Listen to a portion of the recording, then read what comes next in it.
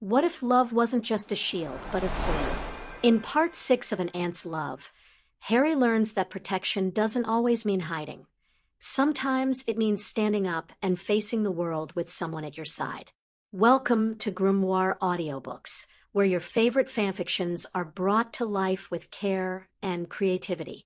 Today, we continue Emma Lipardi's deeply emotional reimagining of the Harry Potter universe, one where a single choice, made in compassion, changes everything. Disclaimer: this audiobook is based on a transformative fan work and is not affiliated with the official Harry Potter canon. All original rights belong to J.K. Rowling, and this recording is intended as a tribute to fan creativity. In this chapter, lines begin to harden. Harry is no longer the quiet, broken boy hidden in the shadows, and the wizarding world is waking up to the truth. Dumbledore's plans, the Ministry's concerns, and even magical law all begin to shift around Harry. But this time, he is someone willing to fight for him, and with him. If you've been moved by this story of healing and resistance, remember to like, subscribe, and become a Wizard Army member to support the ongoing discovery of gems like this. Let's step into part 6 of An Ant's Love by Emma Lipardi. It's time. 51. Magical Guardianship. Harry stared after the headmaster in astonishment.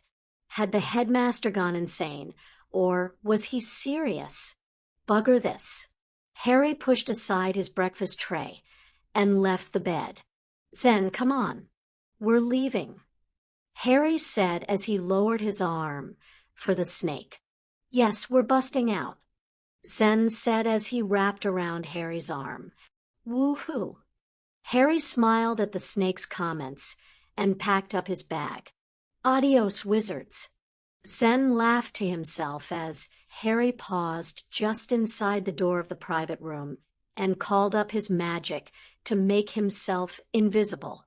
He crept down the hallway towards freedom. He froze when he heard voices and nearly smacked himself for his idiocy. They couldn't see him. He stepped to one side of the hallway and waited. He nearly had to pick himself up off the floor when he saw Ron appear in the hallway. His friend was taller than he remembered him, big surprise there, and he looked very important in his crisp black robes. Harry knew that they were new robes. They did not have the appearance of having been through another Weasley mail. A gold badge was pinned to Ron's right shoulder with an ornate P on it. Harry recognized the protector badge when he saw it. Harry had to do a double take when he saw the person next to Ron. Neville Longbottom had grown up to turn into a self-assured young man. He walked with more confidence than he had had before, and he certainly had less arrogance than Ron was displaying at the moment. Neville, too, wore the gold badge, but Harry knew he could trust Neville. He couldn't trust Ron. He waited until they had made it around the corner, and then he broke out into a run, silencing his footsteps as he ran. He knew that he wouldn't have much time now, not since Ron was going towards the infirmary. Ron would raise a hue and cry once he discovered Harry not where he was supposed to be, and then Harry would have a harder time leaving Hogwarts. He had a feeling that everyone would be running around in a panic looking for him. He jumped the last few steps that lead to the entrance hall and waited for the hall to empty. He thanked each lucky star he had as one little first year ran past him and headed towards the Transfiguration classroom. Harry lifted a hand and opened the door. He could practically taste his freedom. Harry rushed down the stairs and cursed as he noticed that he was leaving footprints behind in the snow.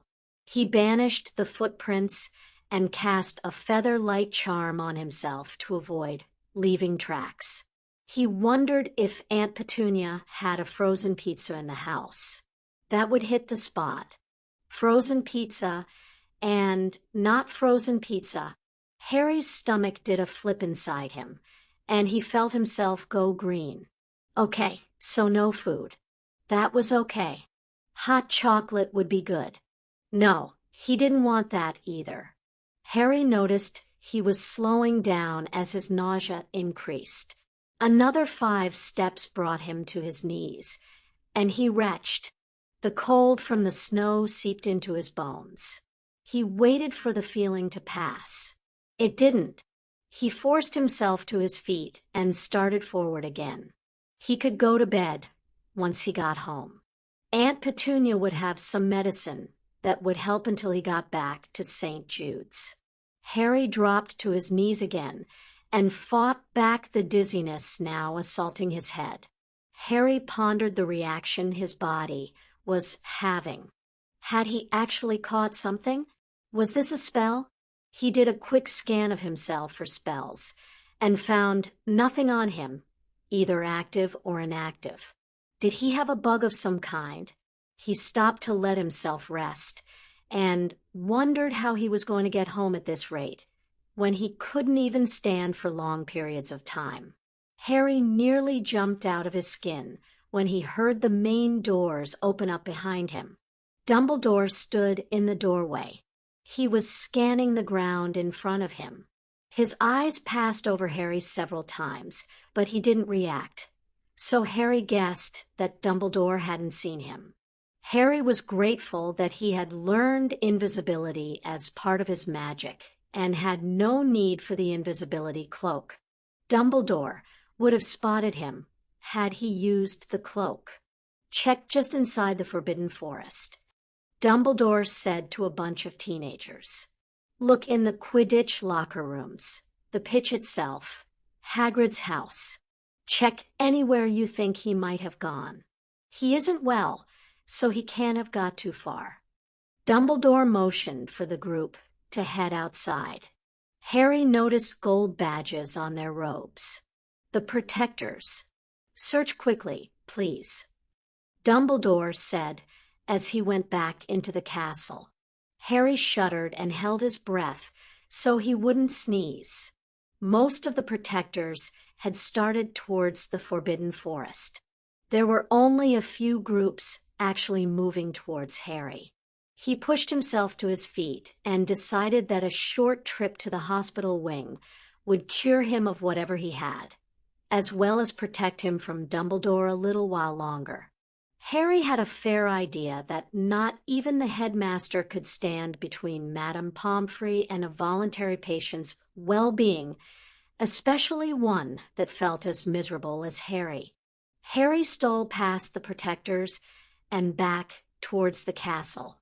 He had needed to do a quick sidestep to avoid one whirling around to yell about something she had found in the snow. A snitch? It didn't matter. He pushed his tired body up the stairs and into the castle. He leaned against the wall and caught his breath. He was more scared of having some self-important kid firing off spells at him than he was at the idea of Death Eaters teaching him.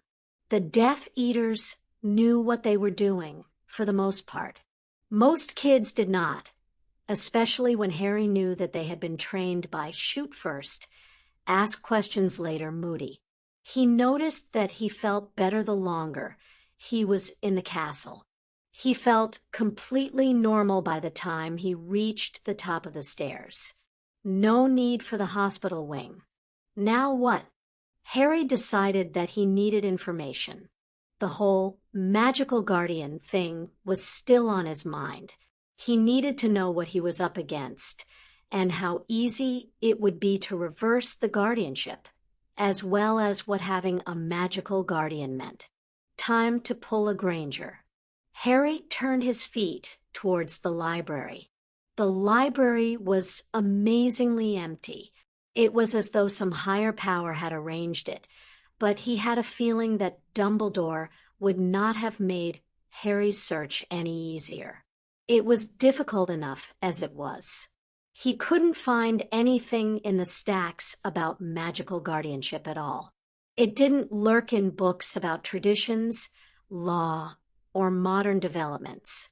It couldn't be found in books about ancient rituals, social standings, or wizarding family. It did not exist, according to Hogwarts' library. Harry had a suspicion that Dumbledore might have removed all of the books that mentioned magical guardianship, but he had no way to prove it. It was frustrating. I could kill him. Granger. 4 hours searching, out in the snow, mind you, for his golden boy. And nothing. How does he know that Potter isn't hiding out in the castle somewhere? Harry heard the overeducated tones of Draco Malfoy reach his ears. I told you, Draco. Dumbledore isn't like that. He would not have sent out the protectors if Harry was still in the castle. The question is now, where is he? Hermione said, as she approached her favorite table and dumped her satchel on it. You shouldn't be so upset, Draco. You did use a warming charm. Oh, shut it, Granger. Warming charm or not, I was outside for 4 hours. Draco snapped back at her. And my name is Drake. He grumbled as he sat down across from her. So what is Dumbledore doing now? She asked as she dug out her potions book. He's asked Moody to take a stroll around the castle, just in case they miss somewhere. Draco answered. He should have done that to begin with and saved time. Draco grunted as he found his own potions book. What did we have to do? Draco asked as he flipped open the book. Chapter 14, for the 1000th time. Hermione growled out. Now let me study. She lowered her eyes to the book and ignored Draco. Harry felt a devilish smile go across his face. He stepped forward and tugged on a bit of Hermione's hair. She brushed back her hair and resumed her studying. Harry tugged again and watched as she looked around before returning to her reading. Harry tugged again, and Hermione snapped. She whipped out her wand and had it pointed 2 millimeters from Draco's face. So help me, Malfoy. I will hex you if you keep it up. She threatened the boy across from her. What in the world are you talking about? Draco demanded as he inched away from her wand. Stop pulling my hair, she ordered as she put her wand away. You're mental. I'm not pulling your hair. Draco told her. Who is then? She questioned him. I don't know. Maybe it's a ghost or something. Draco offered lamely. Were all girls this mental? A ghost? Hermione questioned dryly. Yes, a ghost. Or something. Look, it wasn't me. Draco said calmly. Just ignore it. It'll stop. I can't ignore it. Hermione told him as she went back to reading. Draco wisely kept quiet. Harry reached out and pulled a strand again. That's it. Hermione shrieked, nearly knocking over the table as she stood up. Show yourself, or I'll have you exorcised in the most painful manner possible. Her look promised certain afterlife death on anything remotely spectral. That depends, Harry's disembodied voice said. On what you plan on doing with that wand. Harry allowed himself to go visible. Hermione's reaction was worth the possible threat to his life. Her jaw dropped, and her wand fell from her boneless hand. Harry, Hermione gasped out in shock. Did you miss me? Harry asked. He fell over in the next instant when Hermione plowed into him and started sobbing into his chest. I was so worried about you, that attack on London, and then that mysterious coma. And now you're here, of all places, and... Hermione broke down into tears, and Harry realized that his reintroduction into Hermione's school life could have been a bit gentler. He wrapped his arms around her and held her. He could let his sister have a good cry. She needed it. It's going to be okay, Harry said as he reached up a hand and smoothed her hair back. It worked for him, so he guessed that it would work for her. I'm okay, me. I promise. No more surprises if I can help it. Harry promised. Hermione pulled herself together and sat up, effectively squashing Harry's stomach. Me can't breathe. He told her. Good, she said as she managed to gain her feet. You deserve a thrashing for that little prank, she told him as Harry stood up. What's it to be, me? Hot oil or the rack? Harry asked in a jesting tone. I don't want to know what you lot get up to in Gryffindor Tower. Draco said calmly from the table. Both Harry and Hermione blushed. Trust a Malfoy to make lewd comments. Bloody hell, Potter. Malfoy said in the next instant. When did you learn invisibility charms? He asked. That's Newt-level magic.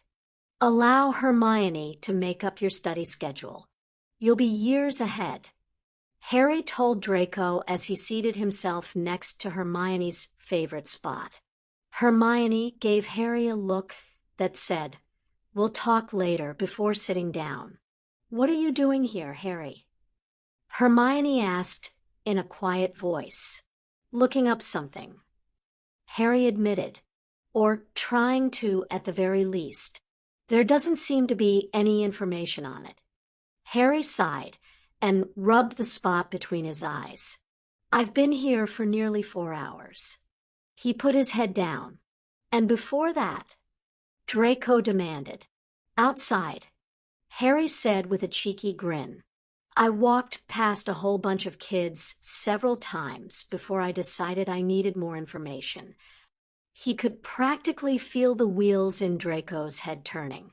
And you couldn't think to announce your presence. Draco snarled. Why would I do that? Harry asked with an innocent air.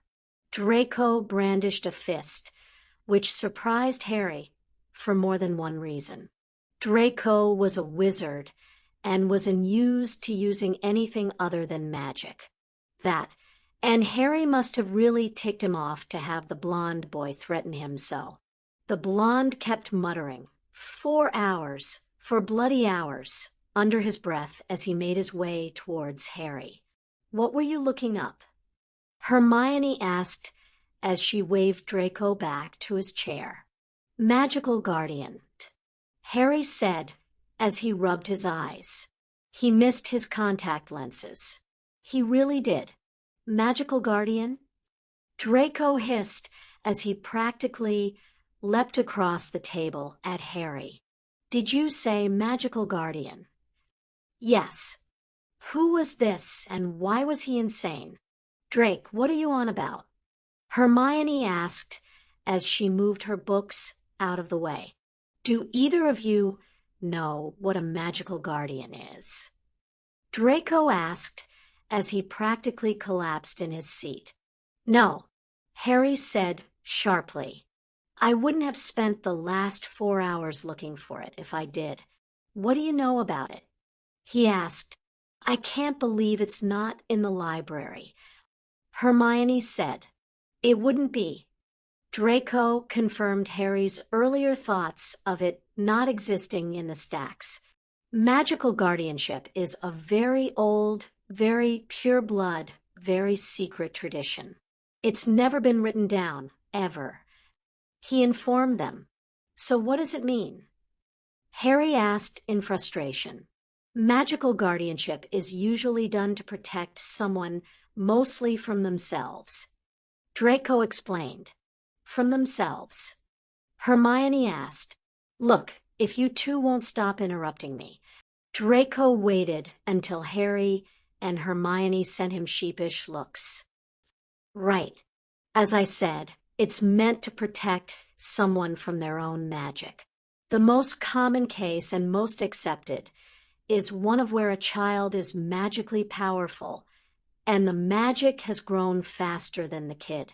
The most powerful adult in the building would then step forward and allow the child to be bound to his own magic. This action would theoretically protect the child from out-of-control magic and keep everyone safe. So if what you're saying is true, then Dumbledore and I are bound. Harry asked, "It's Dumbledore, then?" Draco asked, "Yes, that's what it means, Potter." Draco confirmed. "Let me get this straight," Hermione said as she held out her hands. Dumbledore used this very old, very undocumented ritual to bind Harry to him, to keep Harry safe from his own magic. Is that right? Yes, Granger. That's right. Draco said. Why? She asked. It doesn't make sense. Harry's magic is fine. It certainly isn't out of control. She puzzled through it. There's got to be something we're missing. Something important. She chewed her bottom lip and stared off into space. There is. Draco answered. You would have found out sooner if you had allowed me to continue speaking. Draco told her. Magical guardianship is one of control, a variation of the apprentice ritual. Draco started. Later, Hermione. Hermione snapped her mouth closed. The magical guardianship is used to keep the child, or in this case, Potter, close to Dumbledore. Potter here won't be able to go far without Dumbledore's presence or say so. If he does, well, the ritual will react and force the child back to safety. Draco explained. So that's what that was. Harry mumbled to himself. Pardon? Draco asked. I just felt sick outside. That's why I came back to the castle. Harry explained. I'd be at home with Aunt Petunia, otherwise. Harry admitted. Ah. Draco did not comment. So, Harry can't leave the castle? Hermione asked. Harry won't be able to leave any boundaries Dumbledore sets for him. Draco explained. If he goes too far, he'll pass out, and the adults will have a chance to return him to safety. You have to remember, this ritual was made for children who didn't know any better. While magic is dangerous, this protected everyone, not just the child. In other words, I'm on a tight leash. Harry grumbled. He took a deep breath and sighed. Dumbledore won. Oh, Harry. Hermione reached out and laid a hand on Harry's shoulder. I'm getting used to being the wizarding world's puppet. Harry smirked. He thought about his situation. You said the most powerful wizard, right? The most powerful wizard in the building, usually, but it's supposed to be the most powerful wizard the child knows. Draco elaborated. It gives more chance for control. Harry paled and wondered if it was possible to pass out from shock. Harry, are you okay? Hermione asked. No, he answered as he fought the urge to empty his stomach. No, I'm not. He took a deep breath and let it out as he fought the beginnings of a panic attack. What's wrong? Hermione asked. This can never leave the room, guys. It can't. He demanded fiercely. Harry, what is it? Hermione asked patiently. Drake, would the ritual take over if I encounter a more powerful wizard? He asked. It should, yes. Draco answered. Magic will know and adjust accordingly. Why? Draco's expression turned bewildered as Harry groaned and lowered his head to the table. Who's more powerful than Dumbledore? Harry asked slowly. He heard Hermione gasp beside him. No one. Draco said in a puzzled voice. Drake, don't be stupid. Harry said, Dumbledore is not the most powerful wizard alive. Harry, you can't mean that. Hermione said, Please tell me that it's not true. Harry hated to reveal the truth to her. There's a reason old Snake Face is still alive, me, Harry said calmly. Dumbledore does not have enough power to defeat him. He's not strong enough. Harry explained. Dumbledore's not the most powerful wizard I know. He stated, You can't mean the Dark Lord. Draco asked, That's exactly who I mean. Harry snapped, I'm not making up fairy tales over here. Drake, this is bad, very bad. Does Dumbledore have no brains? Did he think that I'll never meet Voldemort from one moment to the next? He's only thrown me at him, at every opportunity. Harry stood up and paced, his magic coming out the slightest bit.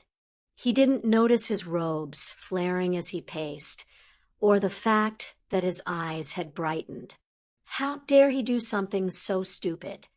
Harry snarled to himself, I'm not some pawn, and this isn't a chess game. Harry slammed his hands down on the table and sighed.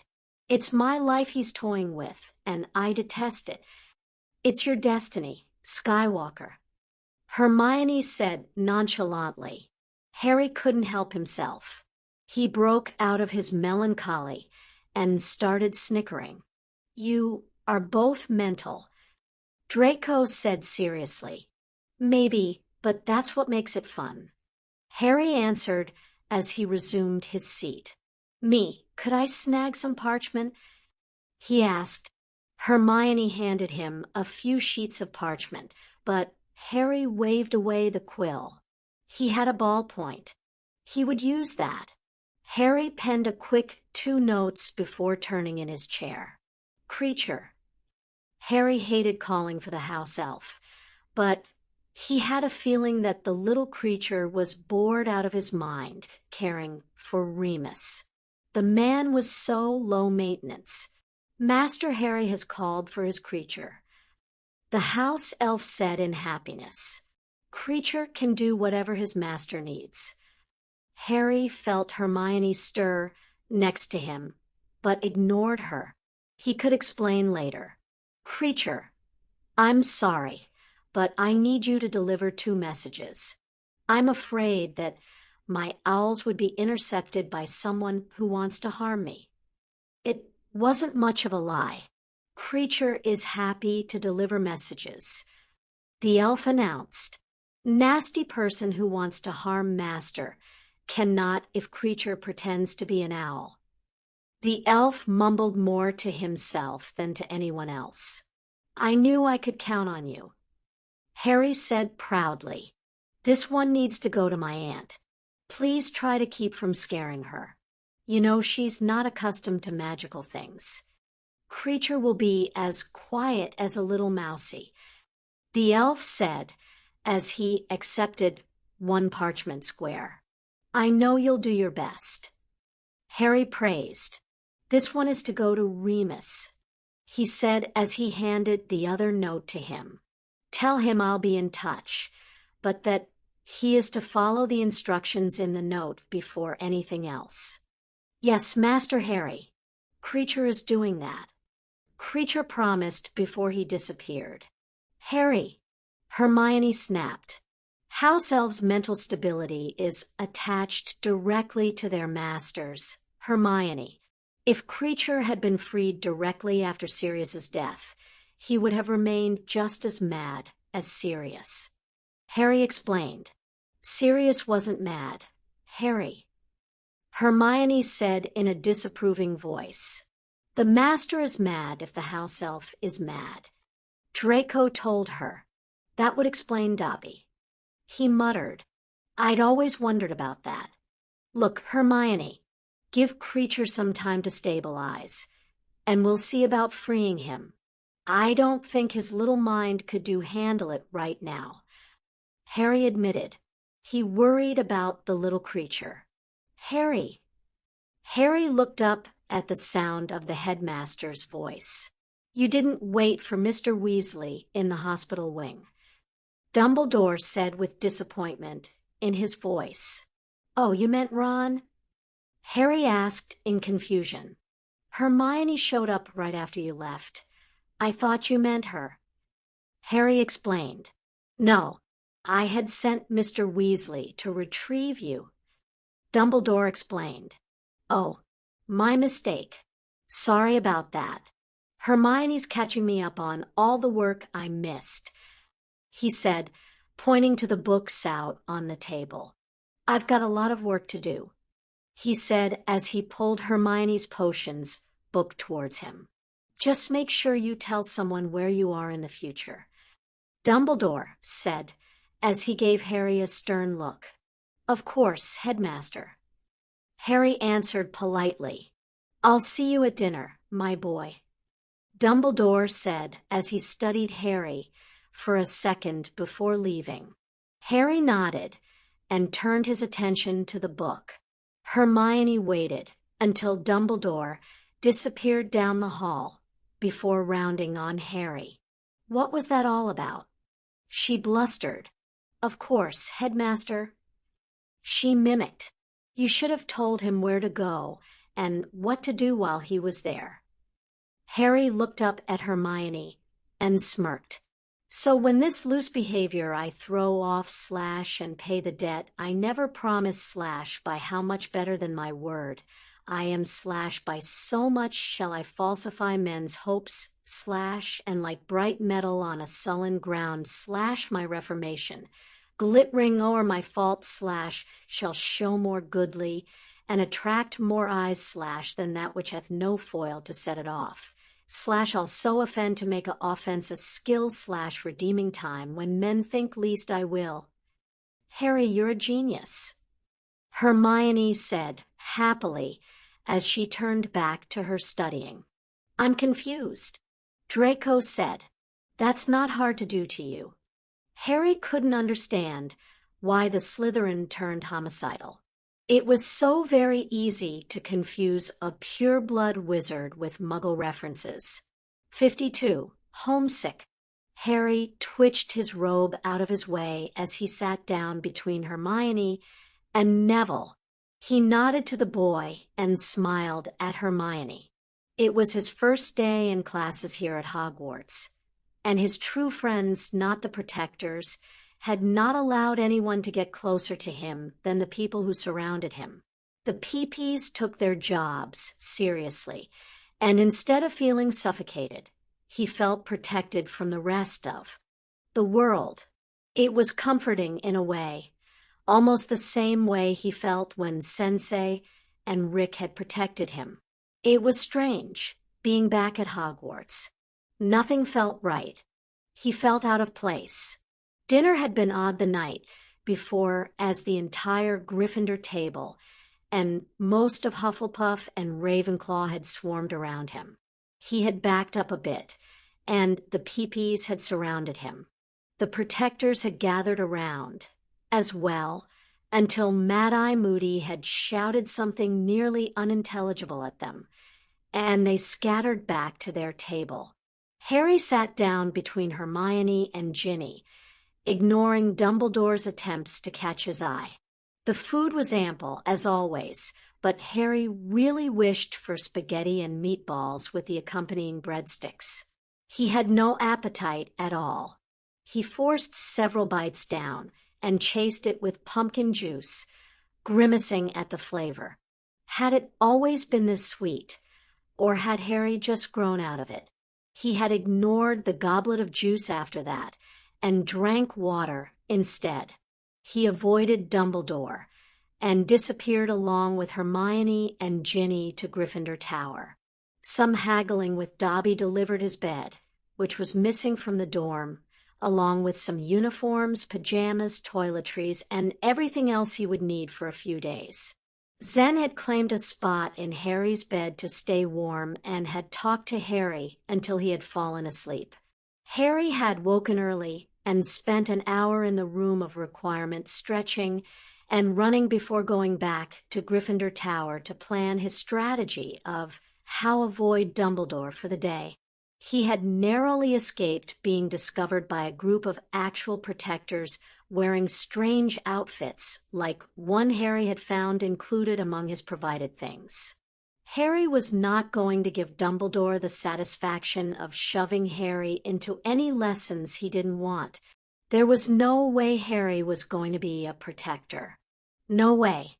Harry broke out of his thoughts as the door opened, and Professor Zorat entered the room. Harry had reserved judgment about this professor until he saw the man in action.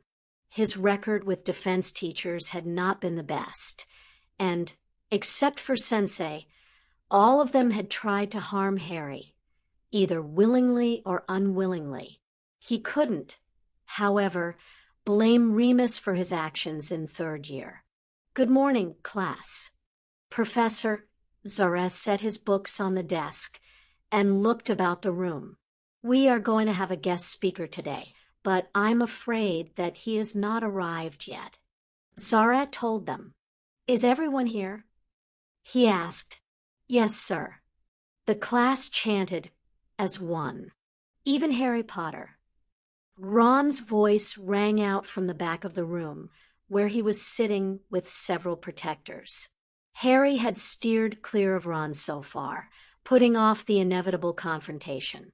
He knew Ron was a little brainwashed by all of that protector nonsense, having heard first-hand accounts from Ginny about how important Ron was now, especially since he was the boy who lived expert. Harry turned his attention back towards the professor to see his reaction. Professor Zorat arched an eyebrow and nodded. "Yes, thank you, Mr. Weasley. I am well aware that I have a new student today. Your reputation precedes you, Mr. Potter," he said as he turned to Harry. "I'm interested to see which of the stories about your defense skills are true," he told the boy. "I'm sure you have access to my file, sir." Harry answered. "Don't trust anything Professor Umbridge said, and you'll be fine." Harry told him with a shrug. "Thank you, Mr. Potter."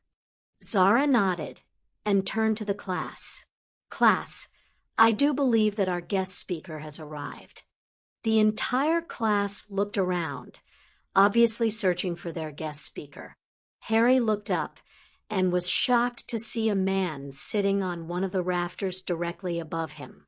The man smirked at Harry and held out a hand as though to say, "This is a defense class." Harry smiled.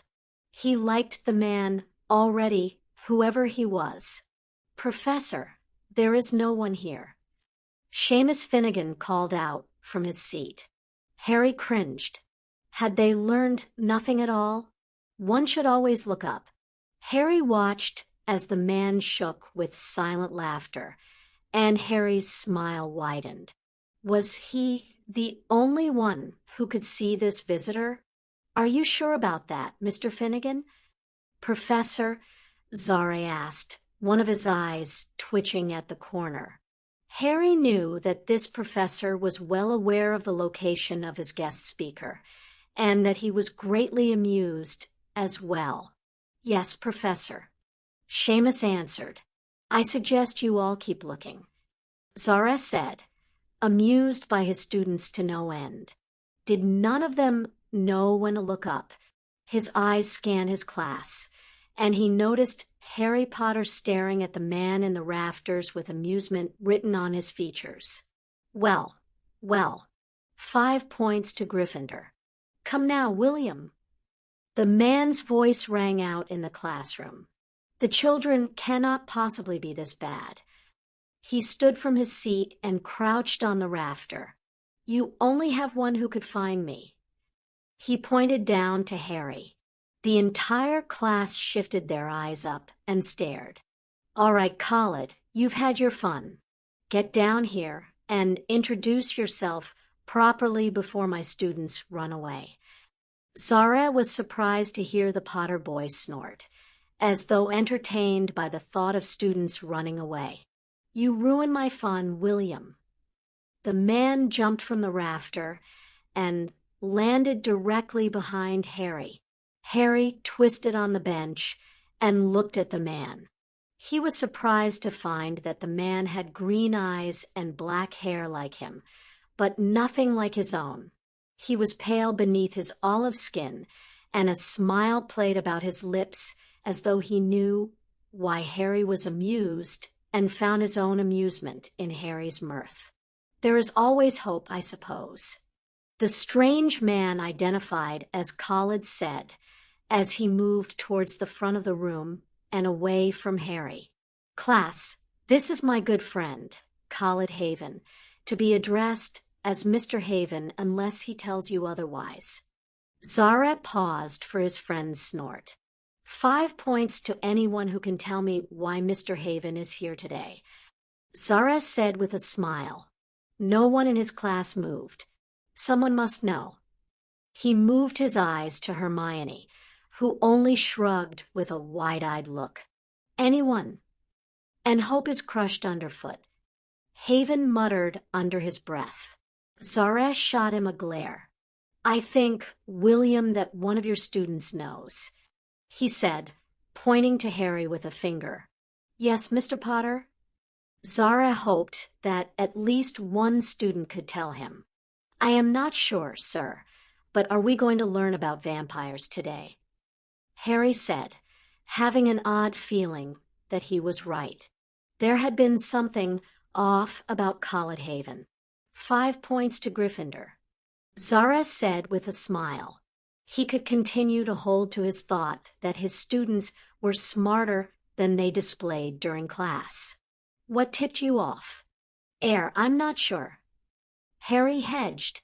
He knew what tipped him off, but he wasn't about to announce to the class that his wandless magic had flared around him in protective waves due to the vampire's appearance. He was not in the room when we entered, but he managed to appear silently during the first few minutes. Harry stopped and tried to come up with another reason. He felt cold when he was standing behind me, and I know of only 2 creatures that do something like that. I do not feel the need for chocolate, and he's not sucking out my soul, so I think it is safe to say he's not a Dementor. The class had many DA members in it, and they all let out a chuckle at Harry's statement. His reaction to Dementors was well known among them, and he often joked about it to take away focus from his infirmity. Laughter was the best medicine in the strangest ways. Harry tilted his head to the side as the vampire rattled off something in a language that he did not recognize. He was even more surprised to hear Zara answer in that language. Interesting. More importantly, could they teach him that language? It was beautiful, and it called to him in the same way that Blaise' original language did. "Yes, Mr. Potter, you are quite right. Khalid is indeed a vampire, and 2 of the traits are silent movement and a feeling of cold when a person is near to them. Can anyone else tell me something else that will identify a vampire?" "Yes, Miss Bones." "Vampires are unable to be in direct sun," she said, and then frowned. "He is, though, so he can't be a real vampire," she said with a sigh.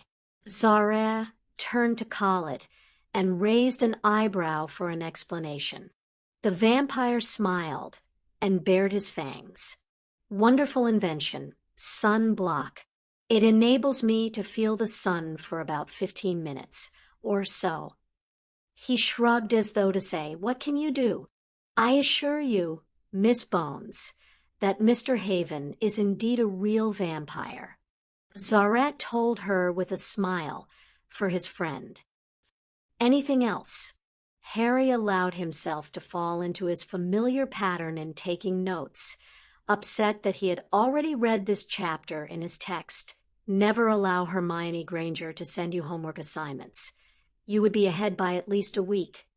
He scratched down the latest fact about vampires' fangs and had to smile to himself. Bug would put his thoughts very articulately. Duh. His quill slowed, and he felt eyes on him. He blinked and looked up to find the vampire looking at him. It wasn't a creepy kind of look. Nowhere near the level at which Harry felt creeped out. No, this was different. Khalid Haven's head was tilted just a bit to his left, as though he heard something the rest of the room did not, and he carried a smile just about the corners of his lips. Those lips twitched as he discovered Harry looking back at him. The two locked eyes for a moment, and Khalid's smile grew wider before he blinked and looked at the next interrogator. Harry studied his notes and decided that the vampire meant no harm at his point, or if he did, he would wait to attack later. Harry heard laughter inside his head as he finished that thought. How can I attack one who has already died? Harry dropped his quill, cursed under his breath at the mess, and pulled out his wand to get rid of it. What was that? Another gift. Harmless, I assure you. Harry stopped and stared at the vampire. You are very observant. Harry decided to ignore the voice in his head.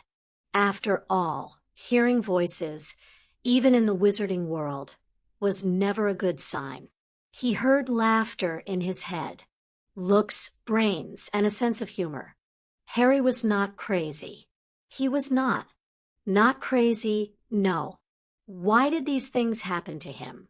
These things happen to you because you are so special, lightning child. Why does everyone keep calling me that?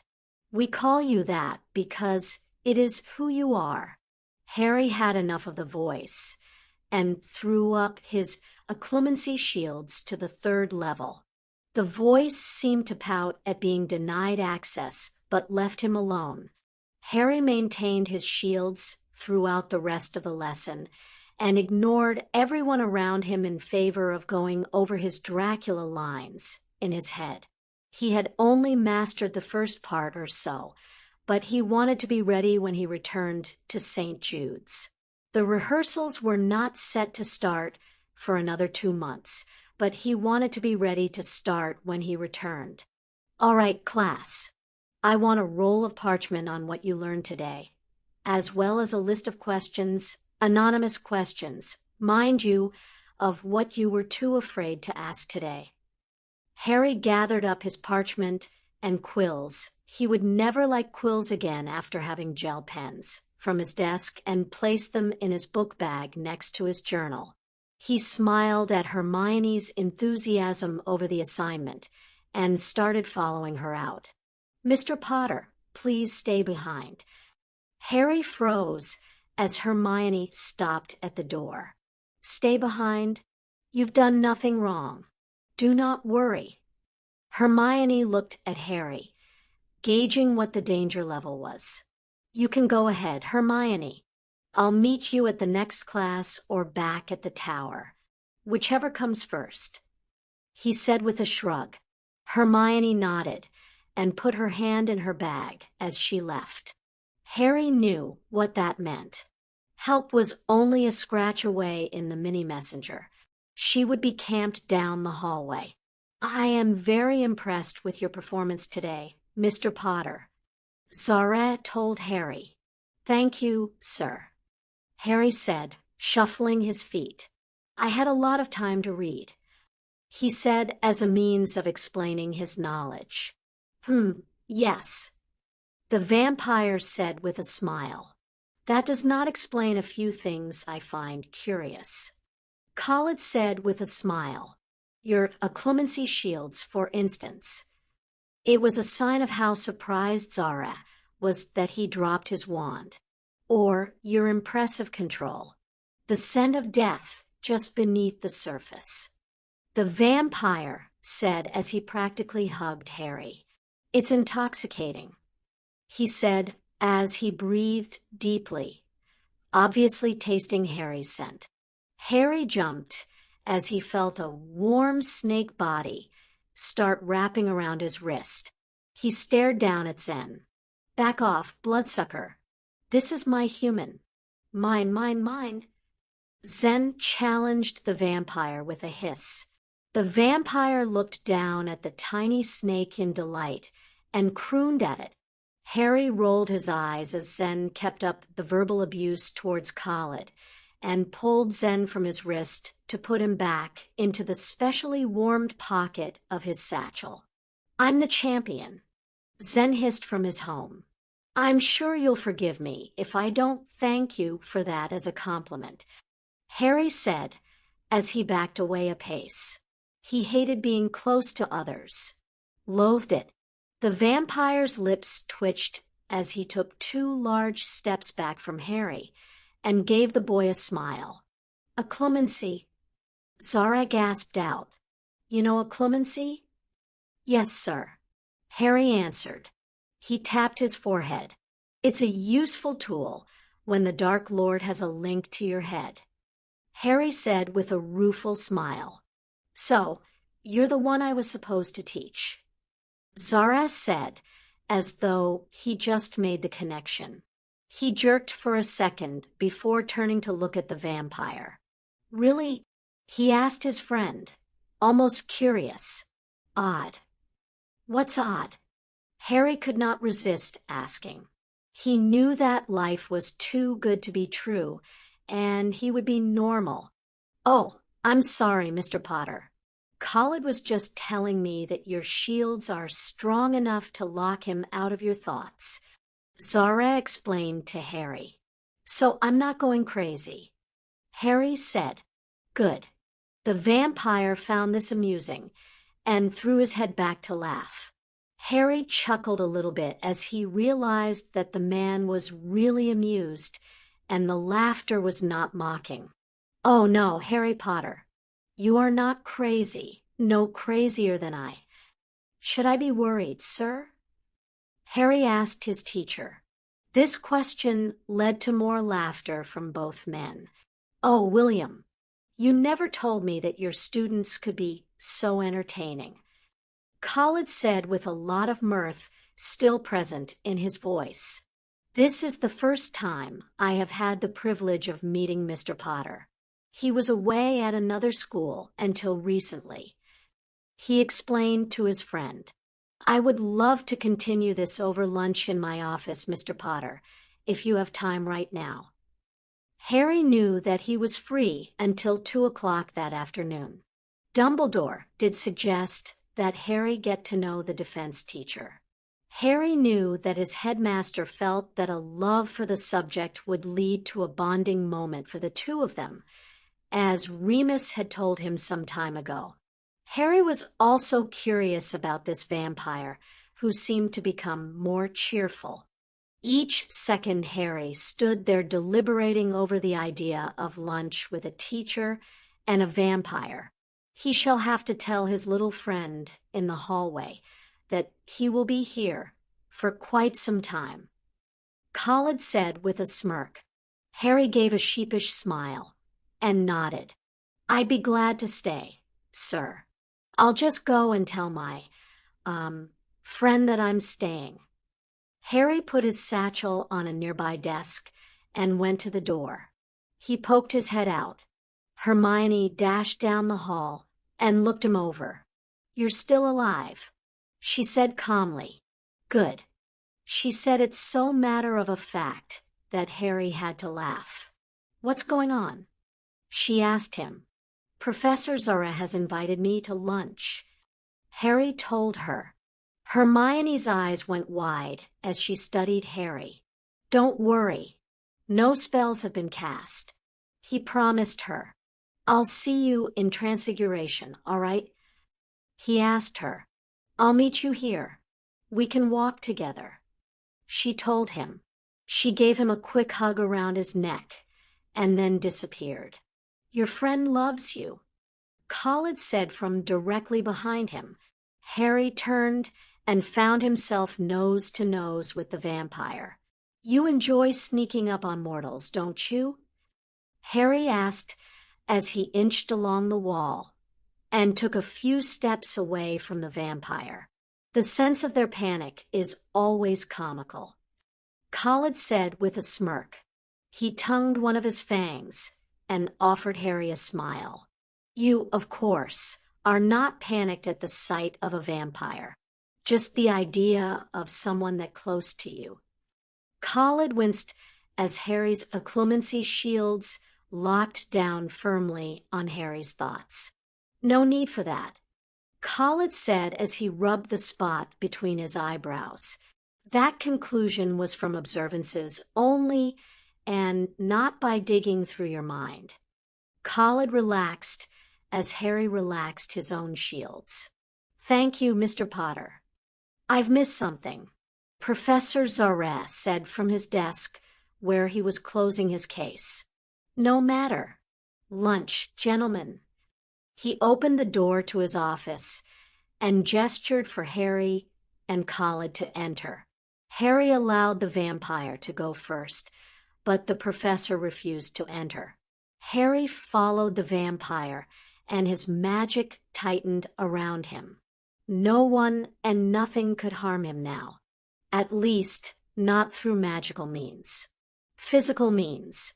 Well, Harry would have a few seconds' warning. Khaled shot him an amused look and languorously settled in an armchair in front of the fireplace. Sit where you like, Mr. Potter. Professor, Zareh said with a wave. Make yourself at home. Harry nodded and looked around for a chair. What my dear friend means is relax.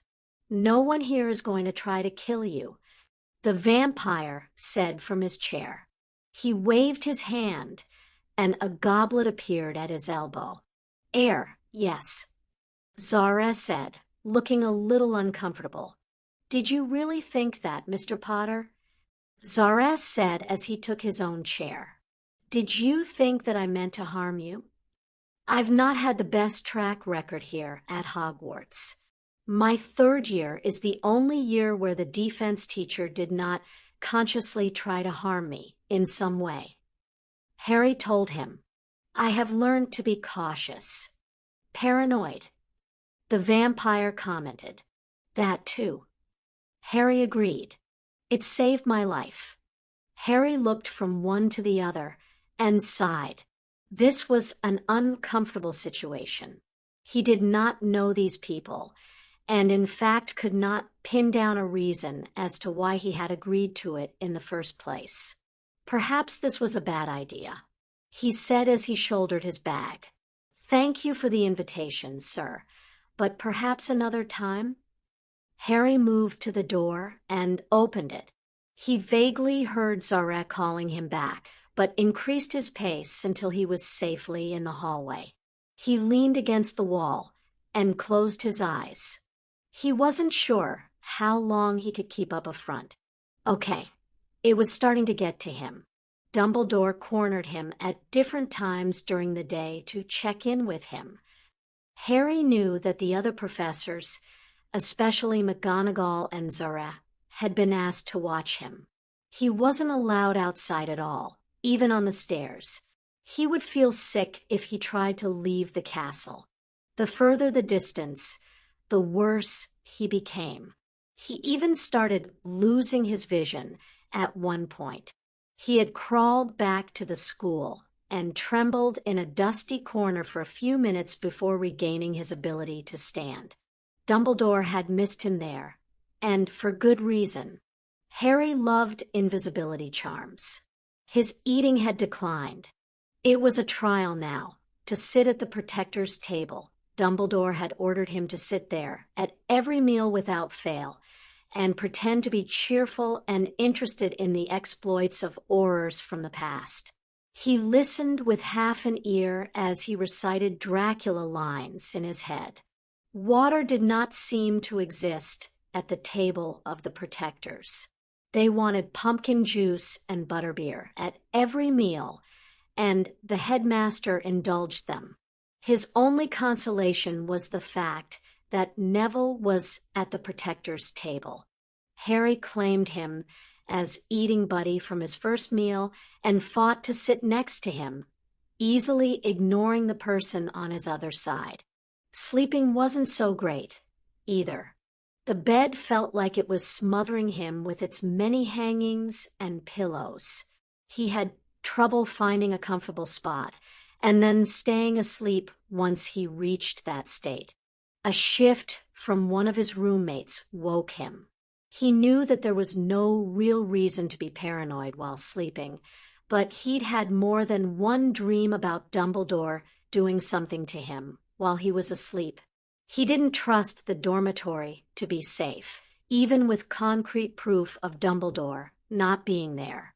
It never hurt anyone to be cautious.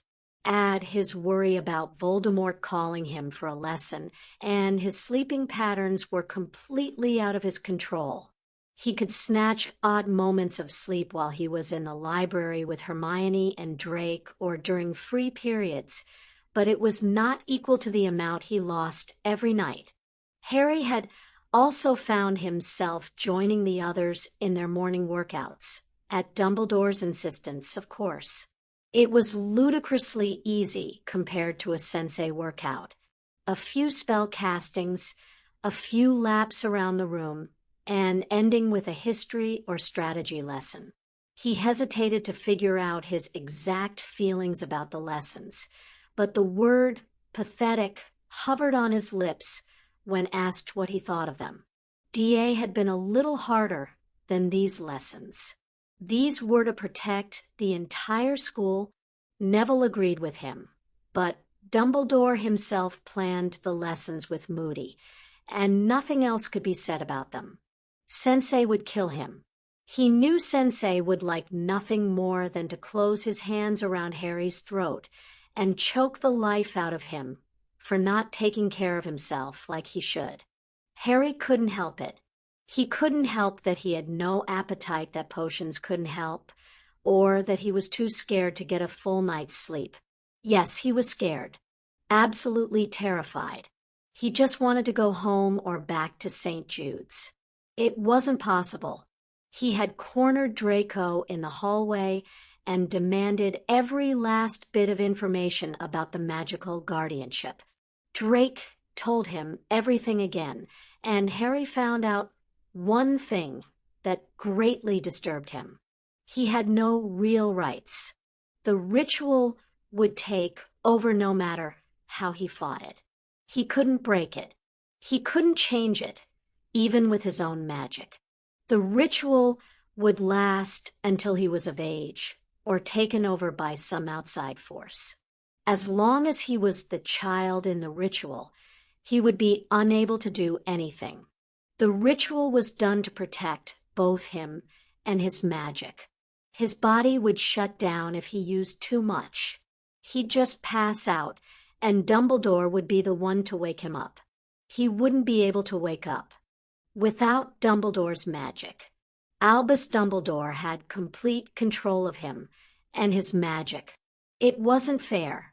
Remus had spoken with Harry's lawyers about the ritual and sent a message to Harry via the mini-messengers. The news was not as Harry had hoped. They actually managed to agree on something. The ritual was completely binding, whether Harry's magic was out of control or not. Both lawyers had lodged complaints with the Minister of Magic on Harry's behalf, but Fudge was unwilling to listen.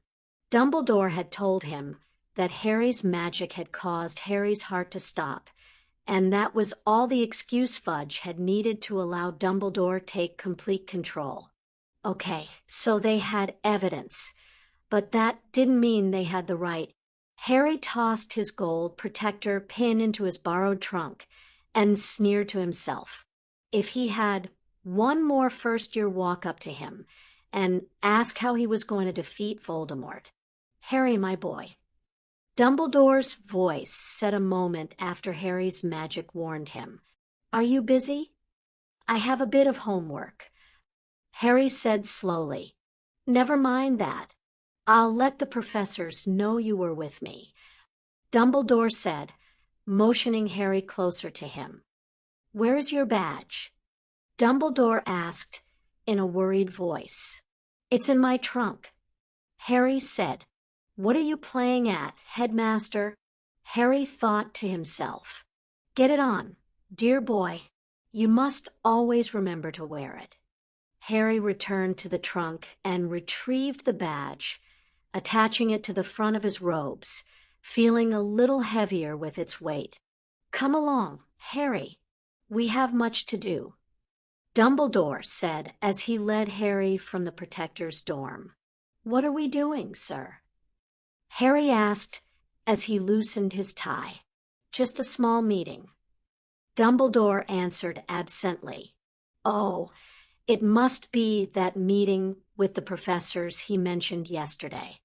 Harry followed him, wondering when he could go to bed. He was exhausted. He frowned when he realized that they were outside the Great Hall. "This isn't right." "Okay, Harry?" Dumbledore said as he turned towards Harry. He reached out and fixed Harry's tie.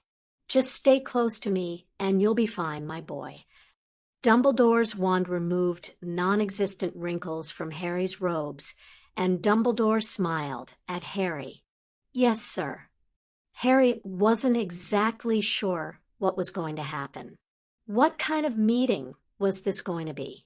Dumbledore flicked his wand towards the doors, and they opened. Harry nearly bolted. The Great Hall was filled with far too many people for Harry's comfort. "Go on, Harry," Dumbledore said, nudging him in the shoulder. Harry took a deep breath and tried to talk himself into thinking this was nothing more than a performance. He drew himself up and felt himself shift into Edmund. He strode forward and saw Dumbledore motion towards the head table. Harry nodded and started that way, only to be stopped by a hand on his shoulder. "Harry, let me introduce you to the Minister of France, Laurent Devereux. Minister, this is Harry Potter." "I'm pleased to meet you, Mr. Potter," the minister said as he extended his hand. Harry nodded and shook the minister's hand. "Likewise, Minister," Harry said before Dumbledore ushered him along what appeared to be a receiving line. "You have got to be pulling my leg. I'm being bandied about like some sort of celebrity." Never mind. Harry met far too many people to keep them straight. Note to self: get tape recorder when learning people's names. What followed was an almost 20-minute ordeal of being introduced to various important people. He ignored his ire at Dumbledore and acted like a gentleman, but he wanted nothing more than to run out of the Great Hall and leave Hogwarts altogether. The introductions finally ended when they reached the head table, but Dumbledore did promise more later. Oh, joy. "Thank you, everyone, for coming on such short notice. As many of you can see, Harry has finally come home." Scattered applause flew around the hall. "Yeah, I was kidnapped, and am now being held against my will. Don't worry if you haven't met him yet. There will be plenty of time after the meeting." Dumbledore motioned for Moody to step forward, where the paranoid Auror began a presentation of what they knew about Voldemort's latest activities. Harry had to practice a calming exercise to keep from laughing. Their information was horribly out of date.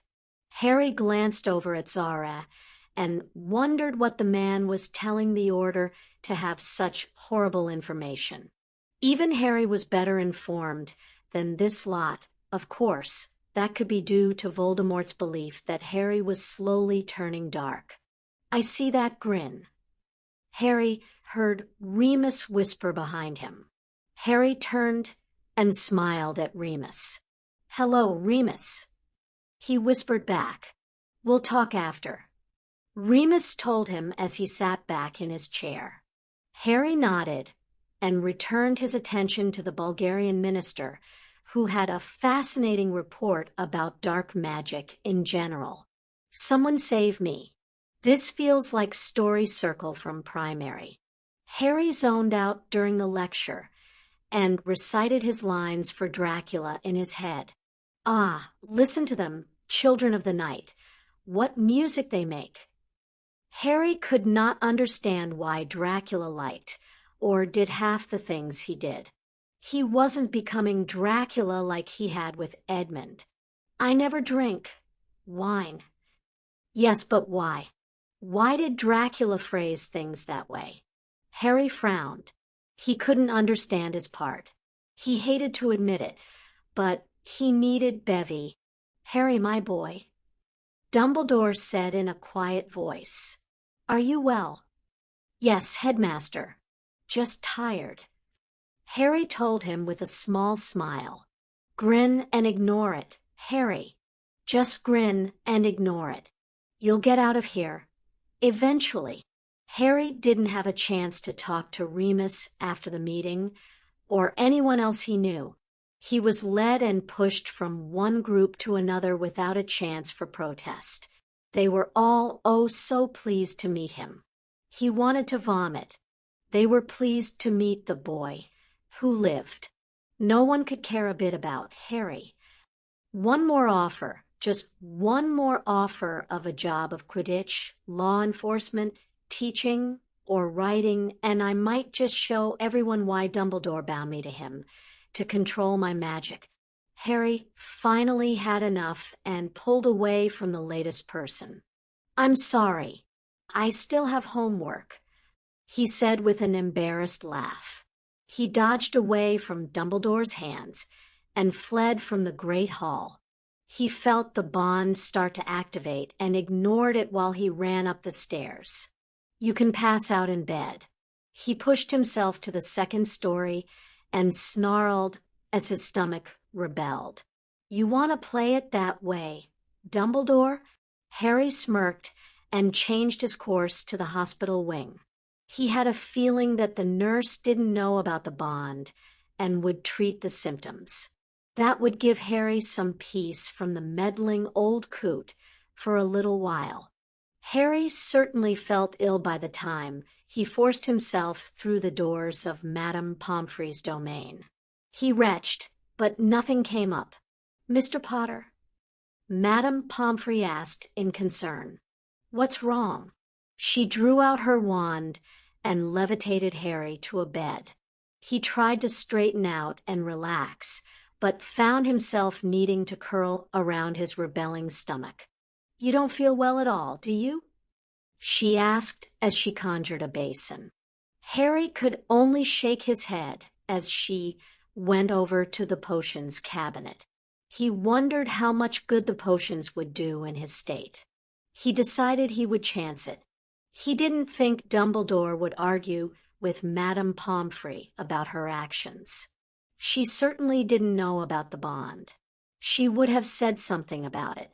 Harry released the basin and allowed her to transfigure his uniform into pajamas. There we are, she said in a kind voice that reminded Harry of Aunt Petunia. An unfamiliar lump raised in his throat. Was this homesickness? Take this one, she said as she passed a vial to him. Harry swallowed it and felt the nausea decrease to a manageable level. This to reduce your fever, she said. Harry took it from her hand and nearly dropped it in shock when she reached out and smoothed back his hair. Harry swallowed hard, trying to ignore the persistent lump that made it hard to breathe. Go on. Take it, Pomfrey said kindly. Harry did as he was told, and then covered his face with his hands to calm himself. Mr. Potter? Harry? What is it? Pomfrey demanded. What's the matter? Harry took a deep breath to fight back the tears that threatened to destroy his last shred of teenage dignity, and lowered his hands. I want to go home, he said honestly. I miss my aunt. 5 years of avoiding her like a dementor, and now you want to go home? Pomfrey said in a skeptic voice. What's changed?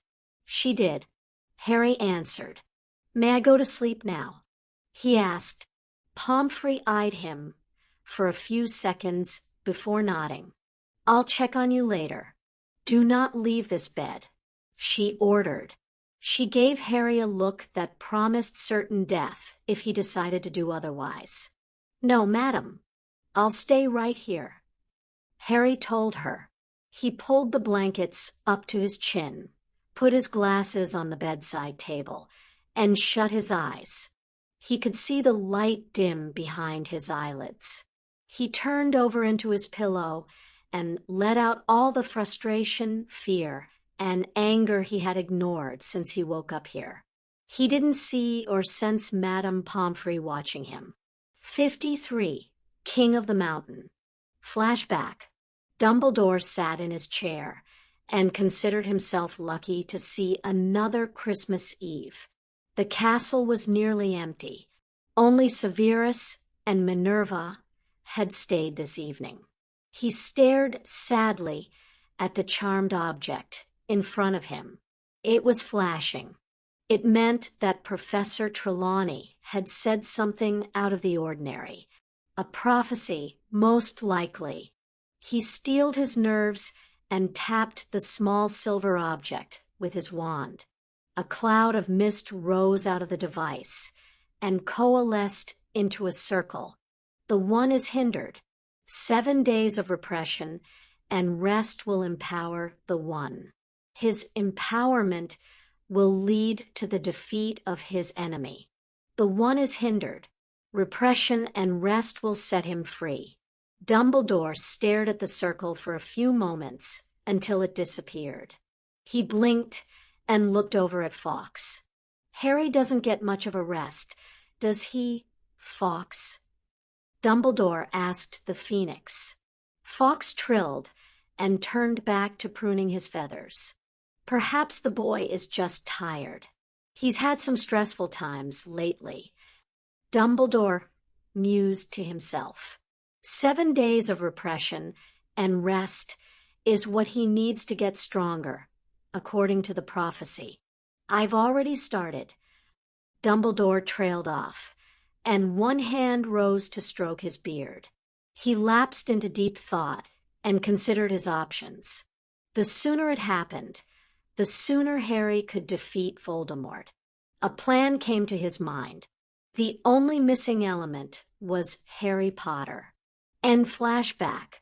Harry accepted the folds of parchment from Kreacher and thanked him. The little elf bowed and disappeared with a tiny pop. Harry opened the folds of parchment to find 2 letters on the top.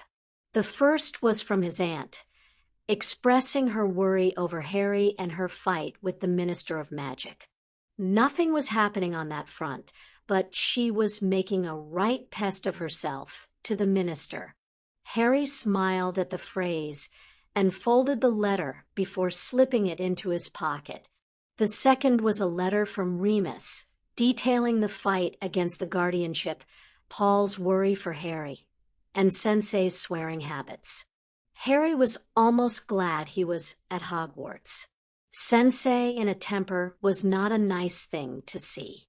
He put the second letter away and looked at the next sheet. A small note was written at the top. Harry, these all accepted you without question. You just have to say the word. Harry didn't need to see Remus's signature. He looked at the list of schools and smirked. He was holding a list of 15 different magical schools, plus a list of 7 different tutors, all willing to accept him on a moment's notice. He folded the list away and used a touch of magic to stick it to the inside of his shirt. He wanted no one to find this list. It was his last desperate method of defense. He doubted Dumbledore would be pleased to know that Harry had somehow contacted other schools to ask for admission. In fact, the man would be livid. Harry couldn't wait to use it. He looked through the rest of the paperwork, things that needed his signature for some of his holdings or approval for the teams Remus had hired to rebuild one of Harry's homes. Harry dried his signatures with a little spell and refolded them into a bundle. He penned a quick note to his aunt and Remus, guessing that they were together, as they often were since Harry had disappeared. Kreacher was always happy to make an extra trip if it was needed. Harry called Kreacher and gave him the papers, smiling as the little elf gave Harry a million reasons as to why he enjoyed working for him. He sent the elf on his way and turned back to his homework. He missed his other classes. Magic was okay, and it was interesting to read about the theory, but he knew it was different for him. He no longer needed theory. He had instinct. He felt Zen slither up his arm and come to rest on his head. I'm king of the mountain. Zen had taken to playing the king of the mountain game by himself, just because he was the only snake allowed to play, which meant he won every time. Harry could only roll his eyes at his antics. Harry! Harry closed his eyes and took a deep breath to calm himself. He turned and saw Ron standing in the doorway. Dumbledore wants to see you, Ron said, motioning for Harry to stand. All right, Harry said as he pulled on his outer robes and placed Zen in his special pocket. He didn't feel comfortable in robes anymore. They were restrictive and hindered his legs. McGonagall had to threaten points more than once for Harry not dressing properly. Do you know why? Harry asked Ron as he started down the stairs. No, I don't. Ron answered as he followed Harry down the stairs. Oh. Harry fell silent as he left the Protector's dorm and started towards Dumbledore's office. He noticed Ron walking next to him. You don't have to come with me, you know. Harry told Ron with a smile. I'm capable of getting there alone. He laughed a bit and turned the corner. I know that, mate.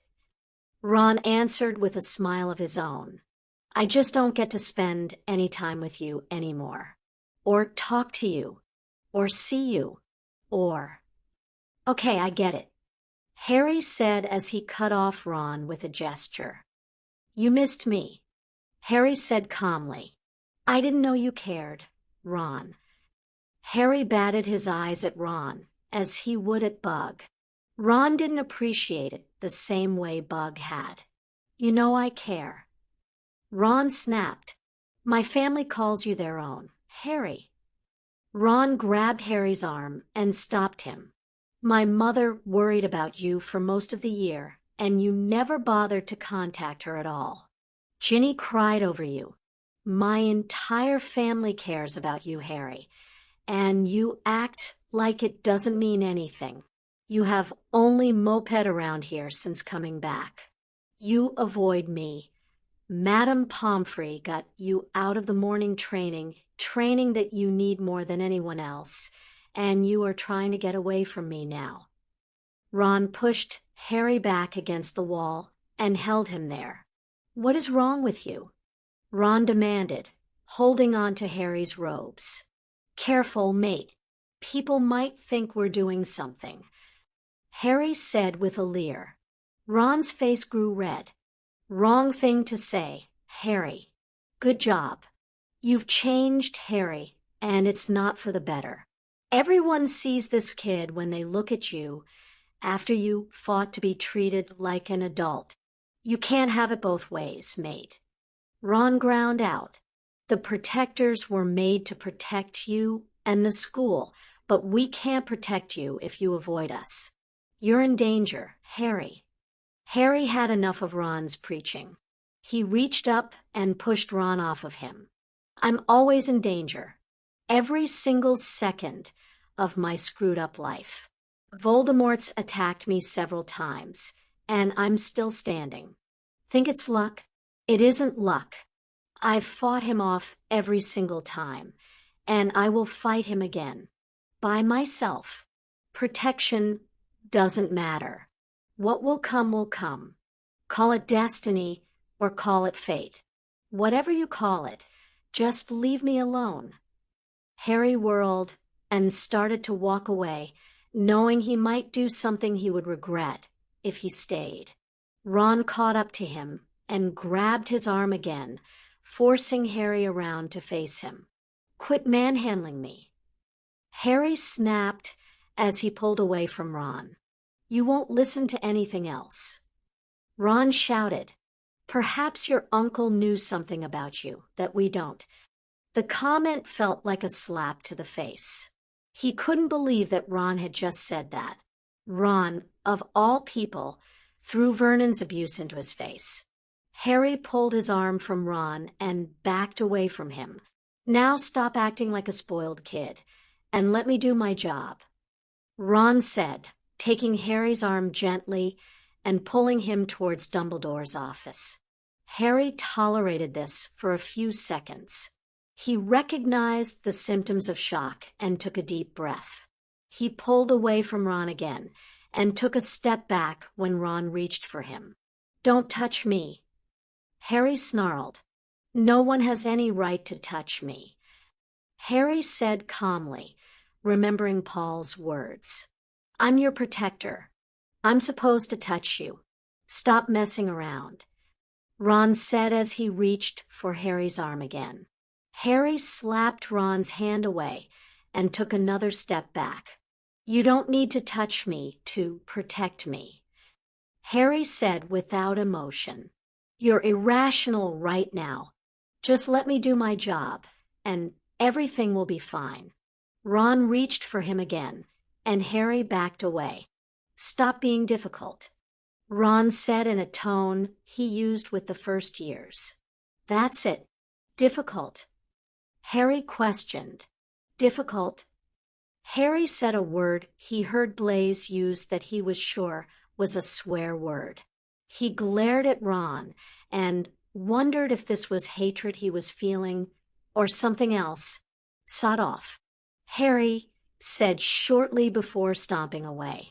"That was uncalled for," Ron said as he came after Harry. "Stop acting like a child." Ron barked at Harry. Harry spun around to face Ron again and brought up his wand. He eyed Ron down its length and saw Ron's body tighten up in reaction to the threat. "I'm not going to attack you, Harry," Ron said, raising his hands in a slight surrender. "There's no danger here, mate," Ron said slowly. "Funny, my instincts tell me otherwise," he told Ron, backing away from the Weasley boy again. "Don't touch me. Don't look at me. Don't come near me again. I won't be responsible for my actions if you do. I'm not the enemy here, Harry," Ron told him as he tried to approach him. Harry kept him in place with a quick gesture of his wand tip. Ron stopped and resumed the surrender pose. "You can trust me, mate." "I'm not your mate," Harry told him. "Not as long as you can't think for yourself." Harry watched Ron's face turn red again. "I can't trust you or anyone here." Harry called up his magic and sent a cloud of smoke into the hallway between him and Ron as he ran away. He felt the spell a second before it appeared and dodged. Ron had just tried to stun him. Oh, yes. This friendship is over until Dumbledore stops making his decisions. Harry ran down the hall and entered the girls' bathroom. He gave moaning Myrtle a nod and hissed at the sink. The entrance to the Chamber of Secrets opened, and he slid down the pipe, his wandless magic making it a clean trip instead of the slime-encrusted one he remembered from his second year. He landed at the bottom on his feet and sighed. He had a feeling that he wouldn't be able to stay down here very long, but he would take what he could get. He walked past the rotting basilisk and settled beneath one of the statues. Harry made a small gesture with his hand, and torches he hadn't known were there before flared to life with fire that cast a strange blue light.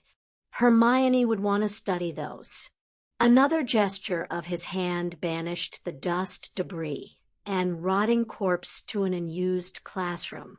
Maybe he could give the corpse to Snape. His eyes roamed about the room and stopped. Salazar Slytherin stared at him, and Harry smirked. He found a private place with the master of the snakes. He leaned his head back and sighed. He figured he could stay here for a few hours before Dumbledore became impatient and used the bond thing. Probably until dinner. That was about 2 hours of peace he could have, assuming Ron didn't figure out where he had gone, and moaning Myrtle didn't give him away. Zen curled out of his pocket and looked around. This man liked snakes. Zen said in an odd voice.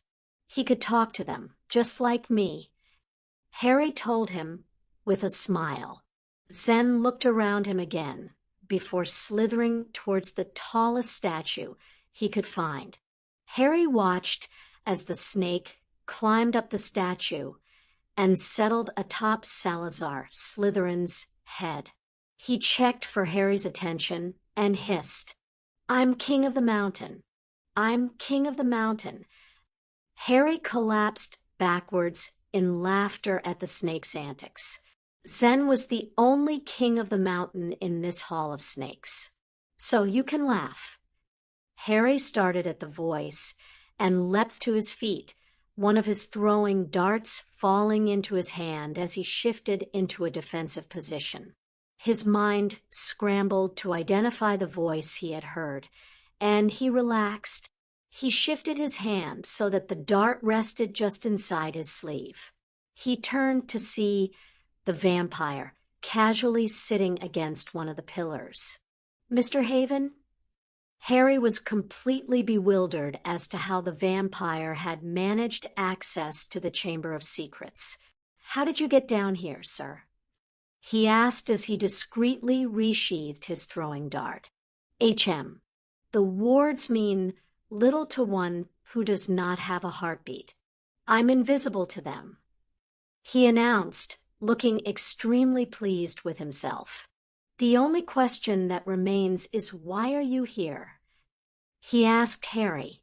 "I'm just avoiding a few people." Harry answered honestly. "I needed to think."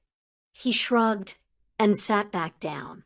The vampire came over to stand next to him. "Why are you here?"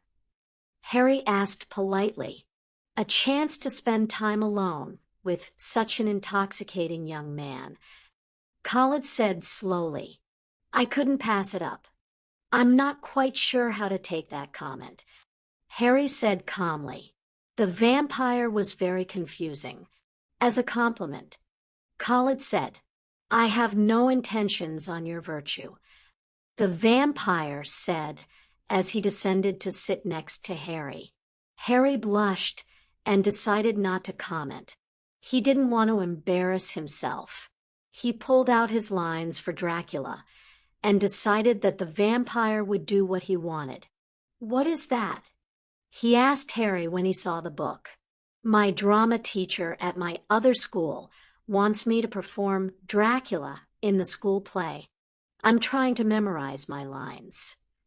Harry told him without looking up from his lines. He didn't see the vampire's eyes light up in glee, but he heard it in his voice. "You get to play Dracula? A vampire? How wonderful!" Khaled said as he snatched the book away from Harry. "Dracula would be amused by seeing this play." "You're talking like he's a real person," Harry said, tugging his lines back to him. "He would be very offended to hear that you think he is nothing more than a fictional character." Khaled told him as he released the notes. "He's real and alive." Harry asked in shock. "Very much real and very much alive. He's an artist right now, painting landscapes at night. He's quite good," Khaled offered. Harry could only shake his head in bemusement. Only he could learn that Dracula was still alive. "So, how do you act Dracula?" Khaled asked in an excited voice. "He was a prince, you know." "I don't," Harry admitted. "I don't understand the character, which makes it really hard to act." He explained with a wry look. "My first character came naturally, but this one is not making any sense at all to me. I don't understand his motivations. I guess that I don't really understand vampires. He gave an embarrassed chuckle. That is easily remedied. Khalid said as he bared his fangs. You're not turning me. Harry told the man sitting next to him. I do not plan on it. Khalid said with an amused smile. I could, what is the word, coach you? He looked to Harry to see if he had used the correct word. Coach me? Really? Harry asked for verification. Yes, really. Would you like to start now, seeing as your snake is occupied up there, and we are here? Harry glanced up at Zen and noticed he was still dancing his I'm King of the Mountain dance. I would like that, Harry said as he stood up and closed his lines. I would too. First, you need. Khalid looked Harry over. Walking lessons, he said decisively. Walking lessons. Harry blurted out. He already knew how to walk. Walking lessons. Khalid said, advancing on Harry with a strange gleam in his eyes. Too many young people tramp around like elephants. You should not. The walk should be light and dignified. Khalid looked at Harry for a few seconds. You said you played another character. Show me how he walked. Harry nodded and shut his eyes for a few seconds to bring up Edmund. He paced down the stones, turned, and went back to Khalid. We can work with that. Khalid bent down to Harry's bag. Take off that robe, jacket, coat, whatever you call that. Harry followed that direction and waited for the next. Harry and Khalid worked on his Dracula presentation and his lines for nearly 3 hours. It helped to have someone who actually knew the Dracula. Khalid turned out to be just as demanding as Bevy when it came to performance. His focus to details made Harry's head hurt. Khalid often turned Harry's head a fraction to the side, or demanded phrasing against Harry's instincts. He had to admit that Khalid's instructions and corrections helped to flesh out the character, so he didn't complain too much. There was only one thing he didn't understand. Mr. Haven? Harry said as he shifted his teeth out of the fangs the vampire had requested he produce. Saying the lines became much harder when it came to having pointed teeth in his mouth. I told you. Call me Khalid. The vampire corrected gently. Harry kept forgetting. Sorry, Harry said as he started to pack up his bag. No matter. What is your question? Khalid asked, smiling as Harry fumbled with his books in nervousness. It's sort of a personal question. I think, Harry said, you might not want to hear it. He said with some trepidation. Ask and we shall see. Khalid told him. It's about. Harry wondered how to phrase it. Drinking blood. He could only watch as the vampire gave an understanding and slightly evil smile. You want to know about drinking blood? He asked, more like the motivation behind it. All of the books I have read say that there are 2 reasons. You need it for nourishment, and it's an uncontrollable urge. You seem pretty controlled to me, so I'm guessing the books have the wrong information. Harry waited for an answer. Motivation. Khalid ran his tongue along his top teeth as he smiled. That is difficult to explain. The urge is like any other urge rational creatures have, very like them. It is controllable, but it is much more fun to fulfill it. The best analogy for that is making love. Khalid smiled as Harry blushed. Still innocent, he asked Harry in a jesting tone. I've been a little busy ensuring my continued existence, Harry said, slightly peevish at the teasing. Do not worry over it. Khalid said, it will happen sooner or later. The vampire seemed to think for a moment. Later, preferably. Harry only raised an eyebrow. I was going to say that it is like making love, only more intense, but you would have difficulty imagining the first, much less the second. The vampire lapsed into a pensive silence. Harry sat down on the floor and waited. He started running through his lines to pass the time. Khaled was obviously thinking, and he didn't want to disturb that. He had almost reached Act 2 when Khaled spoke his name. Harry looked up to see the vampire smiling at him. "There's a way I could show you exactly what the blood lust feels like," Khaled said as he stood and came over to Harry. "A way to let you feel what it is like." "Okay," Harry said, standing from his own place on the floor. "What do we do?" Harry asked. "You need to trust me," Khaled told him. Harry took a step back and stared. That statement made no sense at all. "Lower those impressive shields of yours," Khaled told him. "Allow me inside. Let me show you what it is like." Khaled whispered the last part of it. Harry continued staring. That had to be the most absurd idea he had ever heard. "Lower my shields?" He's got to be kidding. "Your secrets are safe. I am unconcerned with them. I'll be going to a different part of your mind," he said with a dismissive shrug. Harry believed him. He actually believed him. One tiny part of his mind screamed not to trust Khaled. Harry ignored it. He dropped his first ring of shields and looked up from his shoes. "Okay, show me what it's like," Harry said. Khaled smiled at him as he stepped closer to Harry. "Relax," he instructed. "Put away your secrets. Lock them up if you wish." Harry nodded and layered a few shields over them. "Take a few deep breaths. Relax as much as possible." Khaled rested a hand on Harry's shoulders, and Harry felt his body start to relax. Harry dropped into deep meditation, something he had only achieved with Paul's assistance. "Good," he heard Khaled praise. He felt the vampire move behind him and stand close to him. "I must hold you. You will act on the lust otherwise," Khaled said as Harry felt a thin but strong arm wrap around in front of him, pinning his arms to his sides. "Relax," Khaled said in his ear when Harry had started to fight.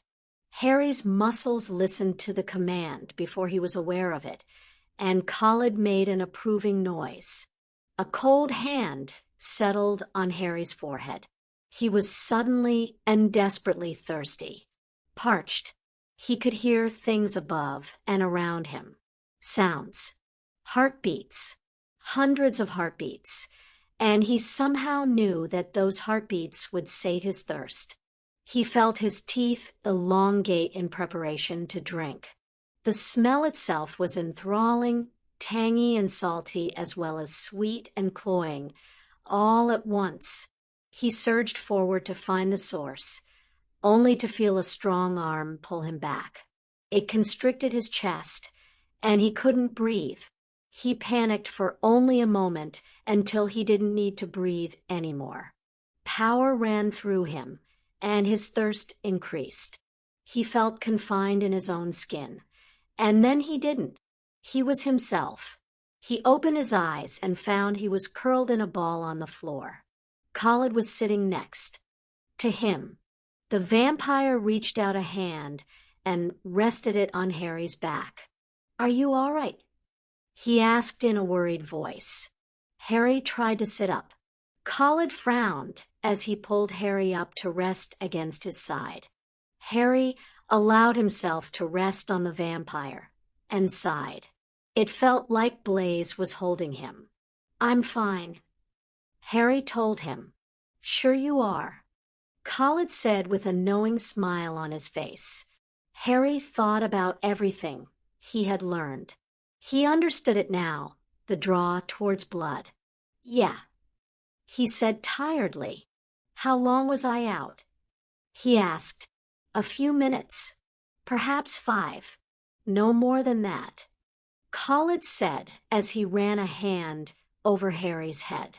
It certainly helped me to understand vampires a little better. He told Khalid, Thank you. I don't think I could have acted as a vampire without that. No permanent damage then? Khalid asked with a smile. I don't think so. Harry told him, I just have an odd craving for some very rare steak. He admitted with a sheepish grin. Khalid chuckled and stood, pulling Harry up with him. He put an arm around Harry's shoulders. Come, you must be tired, and you obviously need to eat. I'm not arguing with that, Harry said, leaning against Khalid. He was exhausted. Are you going to leave me up here? Zen demanded from a spot on the roof. How did you get up there? Harry asked. He looked up and found Zen hanging from a beam. I'm king of the mountain, he told Harry, as though that statement explained everything. I see. Harry lifted up a hand and called Zen to him. Into your pocket. I don't feel like explaining you to Dumbledore just yet, Harry said to the snake. Zen hissed something that sounded like bring him on, but he wasn't sure. He hated when Zen mumbled like that. Khalid led Harry out of the chamber. Harry blinked and found himself in the girls' bathroom. How? You are not the only one with gifts, Khalid told him with a satisfied air. He pulled Harry along and left the bathroom. Harry forgot everything in his efforts to stay awake. He blinked again and found himself in what was obviously Khalid's quarters. Welcome to my rooms, he told Harry as he lowered Harry onto the edge of the bed. They're nice, Harry told him, slumping as the exhaustion started to make itself known. They are. Khalid reached out and plucked Harry's glasses from his face. Harry's eyes followed the glasses, and he felt the vampire's hands at his neck, undoing his tie. What are you doing? Harry asked as he reached up to stop Khalid. His hands never made it. They dropped back into his lap. Putting you to bed, silly boy, Khalid told him. Oh. Harry couldn't find any more strength for speech. He lifted his feet obediently as the vampire untied his shoes and slipped them off. He found himself in undershirt and pants about 3 minutes later. Khalid pulled down the blankets and gestured for Harry to crawl under them. He pulled the blankets over Harry and smoothed down his hair. You are safe to sleep here, child. No one can enter these rooms without my express permission. I'm going to hunt. You sleep, he told Harry. What about you? Harry managed to ask as Khalid reached up to pull the curtains shut. Silly child.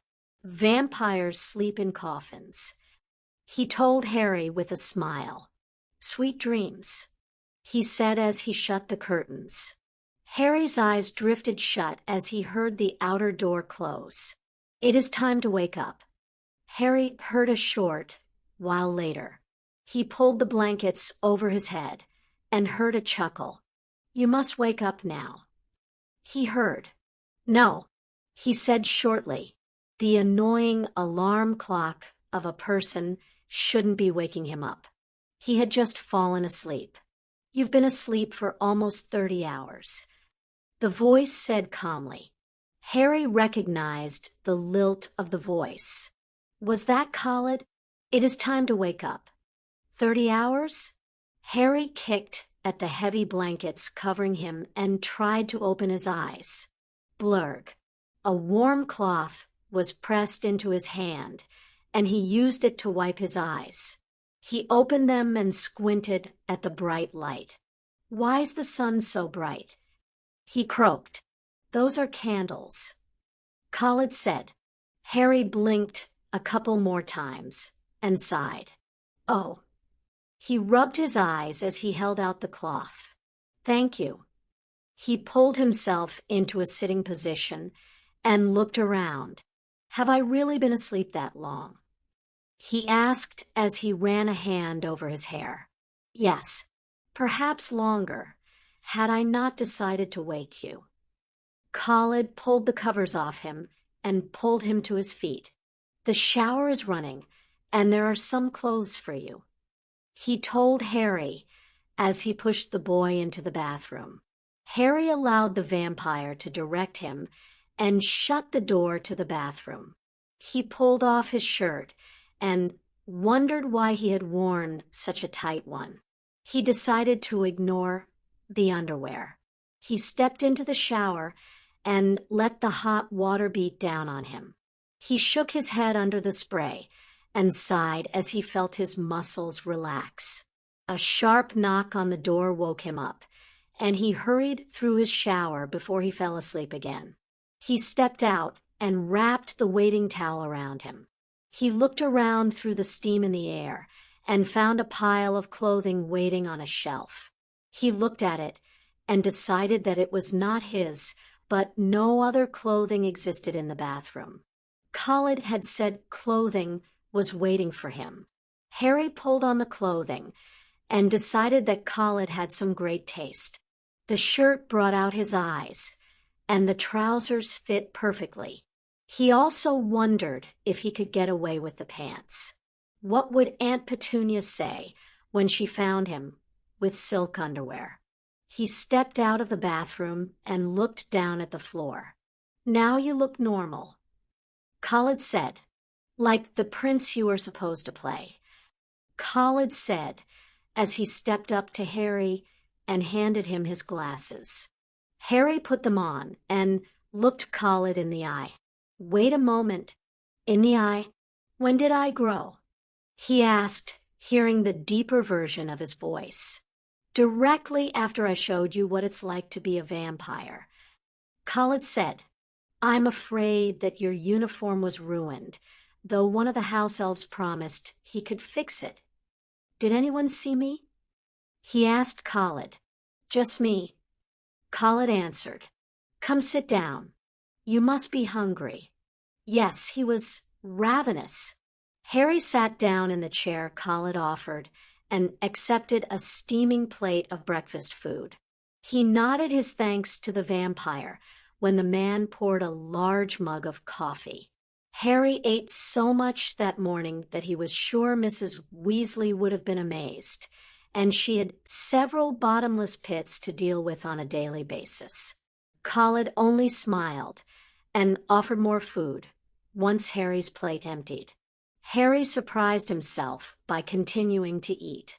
"I can't figure out why I'm so hungry," he told Khalid as he slowed down.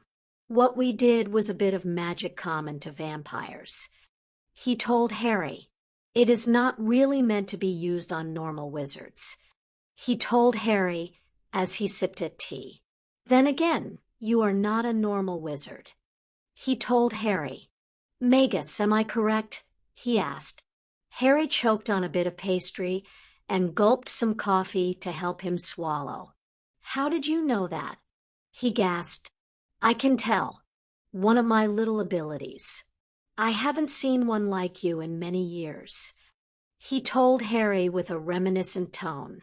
"It is nice to see one such as yourself. The old ways have not died completely, have they? Do you require a wand?" Harry raised a hand and made a stack of books float as an answer. "You'll do," Khalid said. "I had thought you used your wand to call your snake to you," Khalid said. "I was mistaken," he said with a shrug. "Where is he?" Harry asked, looking around for Zen.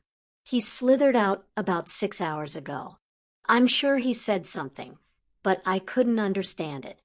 I'm sorry. Khaled said, That's all right. Harry closed his eyes and concentrated on his snake. He felt Zen 2 floors away and smiled. He's curled up in a helmet. He told Khaled, I'll get him later today. Ah, good. Khaled said, refilling Harry's mug of coffee. Harry finally finished eating and pushed back from the table with a satisfied smile. That was wonderful, thank you.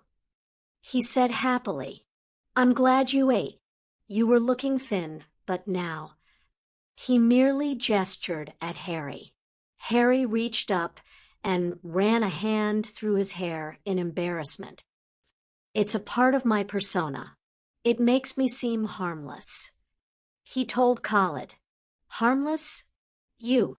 Khaled laughed a bit as he stood, and the dishes vanished. You might want to make yourself harmless again. It is time I returned you to the halls. The headmaster is quite frantic. I almost forgot about him. Harry said as he stood and concentrated on his shape. It's been interesting to see the panic. Khaled told him with a smirk worthy of the Malfoy family. Harry nodded and concentrated on his body, returning it to small and harmless stage. Khaled only gestured at the clothes, and Harry shrank them to fit him. Thank you for the clothes. I can resize them and return them to you. Harry told him, Not necessary. I picked them out for you. Khaled said, happily, They look wonderful. He said as Harry found his satchel and put on his shoes. Let us go. He told Harry. Harry followed the vampire out of the rooms and down a hallway he hadn't seen before. Remember where I am. You're welcome anytime. He told Harry. Thank you, sir. Harry said, That was great. He now had somewhere else to go besides the Chamber of Secrets. Yes, you still have your second act to master. Khaled told him with a smile Harry secretly thought was sort of sadistic. Thank you again. I don't think I would have been able to play Dracula without your help. He told the vampire as they started down the stairs. You would have managed. He told Harry as he put an arm around Harry's reduced shoulders. Harry smiled at the compliment and allowed himself to fall silent. Would he have managed? Would he have been able to figure out vampires on his own, without help? He doubted it. Harry. Both Khaled and Harry stopped when they heard Dumbledore's voice. Where have you been, young man? Dumbledore asked as he stepped out of the shadows. Hello, headmaster. I've been with Mr. Haven. He was helping me with my homework. That's not a total lie. My lines are homework. I see. Well, thank you, Mr. Haven, for helping Harry. He has a lot of work he missed. Dumbledore said with a warm smile. I do not like the way he said that. It wasn't my fault my aunt put me in St. Jude's. It's just my fault that I wanted to stay there. It took everything in his power not to scowl. Harry. Harry looked up at the headmaster. Come with me. There's something I need to tell you. He smiled at Harry as though to drive worry away. Is it my aunt? Hermione? Something else? I hate when he gets mysterious. Thank you for your help, Mr. Haven. Harry told the vampire, releasing his top level of shields, so the vampire knew he really meant to call him Khaled, but didn't want to do so around Dumbledore. Anytime. Khaled said just before he vanished, I hate when he does that. Dumbledore said with a tired sigh, It hurts my eyes trying to watch him. Harry smiled at Dumbledore and followed the man to his office. Lemon drops. Of course. His favorite candy. Harry entered the office just behind Dumbledore and looked around. Nothing had really changed since the last time he had been here. Just hear what he has to say, and then leave. You can relax after this. We've missed you in the Great Hall last night and today. Dumbledore started. No one knows where you disappeared to. Miss Granger was quite beside herself, as well as the rest of your friends. Dumbledore said, as he poured out tea. He passed a cup to Harry and poured one for himself. Well, if he's drinking from the same pot, this should be safe. I'll just wait until he drinks first. You're paranoid. Harry, completely and utterly paranoid. I lost track of the time, sir. This is Saturday, right? I didn't realize I was obligated to spend my free time in the Great Hall, sir. He told Dumbledore. Well, you being who you are, we were worried, especially when I couldn't find you. I can usually tell where you are. You just disappeared. We thought Voldemort had sent someone to find you. Nope, Harry said as he watched the headmaster sip at his tea. No one to find me. Mr. Haven let me kip with him last night. We had been studying, and I lost track of the time.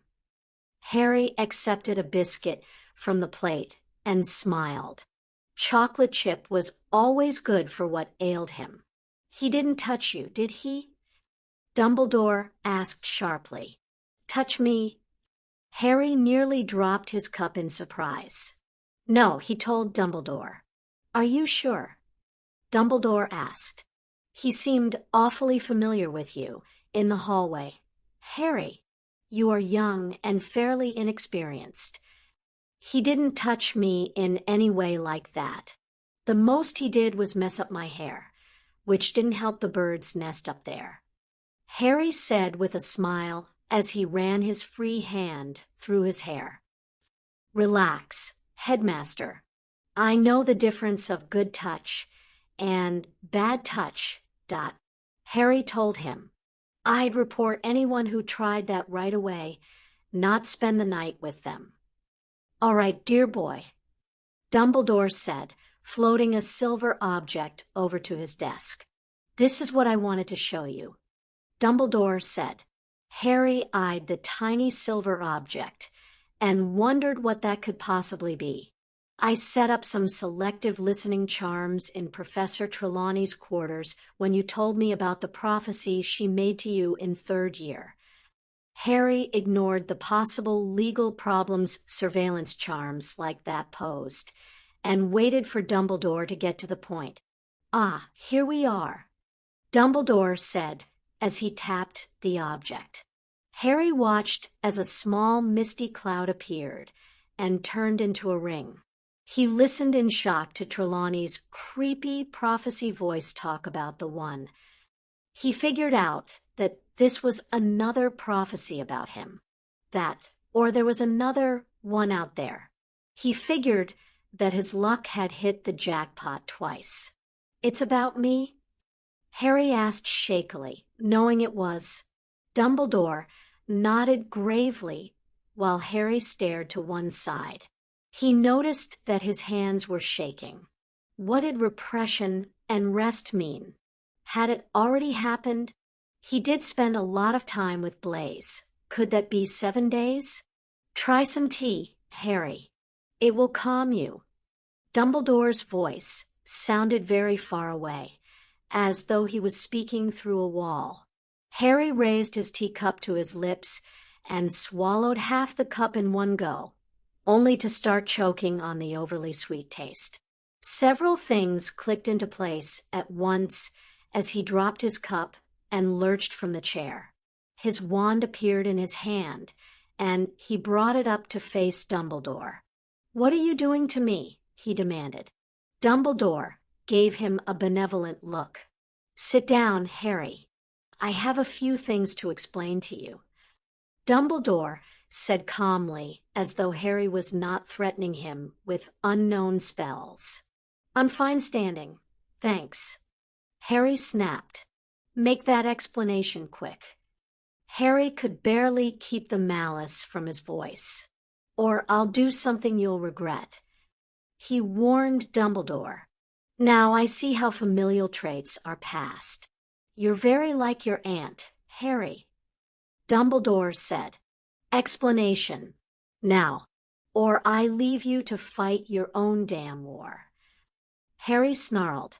Now, Harry, there is no need for vulgar language. Dumbledore saw that his statement did not bring an apology from the teenager. Very well. You remember London? Dumbledore asked. Harry gave a fraction of a nod, and Dumbledore continued. Your heart stopped, Harry. Your heart stopped because you did too much magic in that space of time. This is rarely heard of, much less witnessed. The last case was well before I was born, if you can imagine that. Dumbledore chuckled. Forgive me, Headmaster, but I have little patience for this. Get to the point. Now, Harry snapped as he began to feel odd. Oh, the point. Dumbledore asked. Harry couldn't believe it. Dumbledore was stalling. Very well, he said after seeing Harry's grip tighten around the holly. Your magic was obviously out of control. Dumbledore said as he poured himself another cup of tea. I arranged an old ritual to allow you to return to magical learning with your magic firmly under control. My control, since you could not control it yourself. That's what you think.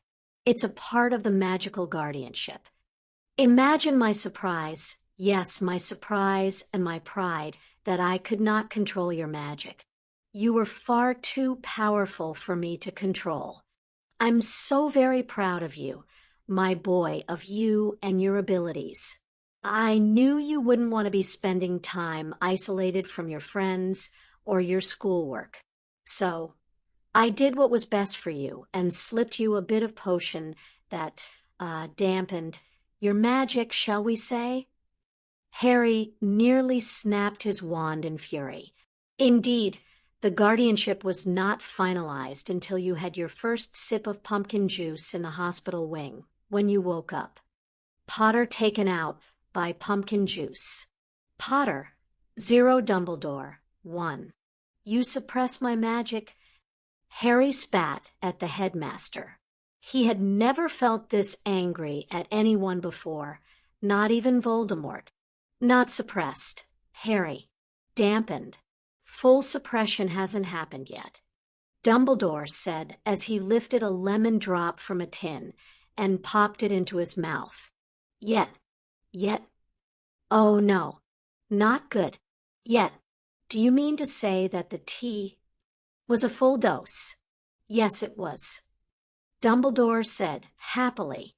Just 7 days, Harry. 7 days, and you will become more powerful. This is the power he knows not, Harry. This will allow you to defeat the Dark Lord. Then you'll be free. Dumbledore smiled at Harry. You might want to sit down.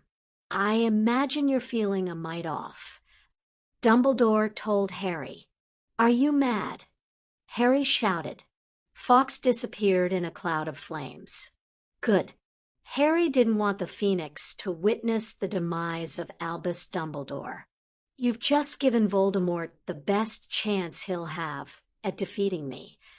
Harry pointed out to the insane wizard sitting behind the desk. Don't be silly, Harry. You'll be staying in my quarters here. He won't be able to get to you. Dumbledore informed him. I have a specially made draft of living death for you. It will only last 7 days. You'll sleep the entire time. Dumbledore droned on about Harry's safety and how nice it would be for him to have a little vacation like this, but Harry couldn't hear it. His hearing was muffled by the sound of blood rushing through his ears. Fury built in him as Dumbledore continued to speak, oblivious to Harry's condition. The world tipped and Harry fought to stand without swaying. He looked up in time to see Dumbledore raise his wand at him. Harry did the only thing he could think of. He dropped to the ground and burst into tears. "Nice distraction, Potter. Now all you need to do is curl your hair, and you can be a proper girl," Harry told himself. The distraction worked. Dumbledore dropped his wand. Harry leapt to his feet and threw a chair in Dumbledore's way as he dashed for the door. He threw it open so quickly that he nearly took it off its hinges. "Get away, get away, get away." He chanted his mantra in his mind as he took the stairs 2 at a time. He dove through the closing doorway, neatly scraping his arm on the gargoyle. Stupid statue. Harry didn't pause long enough to make a decision as to direction. He ran to his right and started down the staircases. "Please don't move. Please don't move," he begged the staircases, as he was even more daring on the straight staircases. He heard Dumbledore coming up behind him, and he did a very foolish, very Gryffindor thing. He jumped over the railing. Dumbledore gasped behind him as he dropped. Harry landed on his feet, rolled to kill the momentum of the fall, and popped back up to his feet, thanking Sensei for making him learn how to roll out of falls. His shoulder would bruise later, but he was still moving for now. He dodged around a corner and hit the floor when he noticed a stunning spell coming at him. Casting spells on the defenseless, Dumbledore? He snarled as he regained his feet and pelted down a hallway. "Bad form, old man," Harry muttered to himself. The doors to the grounds were directly in front of him. Freedom was his. He hit the doors at top speed, and they exploded outward. He missed the stairs completely and tumbled onto the hard turf. The still frozen grass only exacerbated his bruised shoulder, but he found that his feet could still move. He dashed forward and felt like he had been yanked back as he stomach flipped. Stupid Bond, Harry thought as he ignored the feeling and pushed himself onwards. He risked a glance behind him and noticed that Dumbledore was just starting to descend the stairs with Professor Zorret behind him. "William, you traitor!" Harry muttered as he put on a burst of speed and disregarded the very real need to be horizontal. Rest later. Run now, he told himself. Pretend Sensei is chasing you because he caught you kissing his daughter. The thought actually worked, and Harry's speed increased again. Ha ha ha ha. He laughed in his head as he saved his breath for running. He stopped suddenly as he retched and nearly fell over from the angle at which the earth was tipping. Stupid world. Stay straight, he thought as he pushed himself to his feet and started to move again. He didn't get much further. The bond only grew stronger, and he fell to his knees. It's not fair. It's just not fair. He tried to stem the flow of tears as the injustice of the situation caught up to him. I want to go home. Please, just let me go home. He pushed himself up again and took a few steps forward only to collapse on the ground when his strength gave out and his stomach threatened to come up itself. He felt the ring on his finger. Home. He hissed miserably. Home. He could feel the portkey trying to work. He inched himself closer to the gates. They were right there. Only a few more yards. He rolled up to his knees and tried again, hoping that he could make it, hoping that he could go home, hoping that he could avoid. Easy, son, Zorret said in his ear, as strong arms wrapped around him and pulled him back. I've got you. No. Harry fought against the arms, feeling his magic surge very far away from where he could use it. Let me go. He pried at the hands and struggled to be freed. "You're right, Headmaster." "He does seem confounded." Zara said. "I'm not confounded," Harry said weakly as Zare's grip tightened in response to Harry's fight. "He's been acting that way for some time. Ever since Mr. Haven returned him to us," Dumbledore's voice said. Harry struggled even harder when he heard how close Dumbledore was to him. "Easy, lad," Zara said. "I've got you. It's okay now." Zara adjusted his grip on Harry, freeing up one of Harry's arms. Harry took advantage of this and drove his elbow into Zara's stomach. Zara dropped him, and Harry scrambled forward, overlooking his vision blacking out. He hissed his password every other second, hoping that he would make it close enough to the gates for the wards to let him through. Dumbledore snatched at him once, but Harry gave a quick slap to his hand and scuttled forward. He felt Zara raise his wand. "No magic, William. I'm not sure what happened to him," Dumbledore said as Harry dropped to the ground again. "Well, at least he's not letting anyone cast spells at me. It's going to be okay, Harry," Dumbledore told Harry as he stepped up next to him. Harry shook his head, denying the headmaster's claim. It wasn't all right. It wouldn't be okay. Nothing was okay. Dumbledore put a light hand on his shoulder and rolled him over. Harry's wand appeared in his hand as he faced Dumbledore. "Why don't you give me that for now?" Dumbledore asked as Varrock came up on the other side of Harry. The old wizard reached out and plucked Harry's wand from his grasp. "I have a potion for you, Harry," Dumbledore said as Harry tried to move away. Harry shook his head. "It'll just make you sleep." Dumbledore's hands were stronger than he looked. He pinned Harry down on one side, and Zara held the other. "I just want to go home," he said desperately, looking around for some kind of help. "Poor boy doesn't know where he is." Dumbledore said to Zara. "Yes, I do," Harry said. "Hell, also known as Hogwarts." He snapped tiredly as he turned his head away from the potion.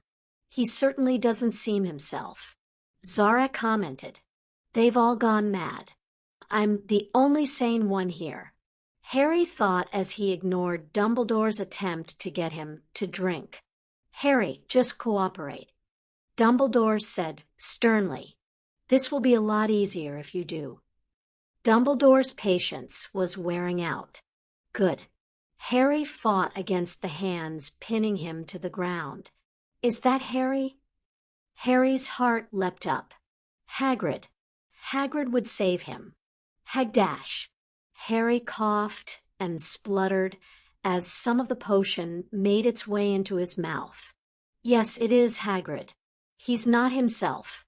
Come give us a hand," Dumbledore said to the half-giant. Harry gasped for air and shook his head.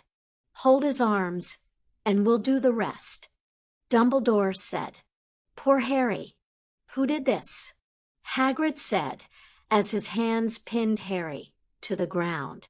"We are investigating it, Hagrid." "Perfect, thank you," he said. "William, hold his head, if you will.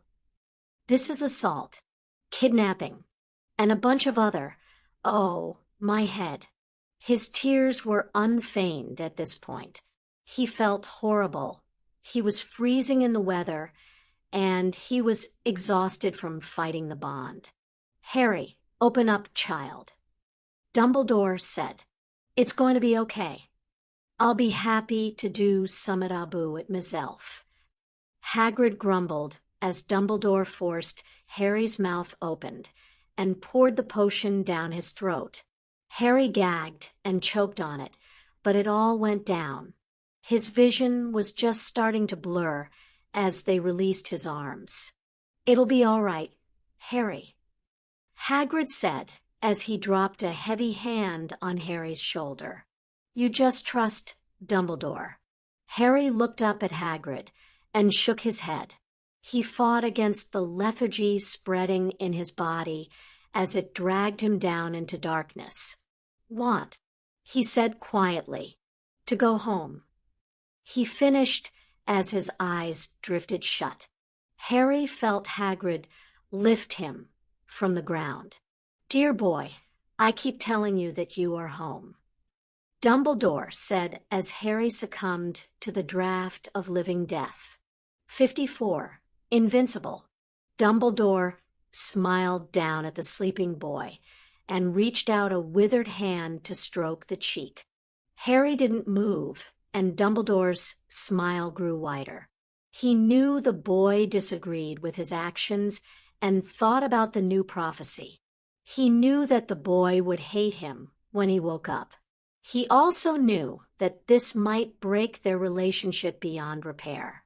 He sighed and grasped Harry's limp hand in his own, pressing it between his hands and trembling at the thought of losing a child he considered one of his family.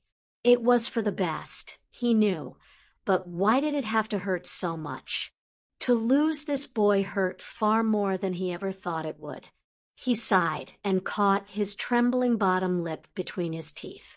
He stood and placed Harry's hand back in a restful position. He smiled a little ruefully and hoped the boy would forgive him for house prejudices when he saw the red and gold pajamas. Dumbledore reached out and pulled the coverlid over the child, his child, and smoothed it out. His hand reached out and ran through the boy's hair a few times before he tore himself away from the peaceful sight of Harry sleeping. Dumbledore knew he needed to go down to dinner, but he hesitated to leave the boy alone. He didn't want Harry to wake up confused. He knew it would be a week before Harry woke, but that didn't ease the worry he felt when Harry looked so small, innocent, and defenseless as he lay under the blankets. "I can only hope that you'll forgive me in time, my son," Dumbledore told the prone figure as he drew away. He stopped and reached out to run a hand through the boy's hair, one last time. Something was stroking his hair. It was a light touch, and it seemed to want to keep Harry from coming awake. Harry fought up through the lethargy drowning his limbs. Something was wrong with him. He never felt like this. He was never this tired. "Back with the world, child," a soft voice asked him. Harry's mind immediately shifted to the task of identifying the voice. Soft, kind, with a hint of accent. "Blaise." Harry whispered, "Yes, that's right. I hadn't thought you'd need me again," he told Harry as he lifted Harry upright and wedged a pillow behind Harry's back. "Then again," he said as he pushed Harry back into the pillow, "I've been wrong before." He chuckled a bit and patted Harry's hand. "What's wrong with me?" Harry asked as he fought to keep his eyes open. "Dumbledore got to you," Blaise said as he stood from the edge of the bed and went to the fireplace. "I'm sorry I told you to fool him, to let him think you were nothing more than a child. This may not have happened had you acted differently." Blaise picked up a small cup and started spooning something from the cauldron. "He suppressed your magic and gave you draught of the living death." Blaise sprinkled some black powder into the cup and swirled the liquid.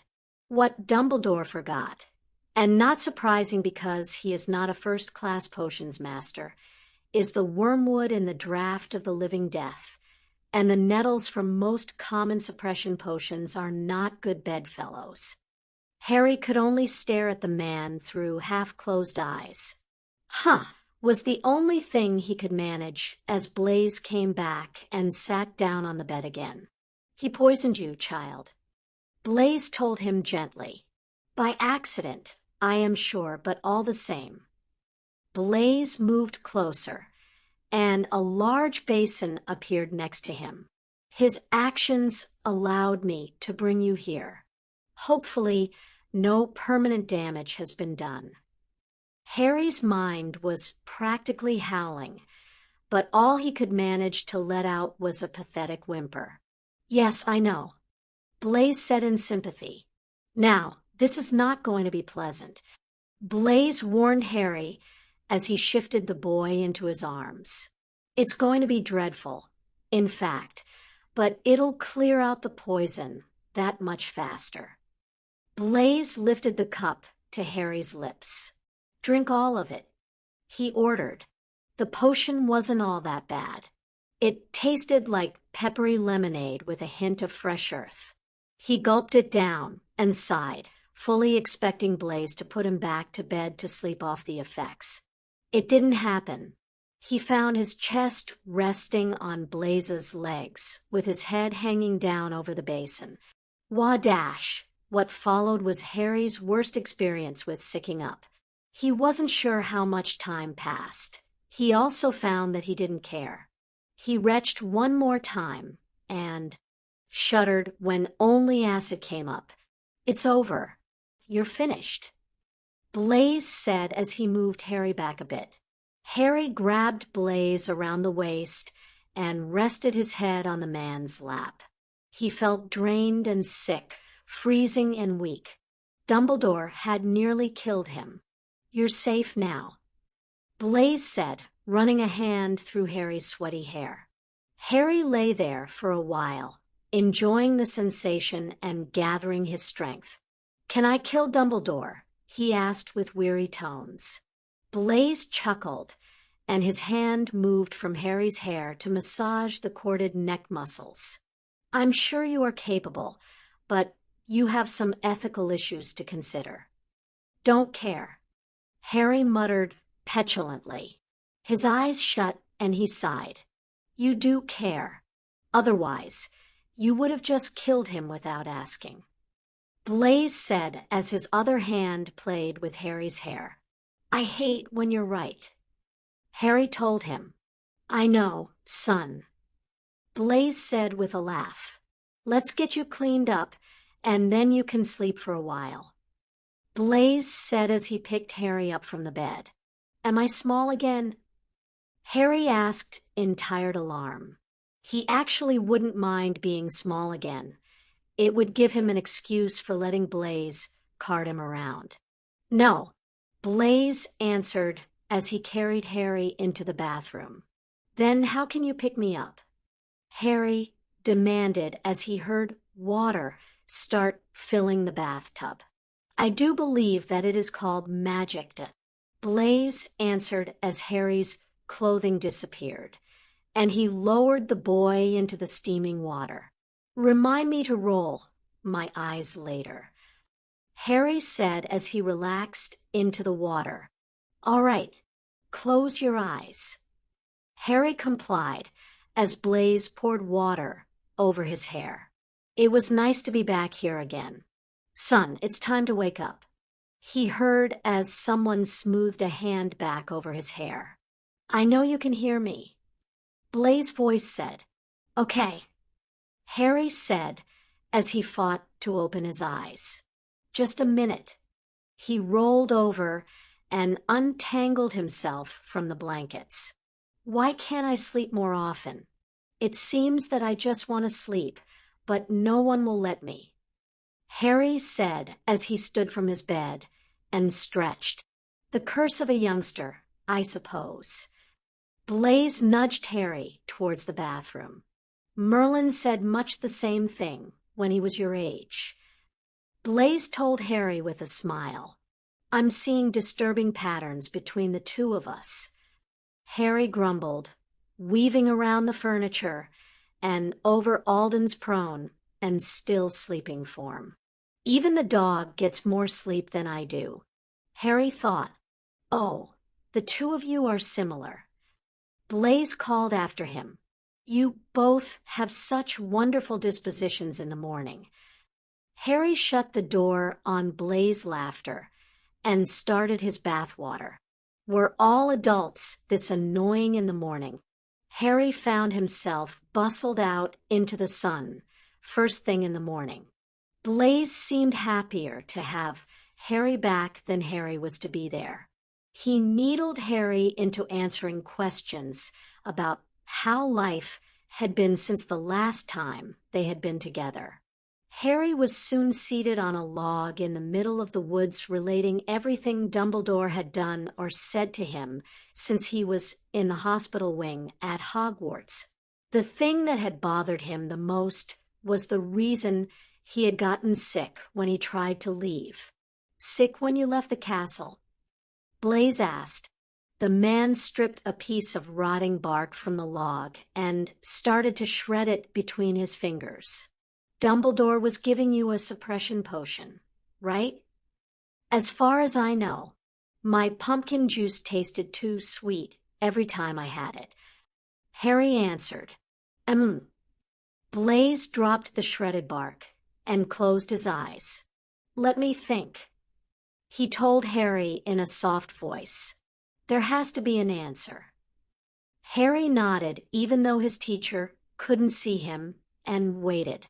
Alden dropped onto his feet, and he reached down to scratch the dog's ears. Alden dropped to the ground in bliss, crushing Harry's feet under his furry and suddenly boneless body. "He tied you to him, and the castle, somehow," Blaise said shortly as his eyes popped open. He stood and started walking further into the woods. "He what?" Harry asked. "You said that he couldn't control your magic without suppressing it." Blaise said, "Perhaps he grounded his strength to the castle. From what you've said, Hogwarts sounds practically sentient. He could have used Hogwarts to boost his power and ground it.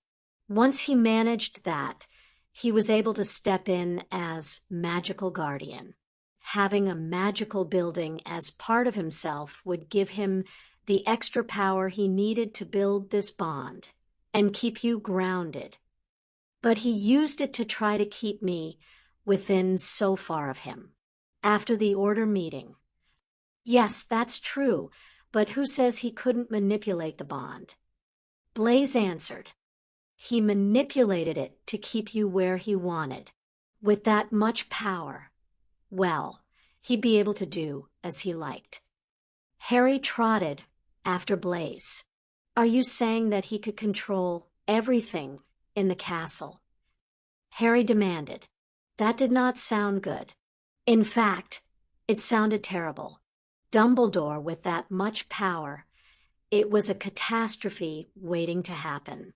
"Well, he could," Blaise said.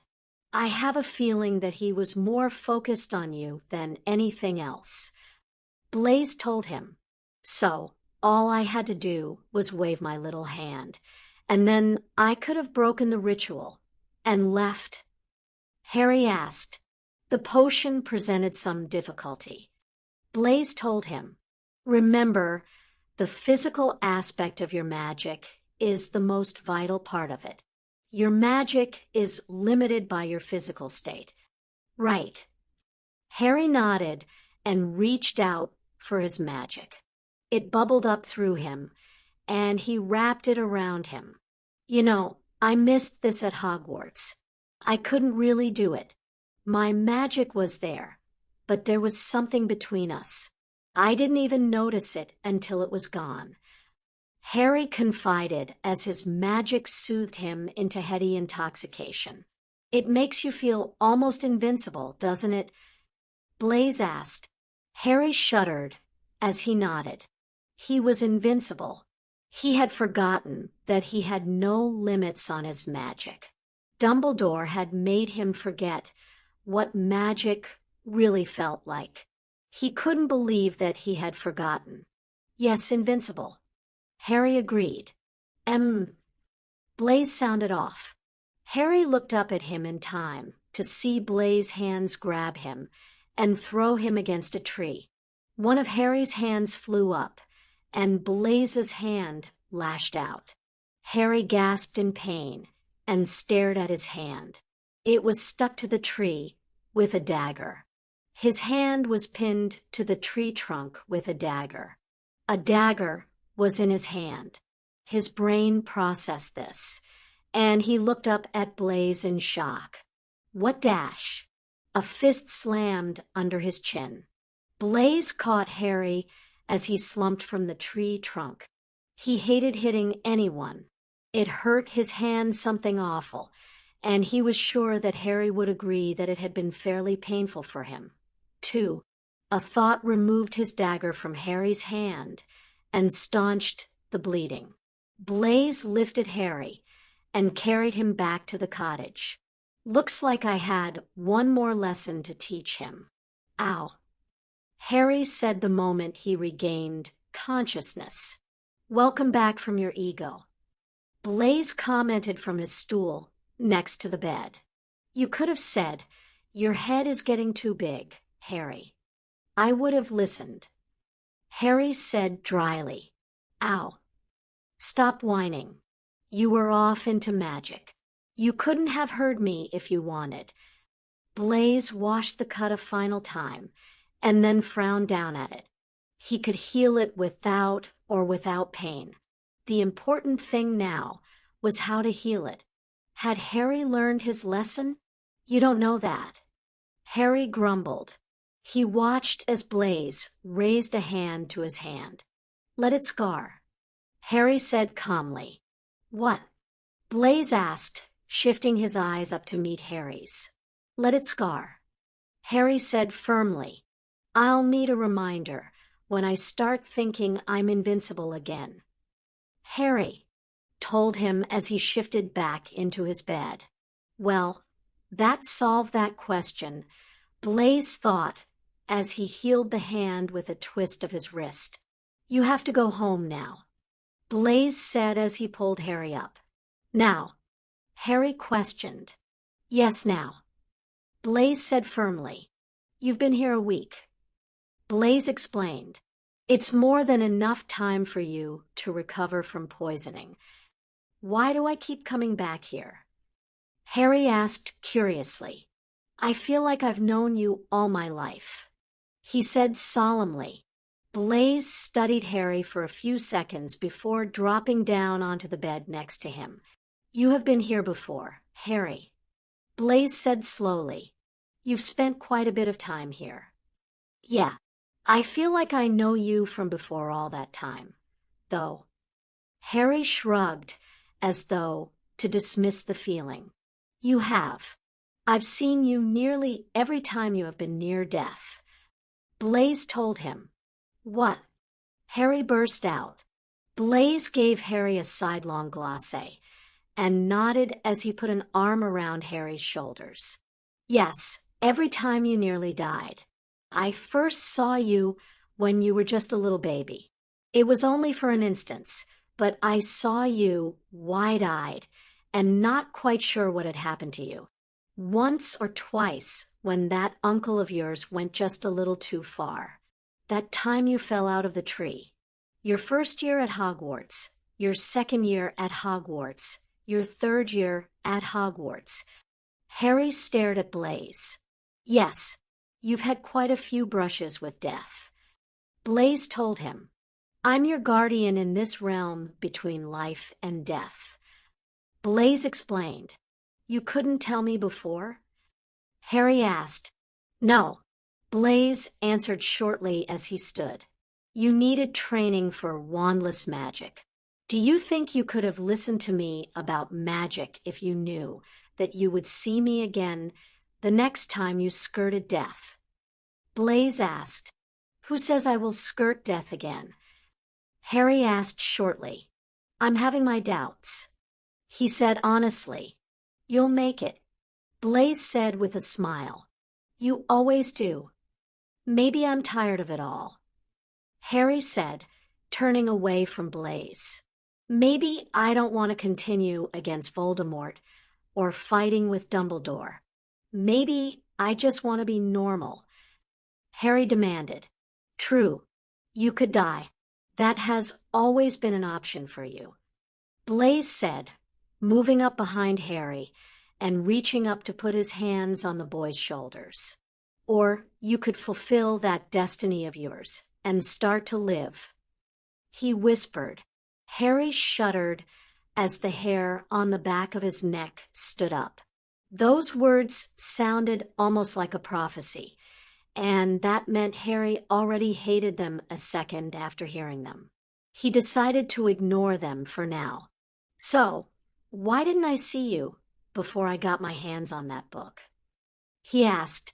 "I arranged for the book to be a trigger to allow you to see me when you were ready for training." Blaise admitted, "It worked better than I thought." "You arranged.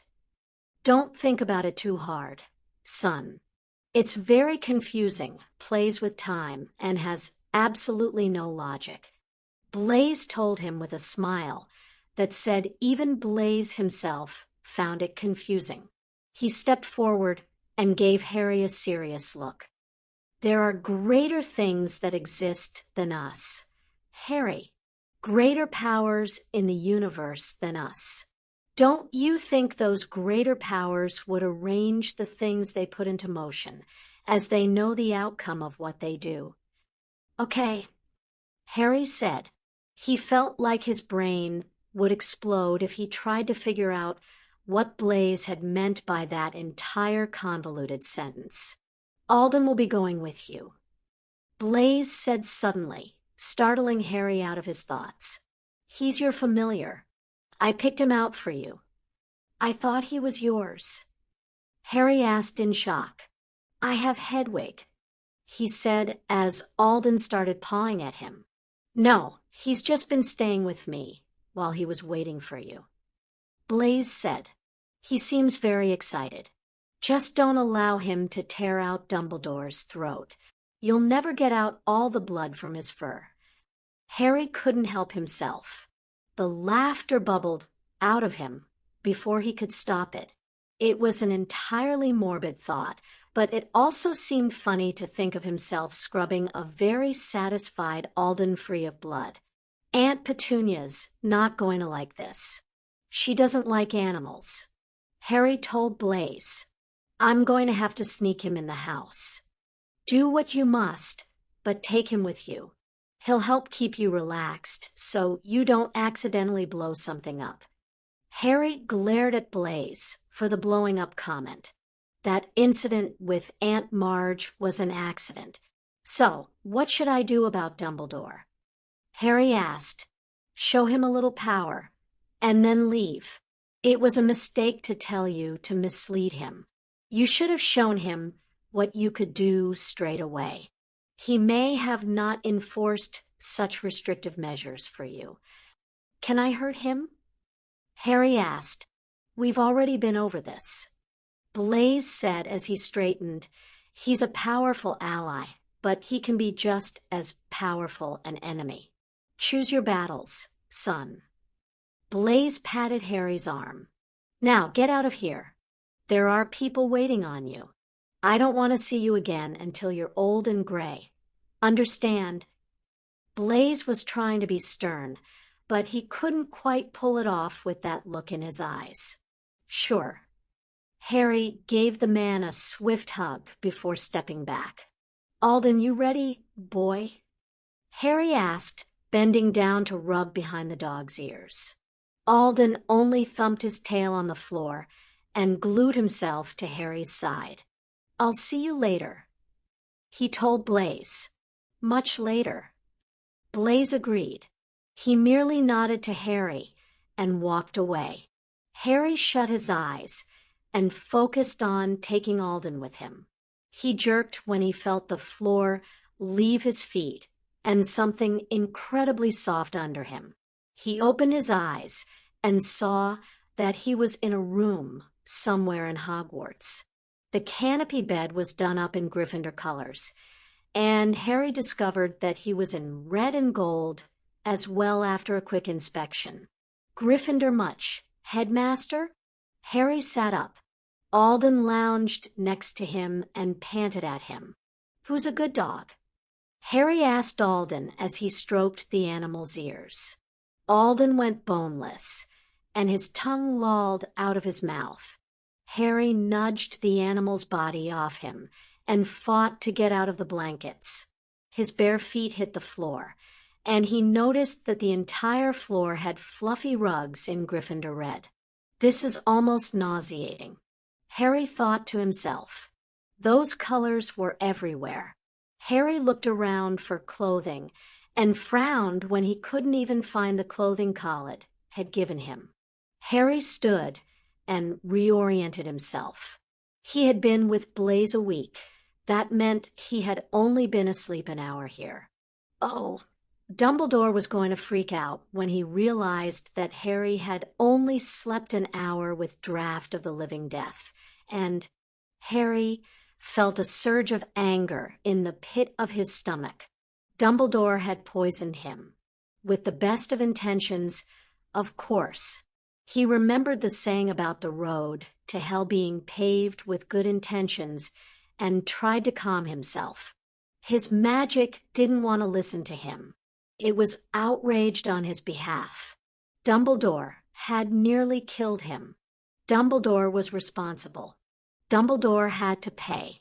Harry let out his magic a little bit and felt a breeze start in the room.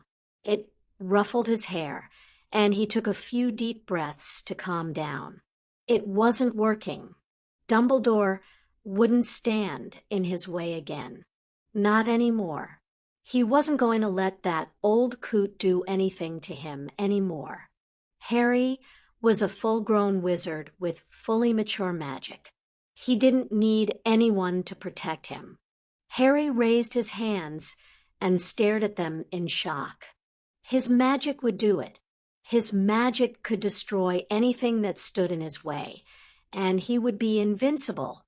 No one would be able to harm him or take away his freedom again. Harry could protect himself from anything that... Oh, Harry stared at the scar still on his left hand, and he felt his magic die down around him. His crazy thoughts skidded to a stop. His magic could destroy everything. It could happen. Why should it? Harry sighed and looked at Alden. I bet you think I'm completely mental. He told the animal. Alden merely yawned and burrowed into the covers. Harry smiled and rolled his eyes at his familiar. His aunt was going to kill him about Alden. He only hoped she would spare his life long enough for him to explain. He hoped Remus would be there when he got home. The man would prevent immediate bloodshed. He was sure. Creature. He called. Yes, Harry Potter, sir? Creature said in the next instant.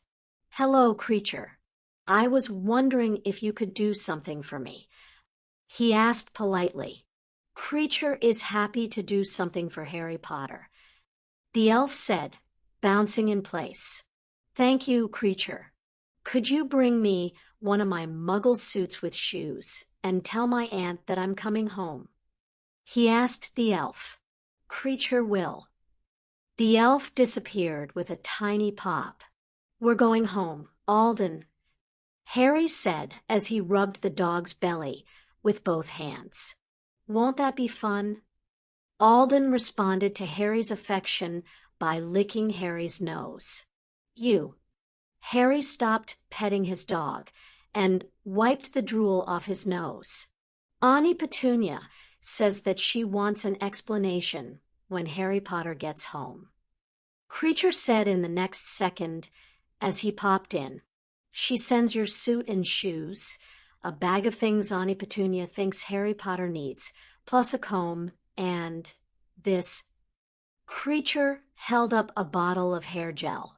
Yes, Harry said as he took the things from Creature. No more bird's nest. He said happily, I'll be home within the hour. Creature, could you go home and wait for me? He asked. Creature didn't bother responding. He simply disappeared. Harry smiled at the elf's antics and started throwing off the Gryffindor pajamas. What was he thinking? Harry wondered aloud about Dumbledore's color choices. Would the colors influence me while I slept or something? He snickered to himself and pawed through the bag. He blushed a bit when he realized that he had forgotten to ask for pants and socks. Aunt Petunia thought of everything. He dressed quickly and fought with his hair for a few minutes without a mirror. Rick would have died at that thought. He was just tying his shoes when the door flew open to admit a frantic-looking vampire. A quick movement brought a throwing dart into Harry's hand, while the other flew into a defensive posture. "Well, it looks like you don't need rescuing," Khalid Haven said from the doorway. "Here, I thought I could carry you off to meet the real Dracula. My plans are dashed." "Sorry to disappoint, Khalid," he told the pouting vampire. "I'm about to go confront Dumbledore with a huge mistake he made, if you'd care to watch." Harry said as he sheathed his dart. Was his mistake a really big one? Harry could almost see the vampire in a 5-year-old's body jumping up and down and asking about his trip to the ice cream store. "He nearly killed me," Harry said with a shrug. "That's true. He did. I had better not overdo this. Hope the shock doesn't kill Dumbledore. He still has his uses." "Was it also a stupid mistake?" Khalid said with growing interest. "Absolutely." Harry said, "Then I shall be honored to accompany you, my fine man." Khalid moved out of the way for Harry, and Harry found himself in Dumbledore's office. "I guess the man was serious about me being in his quarters." Harry moved through the office and down the revolving staircase with little trouble. Alden trotted along beside him, acting every inch of protective puppy that would abandon all work for a belly scratch. "Have you thought about how you will confront him before you return home?" Khalid asked as he examined his fingernails. Harry had to wonder why vampires were considered vain. "With the truth," Harry said calmly. "He needs to know that his for-the-best attitude nearly killed me, and that I'll be making my own decisions without his input from now on." Harry confessed to the man next to him. "Dumbledore is a very powerful wizard, Magus," Khalid said as he clasped his hands behind his back. "You may find it difficult to maneuver around his actions." "What did you call me?" Harry asked quietly. Alden nudged his leg and panted up at him. He stared down at the dog, wondering why Blaise had thought to give him as a familiar. What good was a familiar when he couldn't speak dog? "Magus," Khalid told him. "That is what you are," Khalid said with a smile. "Please continue calling me Harried," Harry told him. "I have no use for titles," Harry said as he fought to keep from cringing. The boy who lived was bad enough. He didn't need anything else like it. "Very well," Khalid said with a grin. "I wish to go in before you," Khalid said with an eager expression on his face. "This is going to be the best entertainment since that silly accident with those fireworks." Harry was a little confused by what the vampire had meant, but he didn't have time to ask him as he disappeared. Alden lay down at his feet and sniffed. "I guess this is it. Huh, Alden?" Harry said to the animal. "Did you want to come in with me, or will you wait here?" Alden jumped to his feet and gave Harry a look that said, "You need someone with you." "Thanks." He reached down and scratched Alden's ears. "Guess I should do this." "Not without me." Harry turned to see Zen slithering down the hallway at top speed. "Can't you keep yourself out of trouble while I'm napping?" he demanded as he came to a stop at Harry's feet. "Let's let some insane wizard poison you while Zen is sleeping." "Yes, that's a brilliant idea." "Are you upset with me?" Harry asked in surprise. I don't plan these things, you know. Harry was just a little peeved. Yes, I know, which makes these events all the more disturbing. Zen told him, now you're going to pick me up and put me in that pocket, and then you're going to do what you came down here to do. After that, we are leaving. Zen lectured Harry. Do you understand what that means, lightning child? We are leaving. No more silly wizards, no more changing staircases or humming armor. We are going back to a sane world. Sure, Zen. I'm ready to go. Harry lowered his arm, and Zen curled around his wrist. Harry placed the little snake in his pocket and sighed. He couldn't help the strange things that happened around him. They just happened. Harry took a deep breath and smoothed his clothing down. He wasn't nervous. No, that didn't fit him at all. He was apprehensive. Harry knew that the guardianship would break at the slightest thought. He didn't need to worry about that. Something just felt off. The doors opened, and Harry pedaled backwards away from them. The teachers rushed from the great hall, only to stop when they saw Harry standing there. Students starting, crowding around the teachers, filling in the spaces between the confused educators. Good evening, Headmaster. Harry said calmly. Harry. Dumbledore said, I thought you were resting.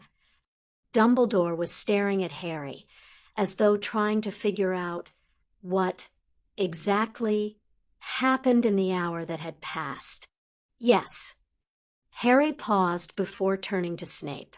Professor, what would happen if a person ingested a common magical suppression potion and draught of living death?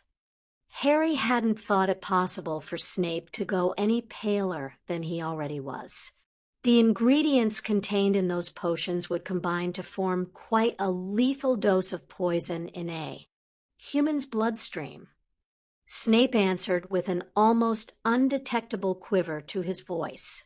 Harry could practically feel the man's thoughts of, please tell me I won't have to save you from such a combination. Harry nodded to the man in thanks before turning back to the headmaster. Your mistake nearly cost me my life, sir. He told Dumbledore in a serious tone. It makes me question exactly how safe I am here. Harry heard several gasps go up from behind the teachers, and one anguished bloody hell. Welcome back, Ron, he thought with a smirk. I'm going home, Headmaster, Harry said, drawing himself up to his full, harmless height. I'm afraid I can't let you leave the safety of the castle. Harry, Dumbledore said calmly, you know how dangerous it is for you. He appeared to be trying to give Harry a significant look that was supposed to mean something, but Harry ignored him. Harry reached out with his magic and touched the wards and spells surrounding Hogwarts. I need to leave now, Harry told the castle. He felt something warm like sunshine bubble up and smother his senses for a moment before receding. Harry gave his magic a quick twist and felt something snap inside him. Dumbledore actually lurched on his feet for a second before lifting surprised eyes to stare at Harry. You know, Headmaster, there was a time when I actually trusted you, Harry said nonchalantly as he stepped forward towards the man. A time when I would have called you my closest confidant, a surrogate grandfather, family. He shrugged and studied the aged wizard in front of him as he ignored all of the other teachers. He raised his wand and studied Dumbledore's aged face for a few seconds. You're slipping, Headmaster, he said as his voice dropped to a whisper so none of the students could hear him. You've endangered me more than Voldemort ever has. Your little trials you've put me through each year left me unable to function. Nightmares haunted me both day and night. My aunt had to send me to a mental hospital so that I could find some peace. What would I have found here, under your omniscient care? Dulce et decorum est, pro patria mori? Harry quoted the poem he and his classmates had studied at St. Jude's and smirked when Dumbledore paled. I'm not your puppet, I'm not your student, and I'm not your savior. Not anymore. Don't come near me again. Do not attempt to contact me. Do not even speak as though you know me as you would a grandchild. In fact, forget I exist. Come September, I may or may not return here. Whether I do or not is up to you. Harry whirled away from him and started walking away. Harry, I have always tried to do what is best for you, Dumbledore said with a voice filled with tears. Harry turned and studied the man. There was true regret in his voice. Tears were welling up in his eyes. Not anymore. Harry told him with a smile. Suppression potion and draft of living death. Snape demanded as soon as Harry turned away. You practically did the Dark Lord's work for him. Harry wondered if he should call off Snape's attack. Nah, Dumbledore had this coming. He deserved to be lectured by the potions master. Headmaster, I cannot believe you would make such a mistake. You could have killed Harry Potter. You did what?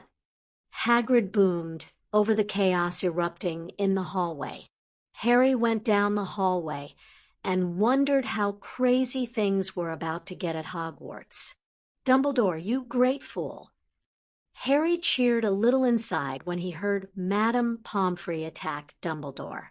I've not spent the last 5.5 years patching that boy up, only to have you undo all of my hard work. Have you any idea how difficult it is to keep him in a hospital bed? Harry was hard-pressed to continue walking at that point. Hearing Snape go on about his life was a little too much for him, and Pomfrey's promises to dismember Dumbledore the next time he tried such an idiotic and blatant display of stupidity made him wonder how lethal medical professionals could be when pushed beyond their limits. He left the building and stopped when he saw Ron, Hermione, Neville, Luna, and Ginny waiting at the bottom of the stairs. Dumbledore nearly killed you, Ron asked in a shocked and wounded voice. With the best of intentions, I'm sure. Harry said as he eyed Ron. He gave a quick glance behind to see Dumbledore trying to fight his way out of the crowd that surrounded him just inside Hogwarts doors. Bloody hell. Ron said tightly, Mate, I'm sorry. He told Harry. Harry smiled and stepped forward. He reached out and squeezed Ron's shoulder. Welcome back, mate. He told the redhead. Now, my aunt's expecting me home. He told the boy. Write to me, okay? Hedwig will make sure I get it. Harry smiled at his friend and brushed past him. I'll see you guys this summer? Harry asked, looking at the gathered students in front of him. Your aunt wouldn't survive if she doesn't let me see you, Hermione said with a smile. You go ahead and go, Harry. We'll make sure to create a few headaches for the staff so they won't be able to come after you for a little while. Hermione smiled at him. Thanks. Harry looked up and noticed Snape and Dumbledore engaged in a fierce verbal match about Dumbledore's various shortcomings when it came to potions and the administration of said potions when a dunderhead doesn't know what he is doing. Harry smiled and thought that couldn't have gone any better than if he had planned it out in advance. He stopped and closed his eyes. He focused on his aunt's home and reminded himself that he did not have limits on his magic anymore. He looked at the wards and saw how they were built. He imagined himself going in between two and felt his body start squeezing through a tube. His stomach dropped when he felt pavement beneath his feet. He stopped and checked to make sure that all pertinent body parts had come with him. That was wicked. Harry said to himself. That was wicked, wasn't it, Alden? He asked the dog beside him. He reached down and petted the scruffy head. Let's go break the news to Aunt Petunia, he told Alden as he started up the walk. He opened the lock with a flick of the wrist and went inside. Aunt Petunia, he called out as he shut the door behind him. Harry heard a crash from the kitchen, and the door flew open to reveal his aunt. Harry! Harry nearly fell over as she pulled him into a hug. We tried. We tried so hard.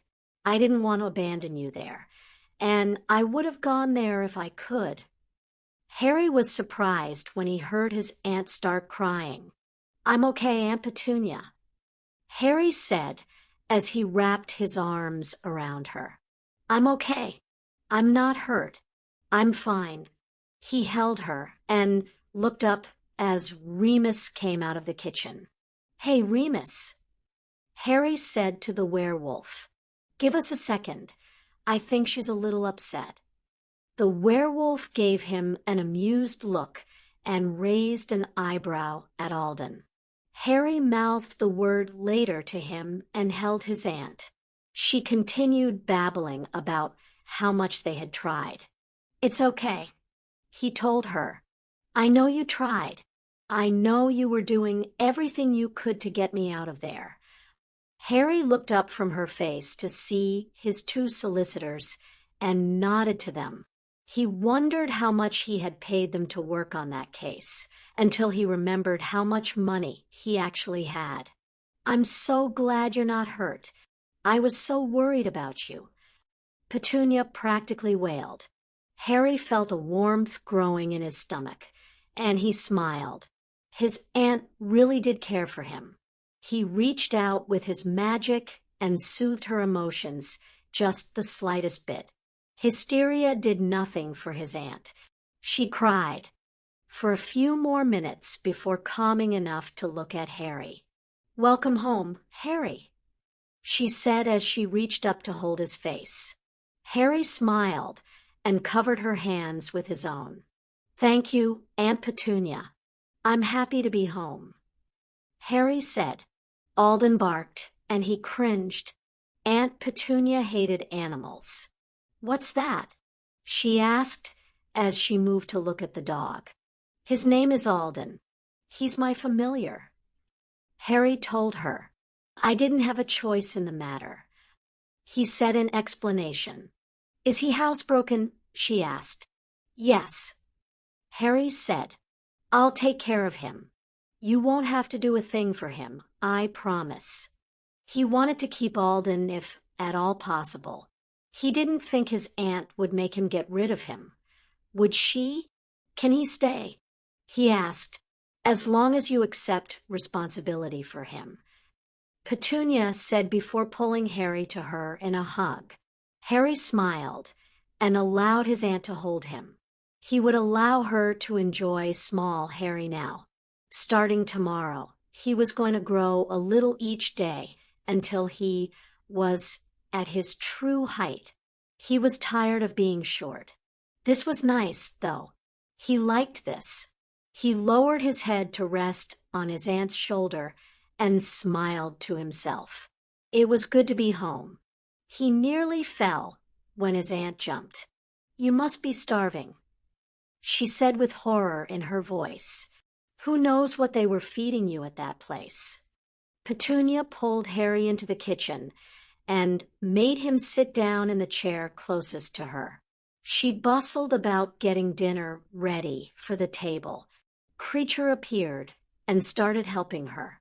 Harry only smiled and turned to consider the kitchen table. It looked like a Hermione study session on law, and custody was taking place. Wow, he said, looking at all the books. Useless, the lot of them. He heard from the doorway. He smiled up at Cynthia Bell, the Potter's solicitor. She was very straightforward about her opinions, and the books didn't impress her. "Thank goodness you're home," she said. "Now we can quit worrying about that guardianship. Unless it's not broken, shattered." Harry told her with a smile. "Dumbledore will never be able to do anything like that again." Harry told her. "Good."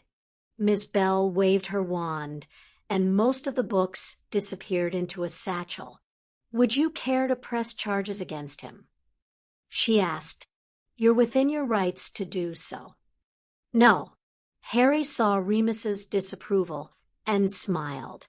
"We're at war. I don't want to divide the resistance any more than it already is. I know that if I were to press charges, people would divide over the issue. It's over, and that's all I really care about." "A very mature decision," Miss Bell said with a nod. "You've raised a fine boy, Mrs. Dursley. I have to get back to the office. You know how to contact me if you need me, Mr. Potter. Try not to get into any more life or freedom-threatening situations, if you please," she told him a little sternly. "I keep saying that they find me." He said with a shrug, "I'll try." He promised. "Do that. Take care, everyone." She left the house then, and Harry felt her apparate a few minutes later. "Remus, I want you to call a security company, if you would. I want this house so heavily warded the Minister of Magic wouldn't be able to get through." Harry said the instant the lawyer left. "I want a wizard on duty, here 24 hours a day." "Are you sure that's necessary?"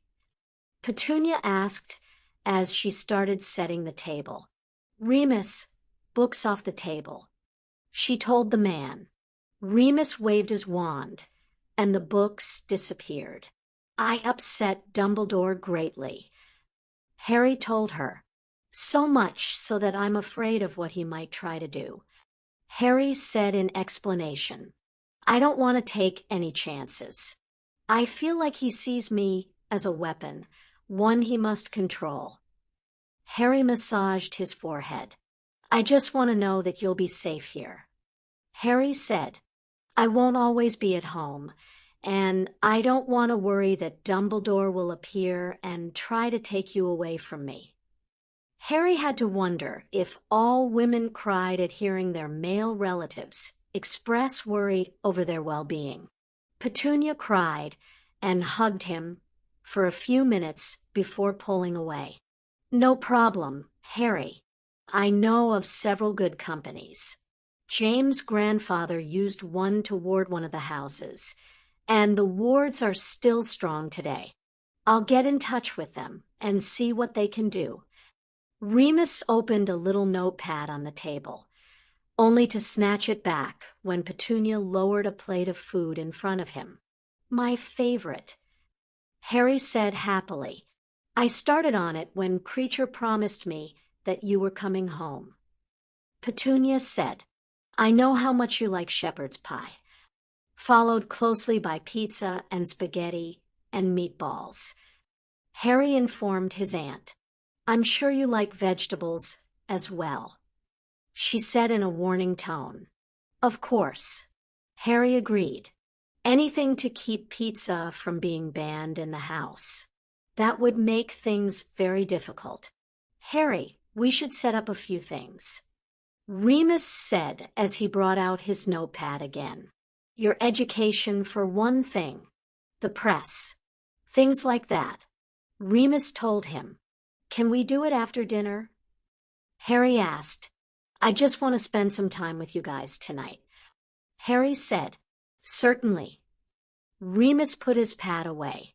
"Though, if the two of you will excuse me, I have some phone calls to make. Something about you coming home safe and sound so Sensei can cancel his invasion plans." Remus said as he left the kitchen. "Was he serious?" Harry asked in shock. I think so, Petunia said. She smiled at Harry and reached out to mess up his hair. Eat up, Petunia told him. You're too thin. She gave him a look that meant business. Harry smiled and picked up his fork. He'd let her boss him around for now. Okay, he'd let her boss him around whenever she wanted. He'd missed home. 55 holes. Deshi. Harry jerked awake at hearing his defense teacher snapping his nickname. He fumbled for his glasses, misjudged the amount of bed he had left, and toppled to the floor. Call him off. Call who off? Harry wondered blearily as he pushed himself up off the floor. He raised his head and stared at the sight before him. Sensei Leonard was dangling from Khalid Haven's hands. Dangling. Khalid, put him down, Harry rasped as his eyes adjusted to the pre-dawn light. Now. Spoil my fun, Khalid pouted as he lowered the other man to the ground. You know him, yes? Yes, I know him, Harry snapped, his annoyance at being awake this early coming through. Let me make introductions, so no one ends up a snack. Harry stood up. Too early for this diplomatic stuff. Is Paul here, too? Harry moved towards the door. Downstairs, Sensei told him. Sensei turned and eyed the vampire with no amount of trust in his eyes. You know this? He asked. Yes, Harry opened his door and started down the stairs. Try not to harm each other while I'm gone. Harry stumbled into the hallway and down the stairs. The security guard nodded to him from his chair, and Harry grunted in response. Remus had found the guards yesterday, and a few had come over right away for Harry to interview. He had chosen 4 different wizards, whom each held a 6-hour shift in his aunt's home. The first day had been spent showing the wizards how life worked in his house. After that, they sort of melted into the background. He hadn't counted on Khalid appearing. Flashback. Harry sat up in bed. Something had just entered his room. Come, little one. The smooth tones of Khalid's voice met Harry's ears. Khalid, Harry asked, locating his glasses and pulling them on. He squinted through the darkness and spelled on his lamp. What are you doing here? He asked. Protecting you, Khalid answered as he perched on the top of Harry's bookshelf. I wanted to make sure that you were all right. That. And I have become bored with Hogwarts. I would like to stay with my little Magus for a while. There seems to be entertainment around you. Khalid explained. Am I in danger that I don't know about yet? Harry asked as he ran his hand through his hair. He hated having to wake up and think right away. It wasn't fair. No, Khalid said shortly. You should just go back to sleep. I can stop any wizard that comes this way, unless they shoot sunlight at you. Harry told the vampire, that is what sunblock is for. Khalid said as he stood and walked up to the bed. You worry too much. Khalid stood and looked down at Harry. You're getting worry lines, he said, drawing one finger down over Harry's forehead. Harry's eyes crossed for a moment to stare at the finger in front of him. It passed at an angle that had him looking up past the hand in front of him and into Khalid's eyes. Khalid smirked as the boy fell backwards into bed. He gathered up the disturbed blanket and tucked in the child, humming a song forgotten by most of humanity as he did so. He smoothed the wild hair down and smiled. They always looked so innocent while they were asleep. He moved back to the desk and settled on the edge. He pulled a book from his cloak and began reading. Harry had no idea what Khalid had meant by entertainment, but he was willing to put up with the vampire so long as it added another layer of protection to the home. Khaled had promised not to snack on either Harry's and her bodyguards, so Harry figured it was okay. He heard voices coming from the kitchen. He bumped into the wall, ignoring the guard's snort from behind him, and walked into the room. "Paul," Harry said to the man, nursing a cup of tea, "I need you to come meet someone upstairs so I can go back to sleep." "Sorry, kiddo, but that didn't make much sense," Paul said as he stood up. He wrapped an arm around Harry and gave Harry a hug. "Good to see you, Harry. You're up early." "Am not supposed to be," Harry whined. "Stupid vampire." "What?" Paul asked. Harry latched onto Paul's arm and started dragging him towards the stairs.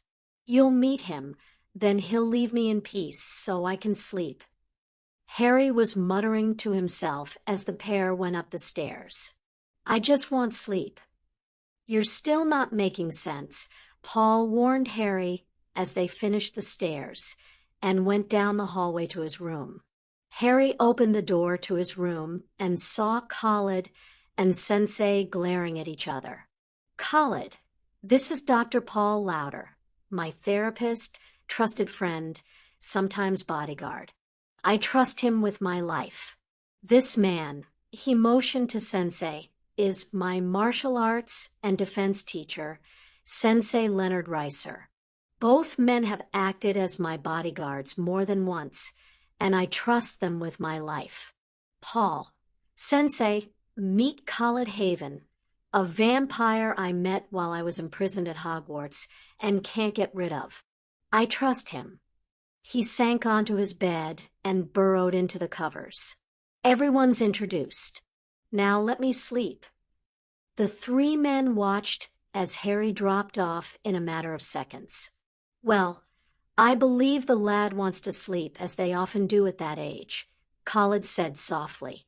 "Leave him to his slumber." Khaled motioned the two men towards the door. "You two," Sensei said as he entered the hallway. "I am his night guard. He'll see you after dawn." Khaled shut the door and returned to guarding Harry while the boy slept. He knew that the boy was safe. There were guards downstairs, and that Anavis wouldn't let anything through if she could help it. He just felt better watching the boy sleep. Harry rolled over and sighed as his eyes registered sunlight coming in through his window. He pulled on his glasses and saw a note resting beneath them. He picked it up and studied it. "Until sunset, my little Magus. Your friends are downstairs. K.H." Harry's brow furrowed as he tried to think of what Khaled meant by friends. He jumped out of bed in the next instant. "Paul and Sensei, we're here." Harry nearly tripped over Alden in his haste to remove himself from bed. The dog only looked up, gave Harry a glare, and returned to his boneless position on the floor. "Sure, don't move at all." Harry told the dog as he left his bedroom for the bathroom. "I'll even serve you breakfast in bed, if you like." He joked to the animal. "Just come downstairs when you're ready." Alden thumped his tail once and went back to sleep. Some creatures had all the luck. He took a quick shower to wake himself up and found clothing that mostly matched in record time. He was still pulling on shoes when he hit the stairwell and managed not to break his neck as he hopped down the first few steps. He ignored the guard snorting in the corner by the door and made it to the kitchen. He smelled breakfast. "Morning," Harry said as he entered the room. A chorus of good mornings came from the people gathered there. Paul, Sensei, Remus, and Petunia were all seated at the kitchen table with notes of some kind spread before them. "Breakfast?"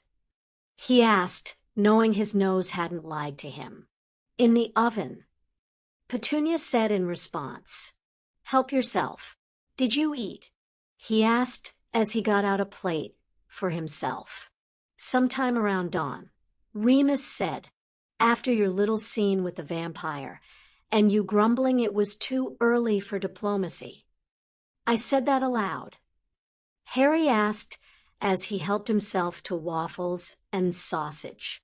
That and a great many other things. Sensei grunted from his chair. I did not hear foul language. Harry wasn't sure if that was a warning or not. He poured syrup over his plate and went to the kitchen table to eat. What are you doing? He asked as he made space for his plate amid all the notes. Planning your therapy, education, and training. Petunia said calmly. Okay. Harry left the adults to it and paid attention to more pressing matters, like his stomach. I can still be in the play, right? He asked. That was number 2 on our list. Paul told him. What was number 1? Harry's curiosity asked. Therapy. Paul flipped a page of his notes. We've pretty much figured out how this is going to work. Paul looked up at Harry, demolishing his way through his breakfast. You'll return to St. Jude's for now.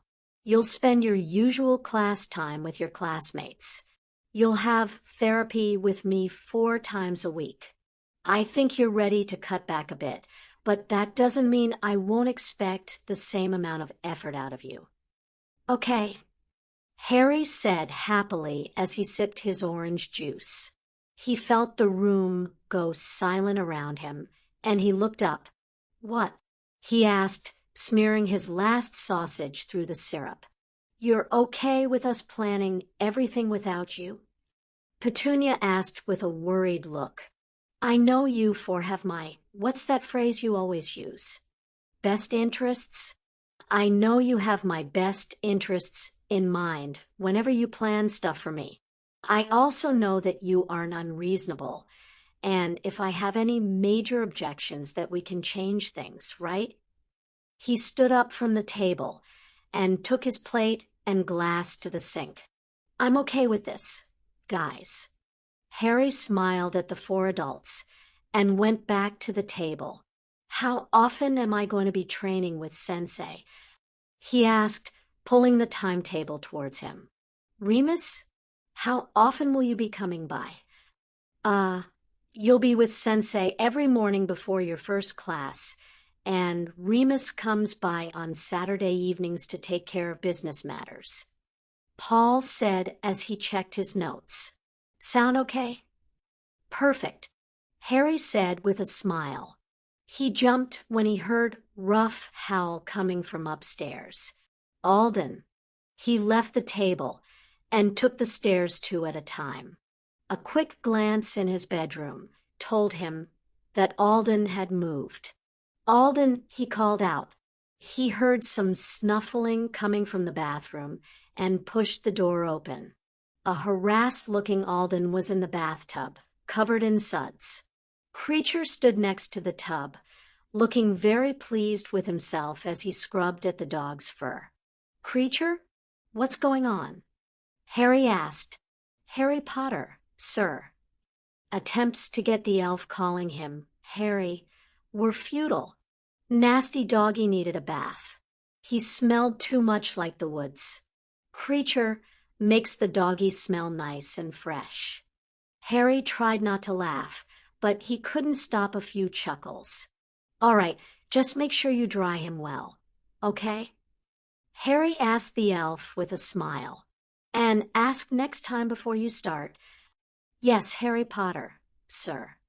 Creature snapped off a quick bow before turning back to his work. Alden glared at Harry with all of his doggy hatred. Harry could only smile. He's right, you know. Harry told the dog, You are smelling pretty funky. The glare increased in strength and promised no rounds of fetch for the foreseeable future. Harry left his familiar and house elf to battle it out. Creature did have a good idea. Alden probably hadn't had a bath since he came into existence in his plane, Wait, did that even make sense? Harry pushed the thought from his head and tried to ignore the unease that idea brought to him. Harry pushed away the reports Remus had brought for him to look over and sighed. It was late. His aunt had gone to bed about 3 hours ago, and he had told Khaled to take a walk for a while, since he wasn't ready to go to sleep yet. He decided to see what Hermione was up to at Hogwarts. He was pleasantly surprised to see a message from her. "Oh, Harry, you wouldn't believe what is going on here. People are just going mad. It's brilliant. Everything started just after you operate through the wards. How did you do that? I demand an answer." Dumbledore just stood there, looking completely lost and like he didn't know anyone around him. McGonagall finally took over, ordering everyone to go back to the common rooms. We did, of course. No one messes with her when she gets that look. You know, the one, that don't mess with me look. She can be downright scary when she wants to be. Well, the next morning at breakfast, she takes Dumbledore's chair. That was enough to scare some of the first years. They thought he died. Like Voldemort could be that lucky. She announces that Dumbledore has taken a leave of absence due to his declining health. We both know the real reason, don't we, Harry? I finally figured out what happened to him. He's confined to a private room in the hospital wing with wards on the door to keep him there. Something about his age catching up to him. I only heard about that by accident while I was visiting Drake down in Professor Snape's rooms. I don't think anyone else knows I know. McGonagall's doing an admirable job. Harry, she's reinstated the DA and told Mad-Eye to quit complaining about your disappearance. She snapped at him and said it obvious that you didn't feel safe here, and she wouldn't hold your disappearance against you. She has started a nightly patrol of teachers, and they catch students with an ease that is uncanny. Not that I'm speaking from experience. Fudge has been here a lot, getting advice from McGonagall about things now. She's become the unofficial head of the old crowd now. And while the ministry loathes the idea that the old crowd exists, they do use its resources often enough. Mostly the Order's new spy, whoever he is, or she. Ron's back to his old self. He'll defend you and your actions to his last breath, although he still has moments of stupidity. Hermione, you wouldn't understand. It's an aura thing. Never mind that I taught him half of the spells he uses for the stupid aura program. I know that sounds terribly petty of me, Harry, but I didn't realize how immature he could be. Has he always been this way? You know, that vampire Professor Zara had here for a while? He disappeared around the same time as you. The professor says he comes and goes like that, but I have a feeling Zara is worried, as though he isn't sure whether the disappearance is a good or bad thing yet. Hogwarts itself is strong. Many of the students don't understand what happened. They couldn't hear what you said to Dumbledore, and most likely don't want to know. A few first years were pulled out of school by superstitious parents. Don't take this the wrong way, but they think that Hogwarts is no longer safe because you left, not because Dumbledore is gone. I get asked a lot of questions about you, where you are, why you left. I answer truthfully. Harry made his decision without any consultation or information on my part. Why won't you press charges, Harry? Dumbledore almost killed you. I would have had him tossed in jail and left him to rot. He should have known what he was doing. Your life is already in enough danger from Voldemort. Why couldn't you prosecute the person who was supposed to be protecting you? I don't understand your reasoning, mostly because I haven't heard it. I'm expecting an answer justifying your decision, and it had better be logical. P and Q and all that. That's all for now. I'm looking forward to hearing your explanation, and it had better be a good one.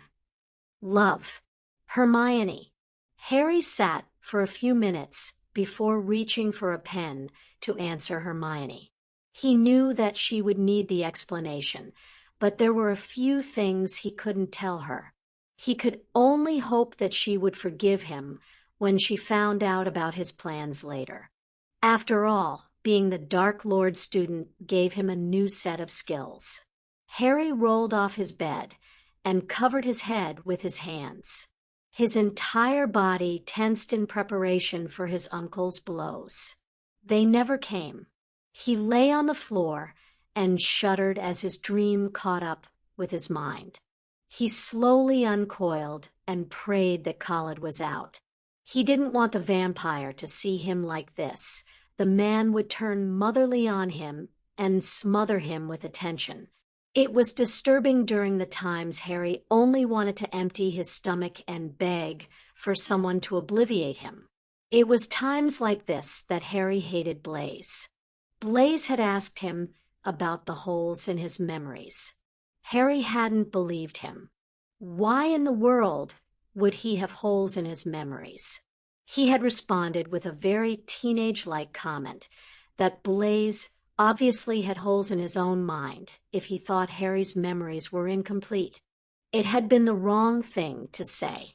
Blaise had lashed out and pinned Harry to his chair, with magic even Harry couldn't fight off.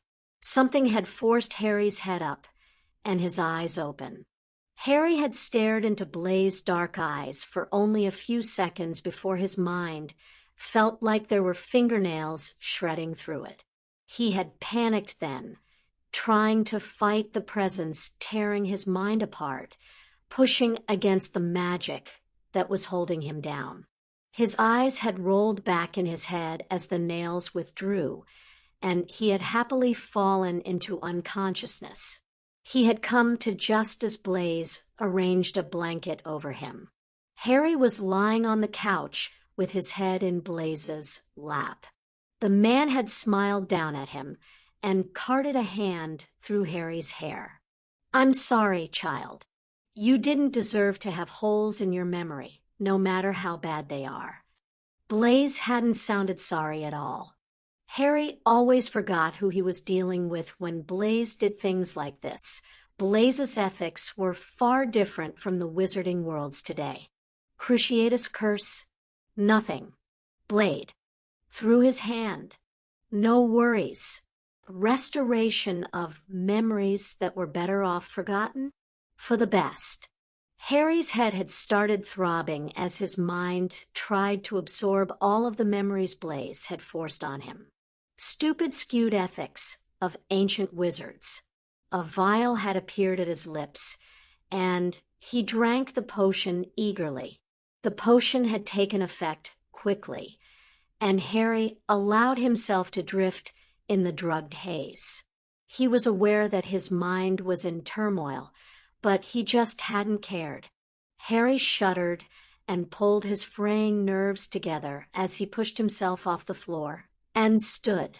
He removed his blanket from his bed and wrapped it around himself for warmth. He knew he wasn't going to get to sleep anytime soon. Tea sounded great. He padded down the hallway and stairs, nodding to the guard when the man had nodded to him. The kitchen was welcoming in the glare of the electric lights. He filled the kettle and put it on the stove, completely forgetting the fact that he had magic. He had just settled on a chair in the living room with his cup of tea when he heard a light foot on the stairs. He looked up as Aunt Petunia entered the living room. "Harry, what's wrong?" "Just a nightmare, Aunt Petunia," Harry told her calmly as he hugged his tea in his hands. "Just a dream." "Do you want to talk about it?" she asked, settling next to him on the armrest of the chair. One of her hands reached out and started stroking his hair. Oh, that felt nice. He liked that.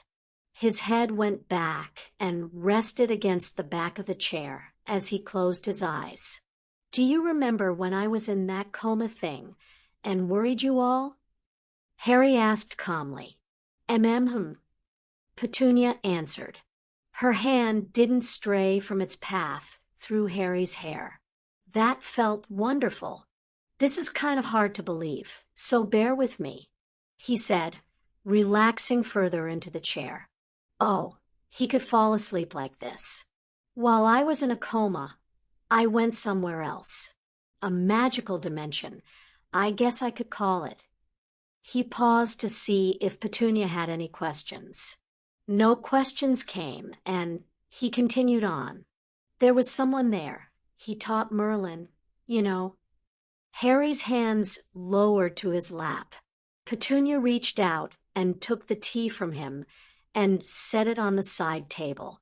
Well, this man, Blaise, taught me how to control my magic and use it without a wand. Really? Petunia asked in a soft voice. Yeah. Harry held up a hand and blue flames covered it. It doesn't hurt, Aunt Petunia. He told her. Just tickles. Okay. Petunia went back to carding his hair, and Harry smiled. Paul had said that I had repressed memories. You know what those are? He asked. Petunia said yes, and he continued his story. Blaise said I had holes in my memories. I guess those were the repressed memories. Blaise gave them back to me somehow.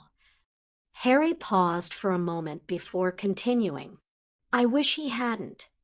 What is in these memories, Harry? Petunia asked. Harry shook his head and just wanted to feel his hair being played with and have the safe feeling he had missed come back to him. Try. Harry frowned. He knew that he and Petunia had to communicate. Paul and Joe had said that often enough when it came to family therapy. This just felt wrong to do. He took a deep breath and attempted to gather his thoughts. A few memories were of Dumbledore, discussions he and I had had after a few events that nearly took my life at school. He paused, trying to gather his thoughts. I knew about things that I wasn't supposed to know about, or so Dumbledore thought. Things Voldemort told me that had ended up being true that Dumbledore didn't want me to know, mostly spells that he didn't want me using, though some information was there as well. He fiddled with the blanket covering him and tried to stay calm. The rest of the memories were about here. He was having a hard time stopping now that he had started. Remember when I told you that Uncle Vernon had hurt me once or twice? He asked hesitantly. He wasn't sure how Aunt Petunia would take it. Did he hurt you more than that? She asked calmly. Wow, his aunt hadn't decided to kill him. That was good. Yeah, Harry answered. Whenever you went out with Dudley. Every time? She asked in shock. Just about, Harry answered truthfully. He tried to hurt me so I wouldn't heal. Harry waited to feel his aunt's retribution that said she didn't believe him, that she was going back to Uncle Vernon and away from dishonest boys who didn't deserve her attention. She didn't. Tell me, she said in a quivering voice. Tell me what he did to you. Harry opened his eyes and looked up at his aunt to study her. She looked like she wanted to know, needed to know. It's going to be hard. Harry warned. I know. Just tell me what he did to you. She told Harry. Harry raised his head and nearly groaned at the crick in his neck. A hand carded through his hair, and Harry smiled at the sensation. Good morning, Aunt Petunia, he said, his voice a little thick from crying earlier. Good morning, dear, she said with a smile. Did you sleep well? Yeah, he told her. He had slept well. Good. Now, Go and get ready for the day. Remus is coming over for a while." Petunia nudged him off the couch where the two had finally settled after Harry's revelations. He had cried himself to sleep, and his aunt had held him just like Harry had always wished she would when he was little. Harry smiled at her and made his way upstairs. Maybe he could convince his aunt that pizza was in order. An ice cream of the mint chocolate chip variety. Harry was backstage at St. Jude's, fiddling with the cape that the costume crew swore he had to wear to get into the part. He rolled his eyes to himself and smiled when he thought of the reception that he had received upon appearing in the dining hall for lunch. Alan had run up to him, dropped to his knees, and begged Harry to take the part of Dracula. Alan then proceeded to make a fool of himself by hugging Harry's knees when Harry said that he would take the part, so long as Bevy said it was okay. Bevy had no problem with it. In fact, he had muttered something along the lines of, "Thank God," when Harry said he was still interested in the part. It seemed that Alan hadn't warmed to the part at all after Harry had disappeared, and had felt like he was betraying his friend by taking his part. Explaining his disappearance was a little difficult. His friends didn't remember much from that night. Bug said that there were a lot of people, and he had noticed that his friend had just disappeared at one point. He had assumed that Sensei had snagged Harry and taken him away from the mob, but Sensei's actions later had proved him wrong. They had been worried when told that Evan had disappeared, and then later turned up, unharmed, and no worse for the wear. Harry had given his friends a carefully edited story about the man trying to kill him, and how he had spent a few days dodging the now crazy man who thought he owed Harry a home, since he had killed Harry's parents. All of his friends had expressed their horror and promised to keep an eye out for suspicious characters, even with the bodyguard following Harry around. Petunia had insisted that Harry take his own team of bodyguards to St. Jude's just to be safe. Paul had smoothed everything over with school officials, and they were allowed to accompany Harry everywhere, but the bathroom and therapy. It was a little maddening, but his friends thought it was brilliant and kept asking to see the bodyguards' guns. The guards refused, of course. They only had wands, but dressed as muggles while working at St. Jude's. Harry had appealed to Remus in getting the guards removed. That didn't work at all the way he had hoped. Remus had threatened to increase the guards. Harry didn't mind the guards. Not really.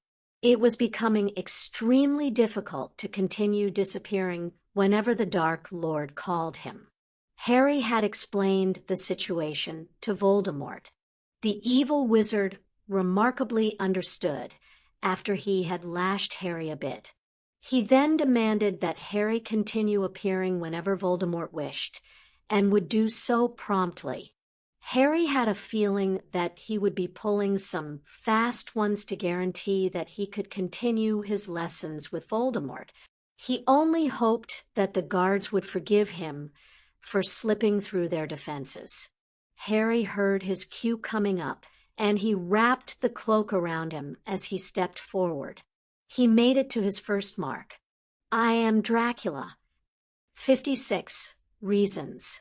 Everyone keeps asking me why I won't press charges. I can't. I've realized that it's not all about me. The way I see things as they stand now is that there are two factions in the wizarding world, those for Voldemort and those against Voldemort. Those for Voldemort have been increasing in strength, regardless of the fact that more were captured and put away in Azkaban. More are joining every day. Voldemort is gaining followers faster than the light side.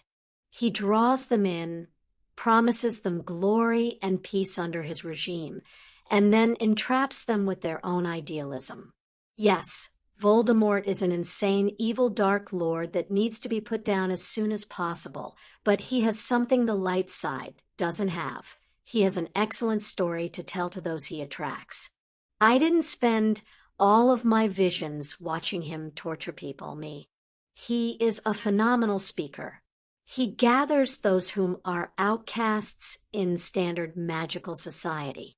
Yes, he has the pureblood faction, but aren't they outcasts just as much as werewolves or vampires? They're looked upon as old-fashioned, a shell of the outdated society of the wizarding world. If you were raised to think that your family name meant something, wouldn't you be upset as well? Werewolves, vampires, the abused, the old-fashioned, the neglected.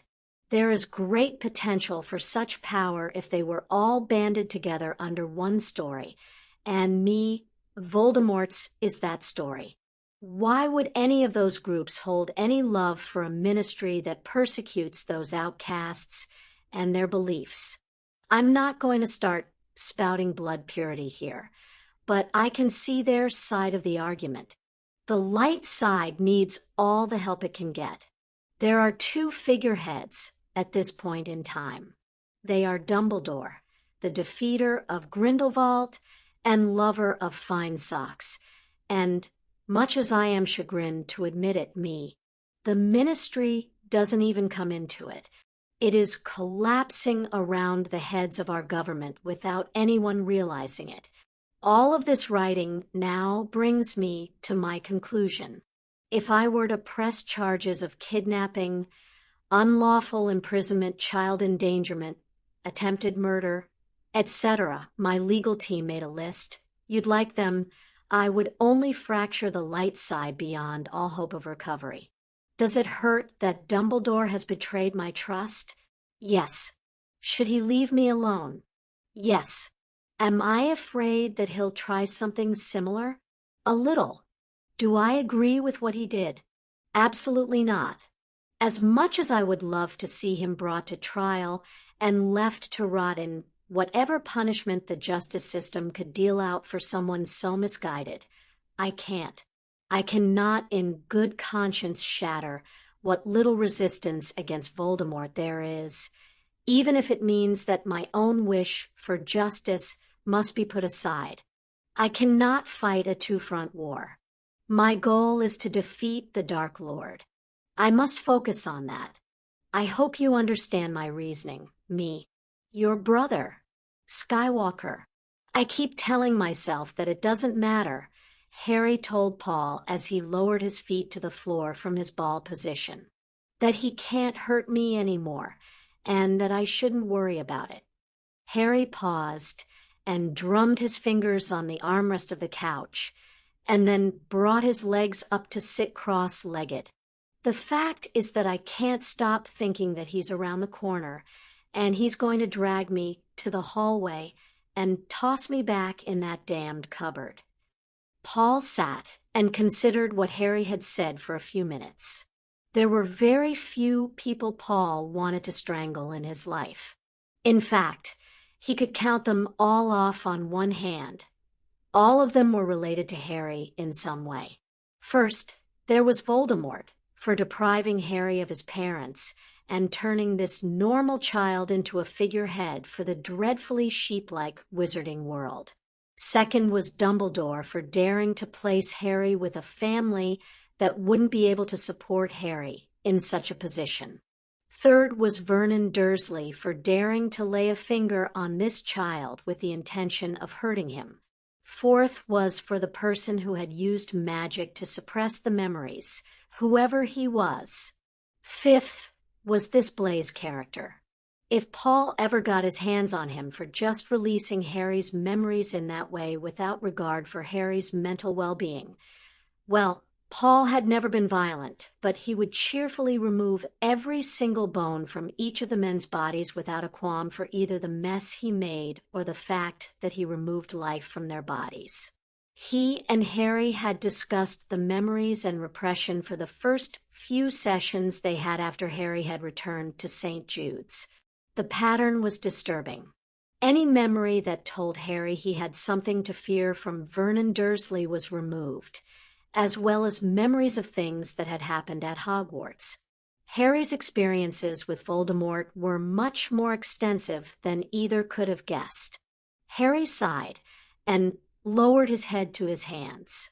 His new memories were confusing him. His first-year encounter with Voldemort had included a longer talk with Quirrell about the dark arts, how they could both entrap a person in their strength and release a person from past pain by using that pain in their rituals. Harry had responded to that idea, wanting to forget some pain that he knew he had had from the Dursleys, but couldn't explain how he knew something he didn't know.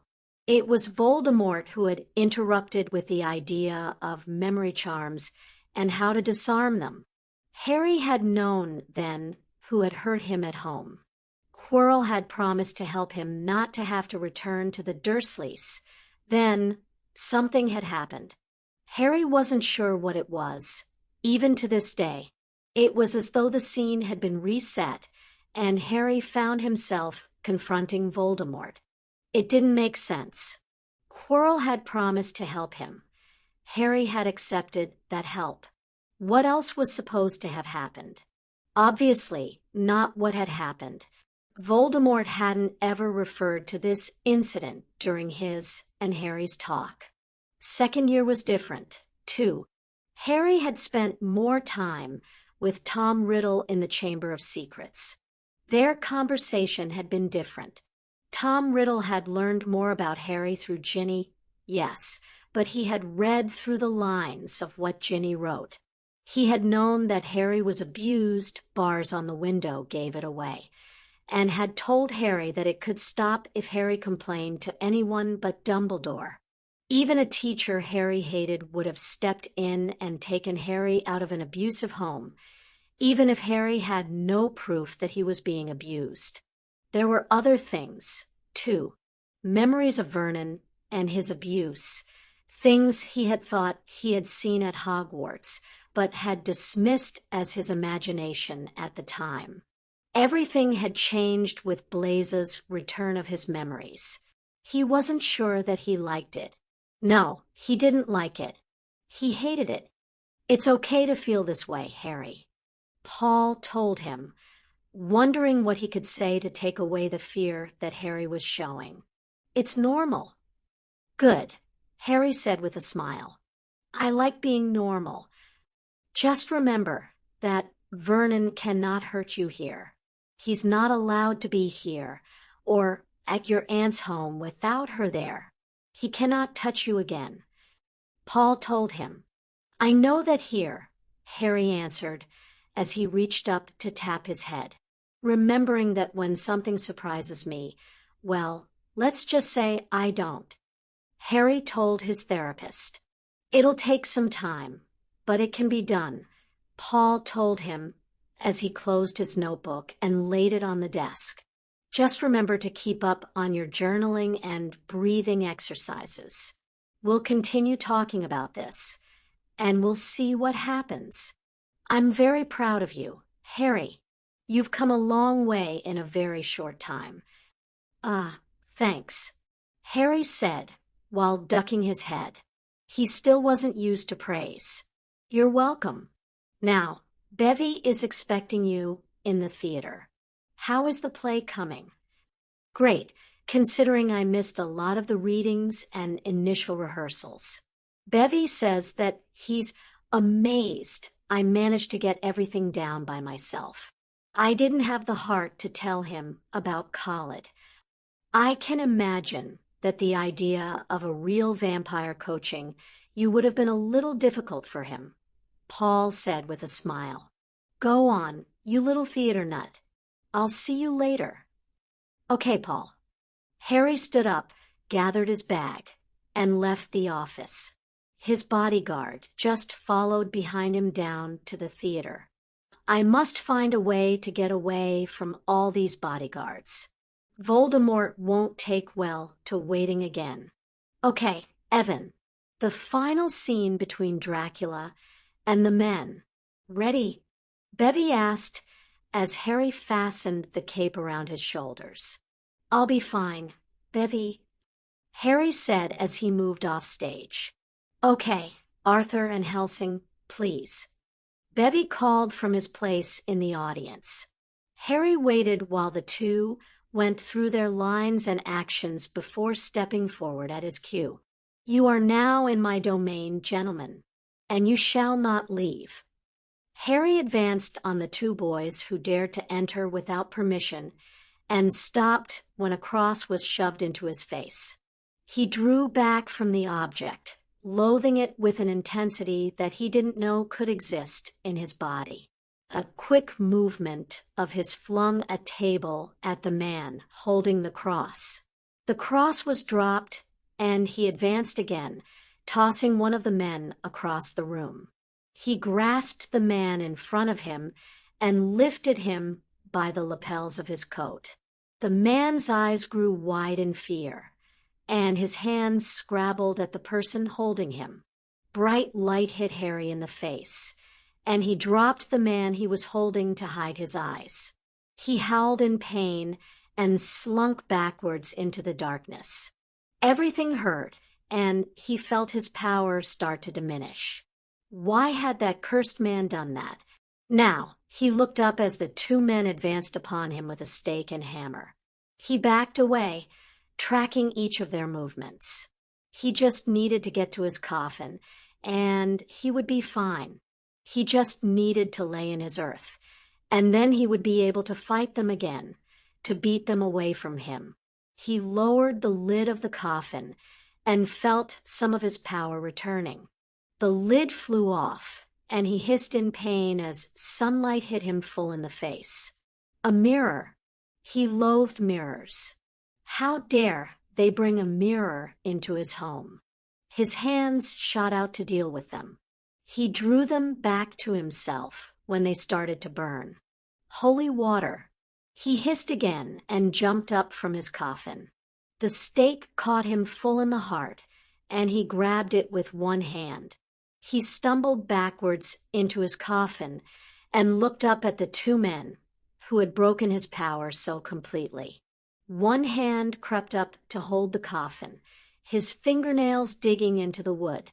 One of them grasped hold of the stake and thrust it in further. Harry's body jerked and then lay still. His hand dropped back into the coffin, and he was dead. He heard the two men speak to each other for a few minutes before moving away and out of the house. He raised one hand and clenched the side of the coffin. Had they honestly thought he would be so easy to defeat? Good.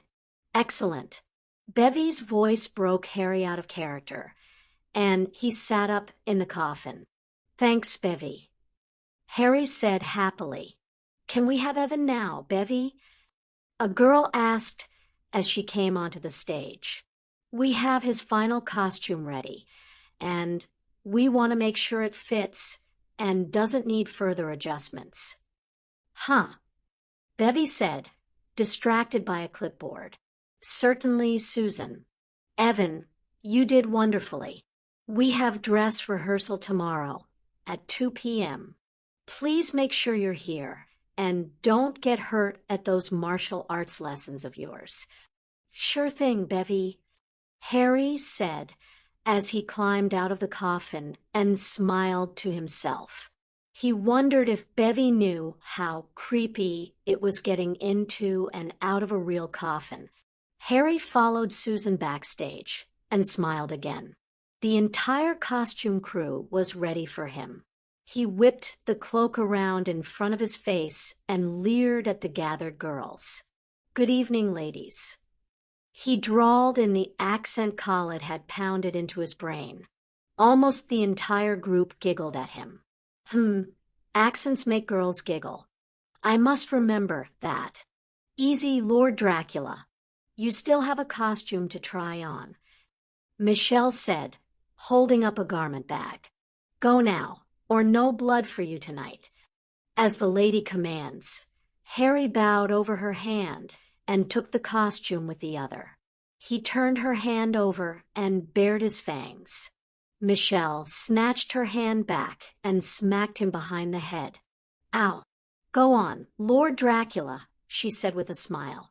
We want to see how well we did. Harry smiled at the group in general and ducked behind the curtained-off area and started to change clothes. He had just pulled his shirt off when Michelle's head poked in.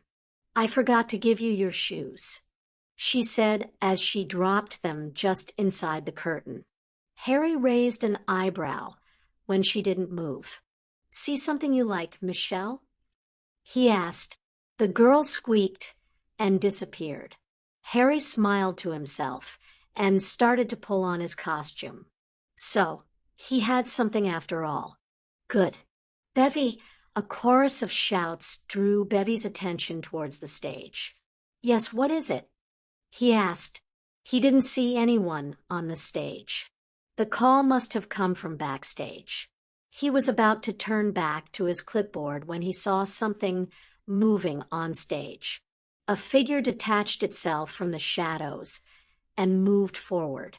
It stopped a moment, its cloak wrapped around him like a shield before one arm lowered enough for brilliant green eyes to appear in the black. They seemed to be shining from the inside. Bevy felt a bit of a chill come up his spine, and he stared at the figure. Something was telling him this was not good, and he shouldn't be there, but he couldn't look away from the hypnotic figure on the stage. A ghostly face looked out at him before the lips parted in a smile, canine teeth just a trifle longer than the rest of them. The figure drew himself up to his full height and looked down at Bevy with every generation of nobility showing through in his carriage. Please allow me to introduce myself, the man said in a cultured and accented voice. I am Vlad Tepes, Voivod of Wallachia. Some call me Dracula. The figure moved to the edge of the stage and dropped down to the floor. He came up the aisle and stopped directly in front of Bevy. Evan, that was amazing. Bevy said, You nearly stopped my heart. Bevy sank down into a seat and mopped his brow. I take it you approve? Harry asked, his voice still in the accent. Yes, I approve. Hey girls, Bevy approves. Harry shouted to the costume crew assembled in the wings. A general shout went up before one girl poked her head out of the wings. That's great. Now get back here, so we can hang that up for tomorrow. She ordered Harry. Ah, don't you trust me with it? Harry asked. No, we don't. Now, Evan. Better do as she says. The costume crew is never a good crew to upset. I've heard stories of itching powder in costumes. I'm going, Harry said. He lifted himself back up on stage and surrendered to the girls. Tomorrow was dress rehearsal, and the day after that was opening night. He couldn't wait. Hermione and her parents were coming, along with his aunt and Remus. Aunt Petunia had even mentioned something about her friend Ophelia and her husband Ryan coming to see the play. He only had to wait for it to get here. Harry opened his eyes and rolled over to look around his room. Something had woken him up. He lifted his acclimancy shields when he felt the sharp twinge from his scar. Voldemort was calling him for lessons. A quick flick of his wrist sealed his door against other wizards, and he got out of bed. He didn't bother with the light, and he dressed in the dark. He pulled on his black robe and fastened it shut. The Death Eater mask was light tonight. Some nights. It felt so heavy Harry was sure it would fall off. He lifted the hood and whispered his password for the portkey. He appeared in the cemetery in Little Hangleton. He didn't see anyone else around tonight. He wondered if he was there for lessons or if Voldemort just missed him. Wisps of fog curled around the tombstones, hiding Harry's feet from the rest of the world. He felt a feral grin slip onto his face. He could practice his Dracula movements. Bevy had said that Harry was coming along fine with the performance just days away, but it never hurt to practice what Khaled had taught him about walking. Harry slipped through the fog without a sound and left the dead behind for the decrepit manor house. No one questioned him in the halls, and he allowed himself to think of the house as Dracula's lair. He pulled the Death Eater robes around him as he would his Dracula cape and prepared his pure-blood prince/blood prince air for any Death Eaters he might encounter. Light and voices alerted him to the location of tonight's meeting. He paused just before entering and told himself that no one there could harm him with the types of wandless magic protections on him. He told himself he was being silly. No one would dare harm the Dark Lord's student and protege. Harry had to smirk to himself. He would have never believed that he would become the Dark Lord's student or be grateful for that title. He entered the room and stayed against the wall. Voldemort's more trusted servants, the Inner Circle, stayed to the left side of the room, while the other Death Eaters were on the right. Harry slipped behind the Inner Circle and moved up to Voldemort's side. Voldemort was busy cursing a new Death Eater for failing at whatever impossible task Voldemort had assigned him. Death Eaters who survived the initiation as a Death Eater and managed to accomplish several impossible tasks could only hope to join the Inner Circle someday. Most of the Inner Circle became the Inner Circle because they shared the same level of madness as Voldemort himself. Harry took his place next to Voldemort's throne and watched as Voldemort continued torturing someone on the floor below him. It appeared to be a muggle of some sort. Harry twitched his fingers, and he studied the man writhing under the Cruciatus curse. He had brown hair, was slightly portly, and seemed to be towing the line towards madness. He was becoming less coherent the longer Voldemort played with him. He listened to the Dark Lord's mutterings about filthy muggles, and that clenched it. Harry closed his eyes behind his mask and stretched out his magic. He could feel the different layers surrounding the man and focused in on the layer of the Cruciatus curse. He separated the Cruciatus layer from the man's nervous system. He then slithered in a mild Imperius curse to keep the man twitching and shaking as though the Cruciatus still affected him. Harry played this game with the spells until Voldemort tired of it. He was happy for the practice. He had a feeling that he would need this skill sooner or later, preferably later, if he had his way. Voldemort suddenly turned and left the muggle in spasms on the ground. He saw Harry standing next to his throne. Voldemort smirked at him and waved one hand at Harry. "Why don't you finish him off?" he asked Harry. Harry felt blood drain from his face before he nodded slightly. He knew this would take a bit of fancy spell work for it to be believable. He stepped forward and took out his wand. The entire circle of Death Eaters tensed up and turned to watch him. It wasn't often that they saw Voldemort's student in action, but they were interested in him. They were far too interested in him for his comfort. The Death Eaters were very political and territorial. It was all about their power. Some of them had tried to befriend him, while the others blatantly threatened him. This man needed medical attention to recover from the Cruciatus curse. He was already turning glassy-eyed. Harry raised his wand, and with his free hand quickly spread out his magic over the man.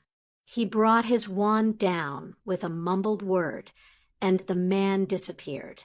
He knew the muggle would appear in the Hogwarts infirmary, setting off numerous alarms to alert Madame Pomfrey of a patient in need. They would find a note on the man that said, "From Tom." He knew that few people would understand it, but those who knew a Voldemort student would know who Tom was. The delivery of a Muggle would only confuse them more. He couldn't wait to hear from Hermione about the amazing appearing Muggle. "Well done, my child," Voldemort said to Harry as he sat down. Harry nodded in acknowledgement and turned his attention back to the Death Eaters. It was never a good idea to take his eyes off them for long. He had found one of them trying to curse him behind his back. Harry figured the man had a death wish. Voldemort had threatened their lives if any harm came to his student. One Death Eater moved forward and dropped to his knee in front of Voldemort. "My lord." Voldemort looked down at the man and frowned. "Yes," he snapped. "My lord, the other Death Eaters, and I are concerned about your student." The man began. Harry felt his shoulders tense up and his stomach flip over at the same time. Had one of them discovered that he really wasn't hurting anyone, or that he didn't believe in anything the Dark Lord said? "In what way?" Voldemort asked, raising his wand. "We think he is a security risk." Oh, that was the wrong thing to say. Harry didn't believe it was possible, but Voldemort trusted Harry completely with his location. "We know nothing about him," and screams started as Voldemort used the Cruciatus Curse on him for a half-minute. Harry watched without too much worry. Half a minute was nothing compared to the amount of time he had spent under the curse. "Interesting, isn't it?" Voldemort said conversationally. "My student, the person with whom I share all my secrets, is thought to be a security risk."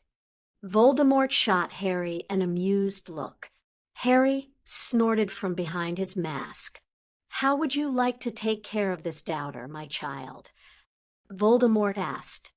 Harry knew what he was to the Death Eaters. He was an unknown. He imagined he must look menacing without having revealed his face once. In fact, the only people who knew what he looked like was Voldemort and Zara had seen only illusion. Fear of the unknown gives that fear amazing power. Harry had read that in a book once, and he felt that it was true. He drew himself up and stalked forward, much in the manner of Dracula. He stopped a few feet from the Death Eater. He stared down at him and noticed that the eyes behind the mask were terrified. No real damage, but extreme fright. Harry thought to himself as he raised his wand. "I find your lack of faith disturbing," Harry quoted before mumbling a word and tightening his magic around the man's throat. He could feel the Death Eaters draw back as one away from him and the man. He watched as the man's hands reached up to his throat as he choked. His mask fell off as he fought for his air. "Enough, child," Voldemort said from behind him. "Release him." "As you wish." Harry really hoped that no Death Eaters had seen Star Wars. He flicked his wand and moved back to his place. He heard great gasps of air being taken from the man. "All of you should consider this a warning. My student is not as lenient as you would think. He has my permission to deal with you as he sees fit," Voldemort announced. "I do. That's news to me." Harry decided to look menacing, as though he had not yet punished anyone for his own interests. Harry felt a shudder of fear go through the group. These people want to change the wizarding world for the better. They're pathetic. They don't have the courage to face problems head-on. "Child, your instructor is waiting," Voldemort told him. Harry nodded to him and left the crowd of Death Eaters behind. His shoes clicked on the polished floors of the slowly restoring manor house. Harry wasn't sure how Voldemort was managing it, but the Riddle Manor house was slowly being restored to what Harry supposed was its former glory. An army of house elves or some serious spell work. Harry pondered. The door to his classroom was open, and he walked in as he took off his mask and lowered his hood. A dueling area was set up inside the room, which only confirmed to Harry that someone had expanded this room to be bigger inside than outside. "Good evening, Tom," Zara said as he stepped away from the dueling platform. "Good evening, William." Harry returned in his accented voice. "What are we doing?" "You have eyes," Zara teased. "Dueling, yes. But why?" "I know how," Harry said. "You know the bare mechanics, but I'm afraid that our Lord asked me to ensure that you receive proper instruction about dueling and its etiquette." Harry only nodded when the man handed him dueling robes. He shrugged off his heavy Death Eater robes and pulled on the dueling robes. They were a gift from Voldemort himself and were laced with protective spells to ensure that he didn't lose his student through a careless hex. Harry actually liked them. They fit well and allowed him to move. "Very well," Harry answered. "How have you been, Tom?" Zara was starting to become annoying with his questions. It appeared that Zara had decided that Tom was not there of his own free will, and Zara had been subtly hinting the last few lessons that there was another choice in the war, a group that could protect him, if he wanted it. Harry ignored his efforts. "Fine, William," Harry answered. "I've been studying a lot and working on those spells we covered last time." Good. The man said absently. "I heard there was some trouble at Hogwarts," Harry said with slight curiosity in his voice. "A bit, yes. Nothing that the headmaster couldn't handle," Zara told him. "Well, if that's how you're going to play it." "Oh, that's good," Harry said calmly. "Liar. So, you already know how to bow," Zara said as he moved. Harry took his own place and bowed in answer, readying his wand at the last second. "Very good. Standard rules apply. No unforgivables and nothing permanently disabling," Zara said as he set up a timer. "You've taken away everything fun," Harry pouted. "Not fair." "Oh, you've suddenly decided to act your age?" Zara asked in a mocking tone. "I didn't think that was possible. Just because I don't enjoy talking about Quidditch doesn't mean I am an adult, William." The timer sounded, and Harry waited for Zara to make the first move. Zara was a predictable dueler.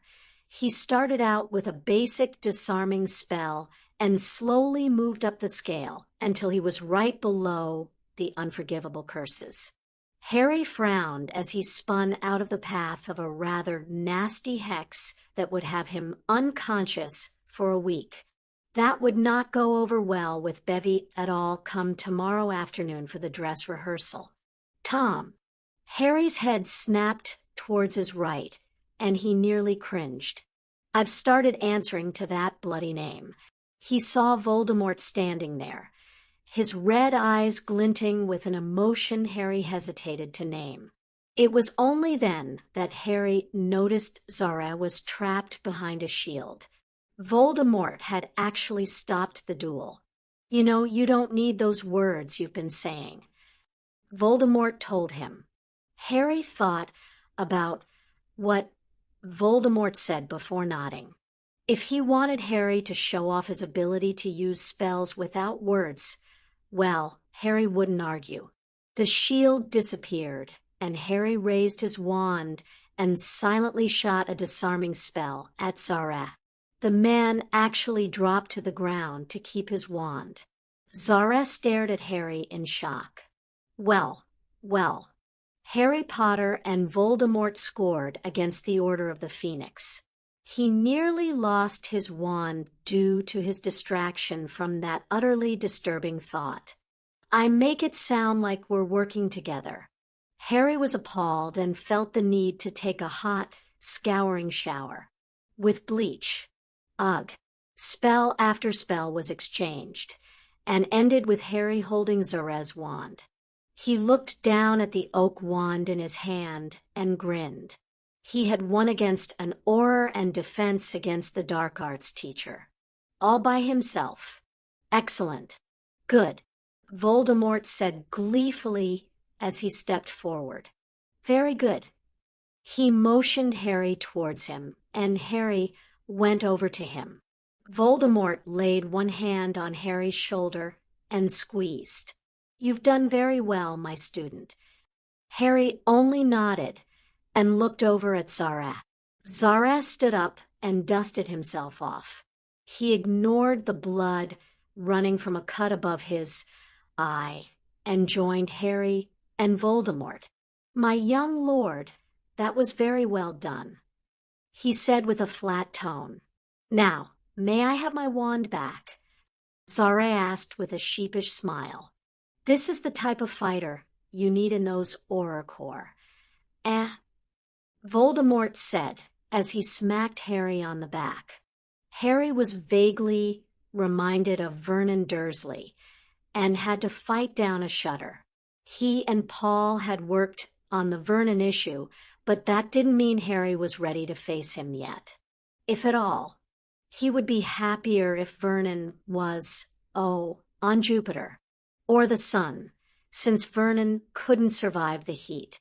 If he ever appears for a job, I'll threaten my boss's life just to get him hired.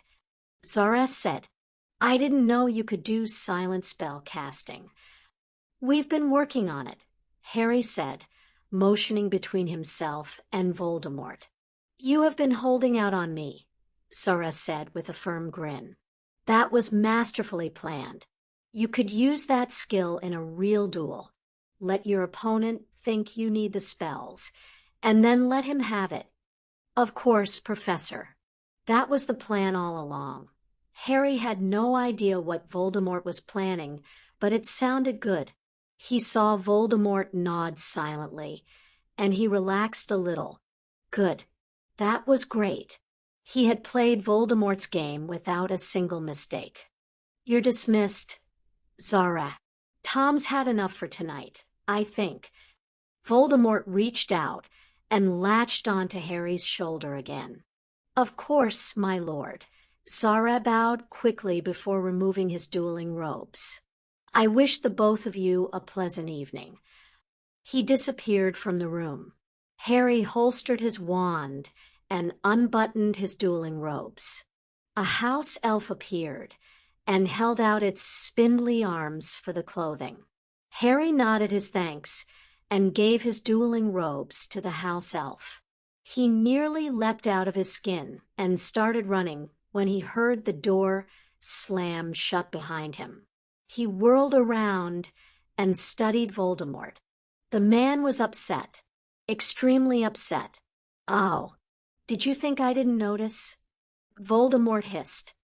Harry suddenly wished he hadn't given up his dueling robes so quickly.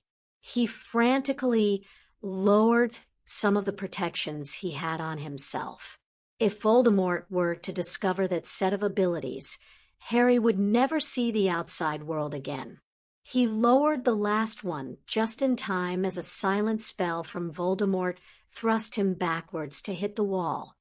Harry fought for his balance and studied Voldemort. Did you think I wouldn't find out that you sent that muggle to Hogwarts? Voldemort snarled at Harry. Oops. Another spell caused Harry to hold his breath as he fought for control. He longed to put up his protection spells again, but knew that Voldemort looked for the physical evidence of his discipline and delighted in seeing Harry step carefully as he walked away from such sessions. How did he know? Harry wondered. Did that mean Voldemort had a spy at Hogwarts? It was possible. Or did he catch the spell work? Either way, Harry was in trouble. What shall it be this evening, my disobedient student? A few crucios? A thrashing? Pain spells? Scouring charm? Or something else? Harry felt his face drain of blood, and he swallowed heavily. He didn't want this to happen. Not at all. What did that uncle of yours do to you? Voldemort asked. A chill crept over Harry's body. Turn around. Hands on the wall. Harry stared at Voldemort, not quite processing what he was hearing. He couldn't do this. He couldn't allow this. He wouldn't allow Voldemort to beat him like some common mug dash. His uncle. He realized what he almost thought and shuddered a bit. Now, my child. Voldemort's voice cut through Harry's self-loathing. Harry shook his head. Voldemort advanced so quickly Harry barely had time to react. He fought against Voldemort's arm and tried to ignore the pain in his head. He erected his acclemency shields and felt something odd happening to his head. There we are. You are much more tractable when you're confounded, Voldemort said, happily. Harry shook his head to clear it, but it didn't do much good. He started separating his magic from the spell, and had almost shoved it off when Voldemort cuffed him. Stars danced in front of Harry's eyes as Voldemort used a sticking charm to hold Harry's hands to the wall. The confoundest charm dissipated, and Harry was already hard at work on the sticking spell when he heard something that made his blood run cold. Save a common muggle. Get beaten like a common muggle. His shirt vanished, leaving his back open to Voldemort. Harry thanked his lucky stars by name when he remembered that he had placed invisibility spells on his throwing darts. Leather snapped an instant before Harry felt it. He bit down his hiss of pain and focused on dismantling the spell holding his hands. Voldemort was beating him with a belt. It brought back too many memories of his childhood, of Vernon, of being helpless. Harry seethed with the injustice. Wasn't it enough that he had lived with this while growing up? Why did he have to put up with it now? He was almost out of the spell when Voldemort somehow managed to land one hit directly on top of the previous one. Harry did let out a hiss of pain and ground his teeth. Enjoying yourself, Tom? Voldemort taunted. Voldemort paused, and Harry counted up the hits to 10. 10 straps with a belt. Surely that was enough for Voldemort. Harry heard a mumbled spell, and he howled. So, the shock spells do have a purpose, Voldemort said to himself. Harry took a deep breath and was glad for it when Voldemort shocked him again. Harry's body rocked with the spell, and he started to shield himself. He had to get home under his own power, after all. He would not let Voldemort see him weak and crawling like a Death Eater. Harry was ready to reconsider that idea when Voldemort decided that he was tired of playing. He had used the belt again to make the count an even 20 and put Harry through another round of shock spells. The magic holding his hands disappeared, and Harry had to lean against the wall for a few seconds before standing on his own feet. His magic rushed to strengthen him as he turned around to face Voldemort. Have you learned your lesson? Voldemort asked in a patronizing voice. Yes, sir, Harry answered calmly. May I explain my actions? Harry asked. Voldemort gave him a blank look. If you can, he said with a dubious tone. I knew the Muggle was nearing insanity when I stepped forward. In fact, that last bit of magic I performed on him should guarantee it. I meant it as a warning to those who would stand against you. Harry explained in a quiet voice, to frighten them. While the idea has merit, that was not for you to decide. Voldemort said. He motioned Harry to come closer to him. Harry inched up to him and waited, bracing for another attack. Turn around. Not again. Episky. Voldemort tapped his wand, and Harry felt an odd sensation crawl over his back. I'm not a healer, but you won't bleed to death. Harry nodded. He was confused, in terrible pain, and close to breaking. He was ready to go back to his room and cower in the blankets. No, he wanted to go home and cower in his room, while Aunt Petunia stood guard with her cast iron skillet. Voldemort handed him his shirt, but Harry didn't bother putting it on. He only rolled it into a ball and tucked it under his arm. Voldemort waved his wand, and Harry's Death Eater robe floated over to him and draped around his body. He handed Harry his mask and waited while Harry put it on. A quick motion of his wrist adjusted Harry's hood. Go home, my dark child. You've done well, accepting the consequences of your actions. Remember that I am the leader, not you. Yes, sir. Harry mumbled as the door unsealed. He left Voldemort behind and made for the door to the outside. He passed a few Death Eaters, and one actually stopped him to talk to him. He clapped a hand on Harry's back, and Harry responded by hexing the man with jelly legs. He didn't even feel bad about it. He stumbled outside and crept through the cemetery. The fog was thicker than earlier in the evening. He allowed himself to disappear in it and whispered his password for his portkey. He collapsed soundlessly on his bed and waited until he could breathe without pain. He nearly leapt through the ceiling when a hand fell on his back. He gasped and fought to get up, but the hand only pressed harder. He collapsed back onto the bed and clenched his eyes shut in pain as he waited. He felt the person lean over him. I smell blood. You have a lot of explaining to do, my little Magus. Harry started and gasped as his back throbbed. Easy, Khaled said calmly. Look at me, he demanded of Harry. Harry looked up and tried to think of a good explanation. Khaled reached out with 2 fingers and touched the center of Harry's forehead.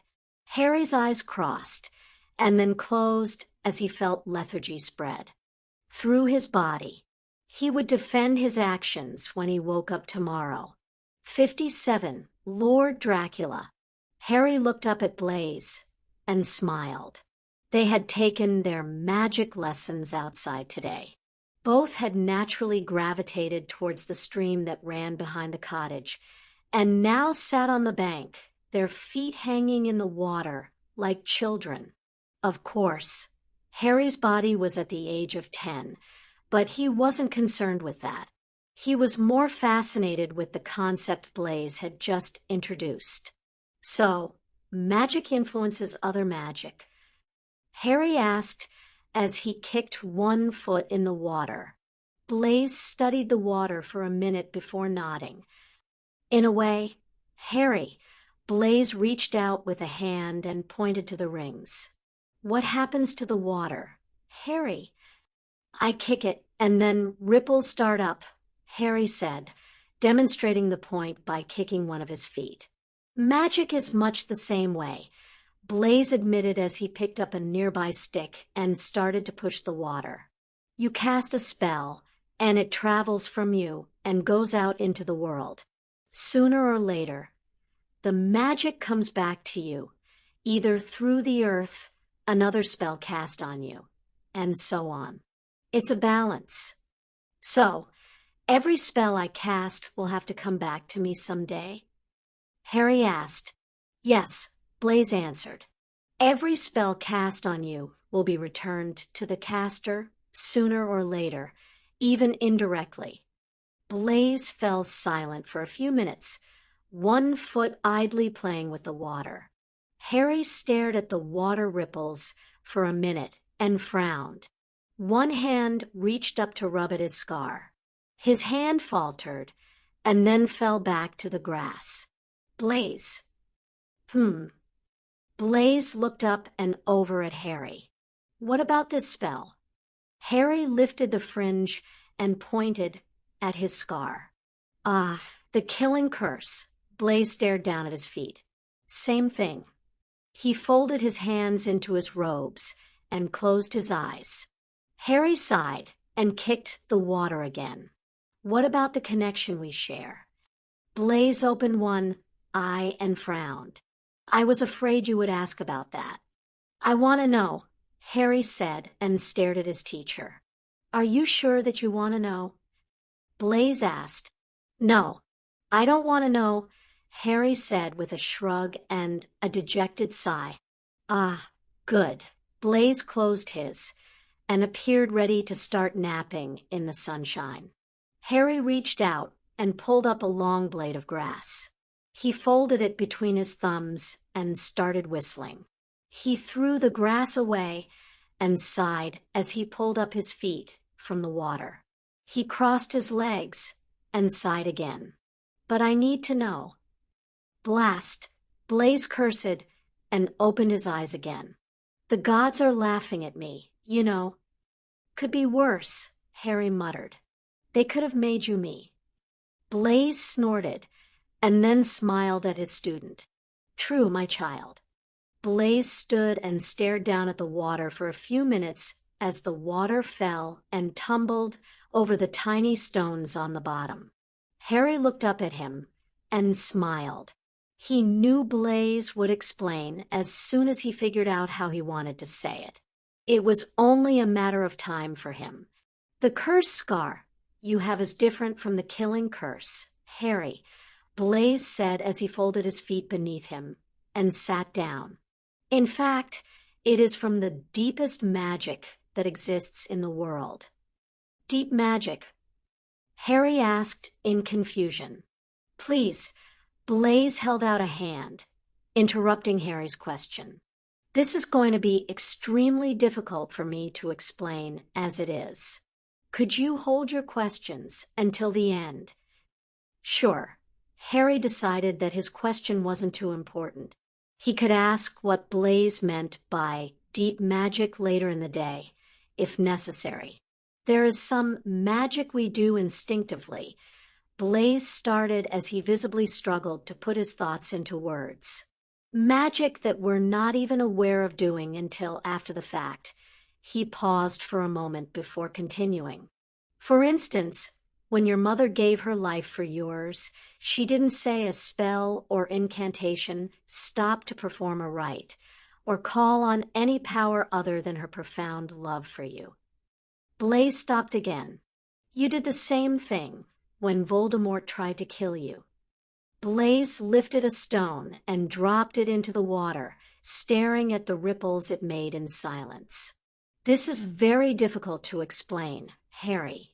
When your mother died, she used her deepest magic, the very thing that made her magic to protect you. When Voldemort cast the killing curse, you used the primal magic you have to protect your life, for you already knew your mother was dead and why she died. Harry opened his mouth to protest, and Blaise cut him off again. Trust me, Harry, children that young know when their mothers die, even before most other people do. I've seen it happen. So, when you protected your life at a time when innocence should have been the only thing you knew, you gave up a part of yourself. Harry's brow knit with confusion. He gave up a part of himself. How was that possible? Did Blaise mean literally or metaphorically? Blaise's smile was sad when he looked at Harry. Yes, the sacrifice was so great that it left its mark. He reached out with one rough finger and tapped the scar on Harry's forehead. You gave up a part of yourself to survive, invariably tying yourself to Voldemort so long as he survived. Blaise smoothed Harry's hair and held back the fringe Harry used to hide the scar from prying eyes. It's not a mark of shame. It's a mark of survival. I gave something of myself to Voldemort. Harry asked in disbelief. How did I do that? I was just a baby. Your mother gave her life to enable you to have enough power to defend yourself. Her magic went to you. Combine that with the fact that you are already a wizard of immense power, and that was enough to ensure your survival. Blaise petted Harry's hair again as he smiled. The scar you have is a sign that you needed to defend yourself and that you succeeded. So, how do I get that part of myself back? Harry wondered aloud. Can I get it back? Oh, yes. It's possible. Blaise assured him as he drew Harry closer to him and wrapped an arm around him. It is extremely possible. It's just a matter of getting Voldemort to give something of himself to you. It completes the ripples, if you will allow me to use the analogy. The parcel-tongued dash. Harry stopped when he saw Blaise shaking his head. That is yours, and yours alone, Harry. A gift of the gods, I would call it. Or a joke on you, considering your enemy has the same talent. Blaise told him. Harry sat within the circle of Blaise's arms and sighed. So, my scar doesn't mean what everyone thinks it means. No, everyone thinks it means that you survived the killing curse, which you did. Just not in the way that everyone thinks you did. Oh, Harry said in puzzlement. So, Voldemort has to give something of himself to me. Harry almost snorted, amused at the thought that Voldemort would ever do something like that. He'll have to, Blaise said calmly. The killing curse is one of those spells that must have a rejoinder. He'll give something of himself, eventually. Why? Harry asked. If he knew what he did, and then what I did. He has no choice, Harry. He will have to finish what you started so long ago, Blaise said as he stood and placed Harry on his feet. It started a circle. That circle must be closed before either of you can hope to continue on with your lives. Some of your talent is being drained by sustaining him, and he cannot live on his own. The two of you are connected, but it's a wide stretch, and one or the other will have to close that circle. He'll probably try to kill me sooner or later, Harry said darkly. He won't be able to kill you, Blaise said as he handed Harry his socks and boots. Your protection you. Put up against him still protects you. Blaise pointed at the scar and smirked. That protection will continue for as long as he survives. Oh, Harry started pulling on one sock and hopped to keep his balance. Close the circle, Harry. That's all you need to do, and then you'll finish what you started when you were just a baby. What I started? The killing curse. He tried to kill you, so you used your mother's magic and a bit of yourself to create a shield so powerful that you managed to send the curse back at him. Unfortunately, the link you share with him also kept him from dying. It's my fault that he's still alive. Harry felt his face drain of blood. No, Blaise said so firmly that Harry had to believe him. It is not your fault. Harry studied his teacher curiously. How can you be so sure? Self-defense is just that. Had he not tried to kill you, had he left you alone, his soul would not have been ripped from his first body. Harry shuddered for a moment as he remembered the ritual Voldemort had used to return him to corporeal form. I gave something else of myself when he got a new body. Harry rolled up his sleeve and showed Blaise the scar he had from that night. He took some of my blood to create a new body. Then you and he are tied closer than I thought. Blood magic is very powerful. Blaise pursed his lips and sighed. The part that he gives you, Harry, must be very deep magic, coming from what makes him magical as well. Do you think you can get him to do that? I'm not sure, Harry said in confusion. I'll have to think about it. What could he possibly give me? We'll have to think on that, won't we? Blaise said in a thoughtful tone. Come along, now. It's almost time for our next meal, and I know that your stomach won't let you forget something like that. Khaled stood and studied the boy on the bed. Something was going on with the child. Death Eater robes and a mask told him everything he needed to know. The only confusing part of this all was that the child did not have a dark mark. Khaled sniffed and fought off a hungry urge. Yes, the blood was calling to him, but he did not want to violate the trust the boy harbored for him. Very few people would trust a vampire when they were conscious, much less unconscious. Harry would not be asleep if he didn't feel safe around the vampire. Khaled reached down and wrestled the oblivious boy out of the Death Eater robes. He studied the half-healed marks before him and grimaced. It appeared as though someone had been at the boy with a belt or something similar. The little one does not deserve such things after his childhood.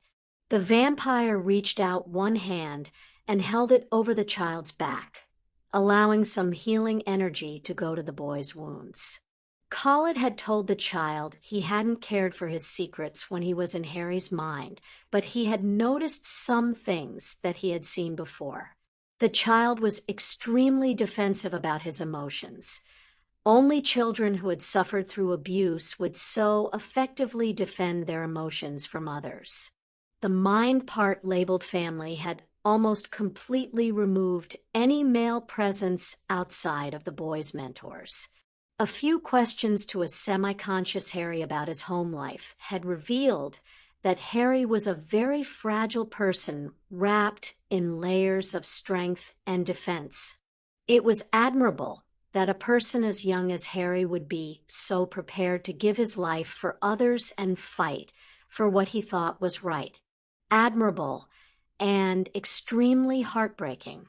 Khaled had been tempted to turn the boy there, and then in the Chamber of Secrets, and whisk him away from the petty mortals that didn't know what a precious gift Harry was to the world.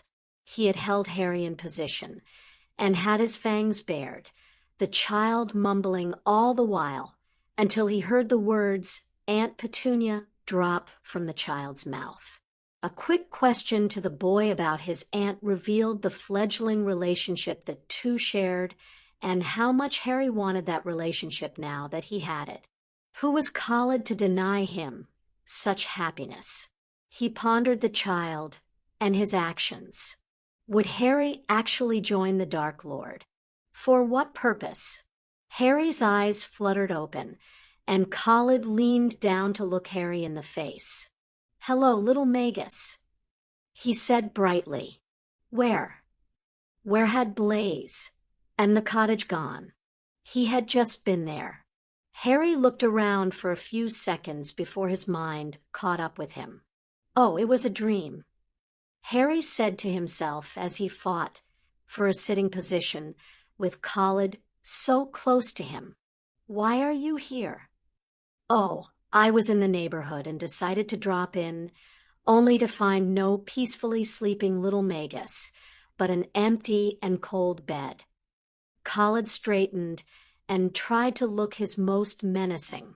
Care to tell me where my little Magus was, and why he returned dressed in Death Eater robes and mask flogged on his back, and barely conscious? Not really, Harry answered. Thanks for healing my back the rest of the way.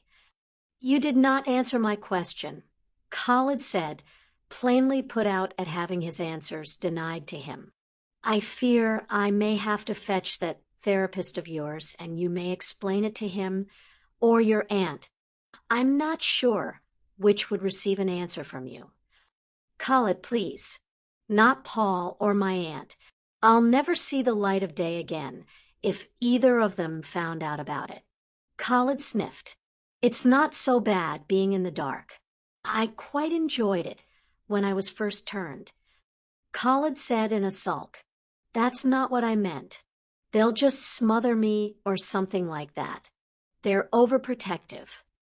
Harry stood up and gathered his robes and mask in his arms. He crossed the room to his dresser and folded the garment before putting it back into place. He hid the mask again and covered his face with his hands for a brief second before lacing his fingers behind his head and holding them there. This is really hard to explain, and I would appreciate it if you didn't tell anyone about it. All right. I agree to keep your secret if you agree to tell either Paul or your aunt about this, Khalid said. Harry thought about what Khalid said for a second before nodding. "I agree to your terms." Harry said calmly, "Please take a seat. I'm going to get into some night clothes before I return to bed." "Very well." Khalid perched on the chair at Harry's desk and waited while Harry took some pajamas into the bathroom and changed. Khalid smiled when Harry returned. "Tell me now. I very much want to know." "Well, it all started right after my godfather died." Harry told Khalid everything. The fights inside his head, Voldemort exhausting him so Harry would be easier to manage, the kind words, the offers, the tea, the start of involuntary lessons, Harry's poor key, and required lessons, Zara teaching him. All of it. "Oh, William would love to know that he's been teaching you all these months." He would turn as red as blood with embarrassment. "You can't tell him." Harry said sharply, "This plan of mine needs to be kept secret. Voldemort trusts me more with each passing day. He keeps telling me things. Sooner or later, he'll slip up with a weakness or something that will give us an edge. Is it worth it?" Khalid said, suddenly appearing behind Harry when he had been directly in front of him. Khalid laid a soft hand on Harry's back. "Is it worth the pain you are suffering?" "More than worth it," Harry said finally. "I'd do almost anything to see that man gone from this earth." "Very well." Khalid folded his arms and sniffed. "You said this sensei person knows." "Yes, he caught me. Otherwise, he wouldn't know at all." Harry admitted. "And you trust him to treat any injuries you incur during your little promenade as a Death Eater?" "Yes, I do." Harry answered calmly. "He doesn't agree with what I'm doing, but he understands why I have to do it." "Fine. I won't tell anyone. Just remember to tell your therapist or your aunt. Yes." "Certainly," Harry said. He yawned suddenly and blinked in surprise. "You should get some more sleep. I know they like to wake you early. You have a little while before the dawn comes." Khalid said as he went over to the bed and pulled the blankets back. "In," he ordered with a large smile. "No problem." Harry crawled into his bed and lay down. Khalid pulled the blankets over him and tucked him in. "Do not leave this bed before daylight, or I will take you to Transylvania and allow Dracula himself to look after you," Khalid said as he tucked the blankets under the mattress. "That doesn't sound very reassuring," Harry ventured. "It was not meant to be," Khalid said with a smile.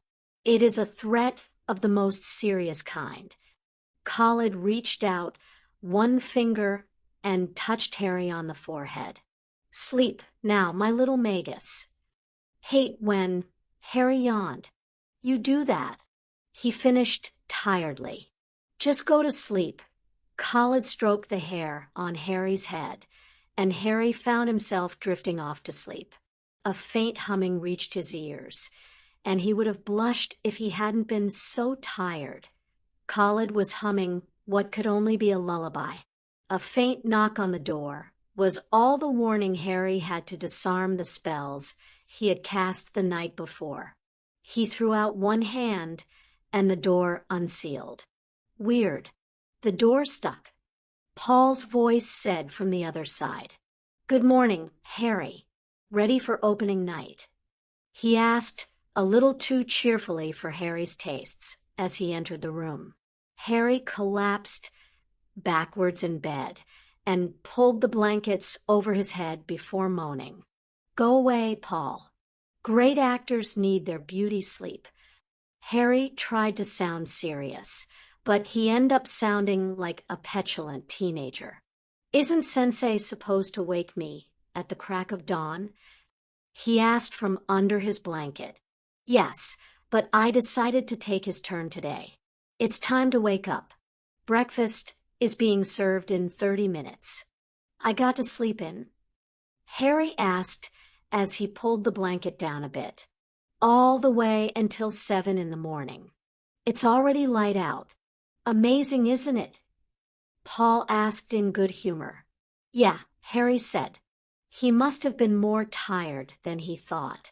Of course, that was normal after a Voldemort lesson. "Guess I should get up." Also, putting a sign on your door that says, "Quiet, please. Boys need their sleep," was a great idea. Boggled your bodyguards' minds when they couldn't figure out how the sign got there. "I didn't put a sign up. Khalid." "Pardon?" Paul asked in confusion. "Khalid was here last night. He must have done it. Did he check himself into the visitor log?" Paul asked with his mouth threatening to smile. Funny Paul. Really hysterical. "I can't breathe. I'm laughing that hard. Ha ha ha." Harry glared at Paul. "You know something, Harry?" Paul said as he turned towards the door. "What's that?" Harry asked as he fought his way free from the covers and stood. "You need to have some caffeine. You just can't take a joke in the morning." Paul fled as Harry's pillow was launched at him. Harry sat down at one of the huge mirrors and turned on the lights that surrounded it. His makeup was already laid out for him, and he grimaced. This was his least favorite part about acting. The makeup. He reached for the first pot of color he was supposed to use and opened it. The brilliant thing about the makeup for Dracula was that Bevy had a makeup artist friend of his come into the school and teach Harry how to do the special effects he needed to look dead and alive at the same time. It was all a matter of subtle shading and lines. It had been a lot of fun working with Sarah, and now he knew how to apply everything on his own. He picked up a sponge and started applying the base. It went everywhere: face, neck, hands up to just past his wrist, back of the neck. He needed a hot shower to remove every trace of it, but it was still a lot of fun. He looked completely different in just that. He smirked to himself and started on his lines. He made them dark for now, knowing that they would blend into the rest of what he had to put on. Shadows went into the hollow of his cheeks, eyes, and under his chin. He was already thin, and those shadows would give him a look of gauntness. "I am Professor Snape," he muttered to himself, practicing one of the man's glares in the mirror. He outlined his eyes and looked up in the mirror to see Bevy standing behind him. "I'm okay, Bevy. I'm not nervous. My makeup is almost done, and I know all my lines. Don't worry." "Ah, good, good. One thing is going right." Bevy moved away, and Harry snickered to himself. Bevy never did handle opening night well. He was always a massive bundle of nerves and too much coffee and tea. Harry finished with the eyeliner and pondered the rest of the makeup he was supposed to use. He loathed lipstick, but he had to admit the face looked strange with no lipstick. He sighed and picked it up. "Evan!" He turned to his right and had just enough time to smile as the camera flashed in his face. "Gotcha," Bug announced, triumphant at having captured a picture of a smiling Harry. "All right, you got me, Bug. Now, you go do whatever you are supposed to be doing, and let me finish my makeup," Harry told him while waving an imperial hand. Bug rolled his eyes and snapped off a quick bow in Harry's direction. "Of course, Lord Dracula. Whatever you say, Lord Dracula." Bug continued bowing until he was out of sight. "What a strange boy," one of Harry's bodyguards said from his place in the corner. "He's been worse," Harry said as he turned back to the mirror.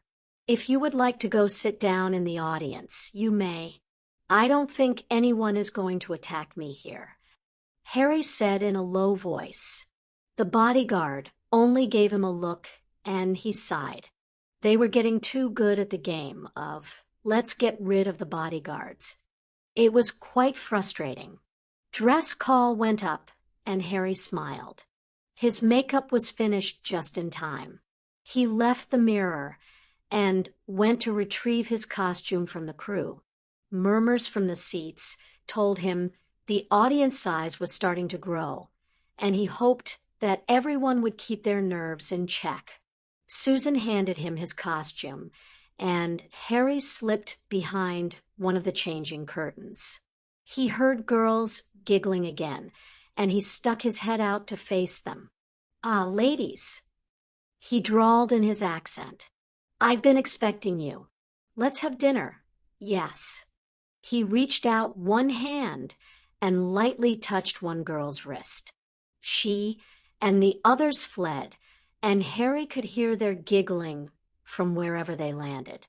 Being Dracula just called the girls to him. Now, if only he could manage to attract them like that when he wasn't in costume. Harry crept through the stone arches, blending in with the fog that hung about his love's garden. It suited his purposes and masked his arrival from all but her.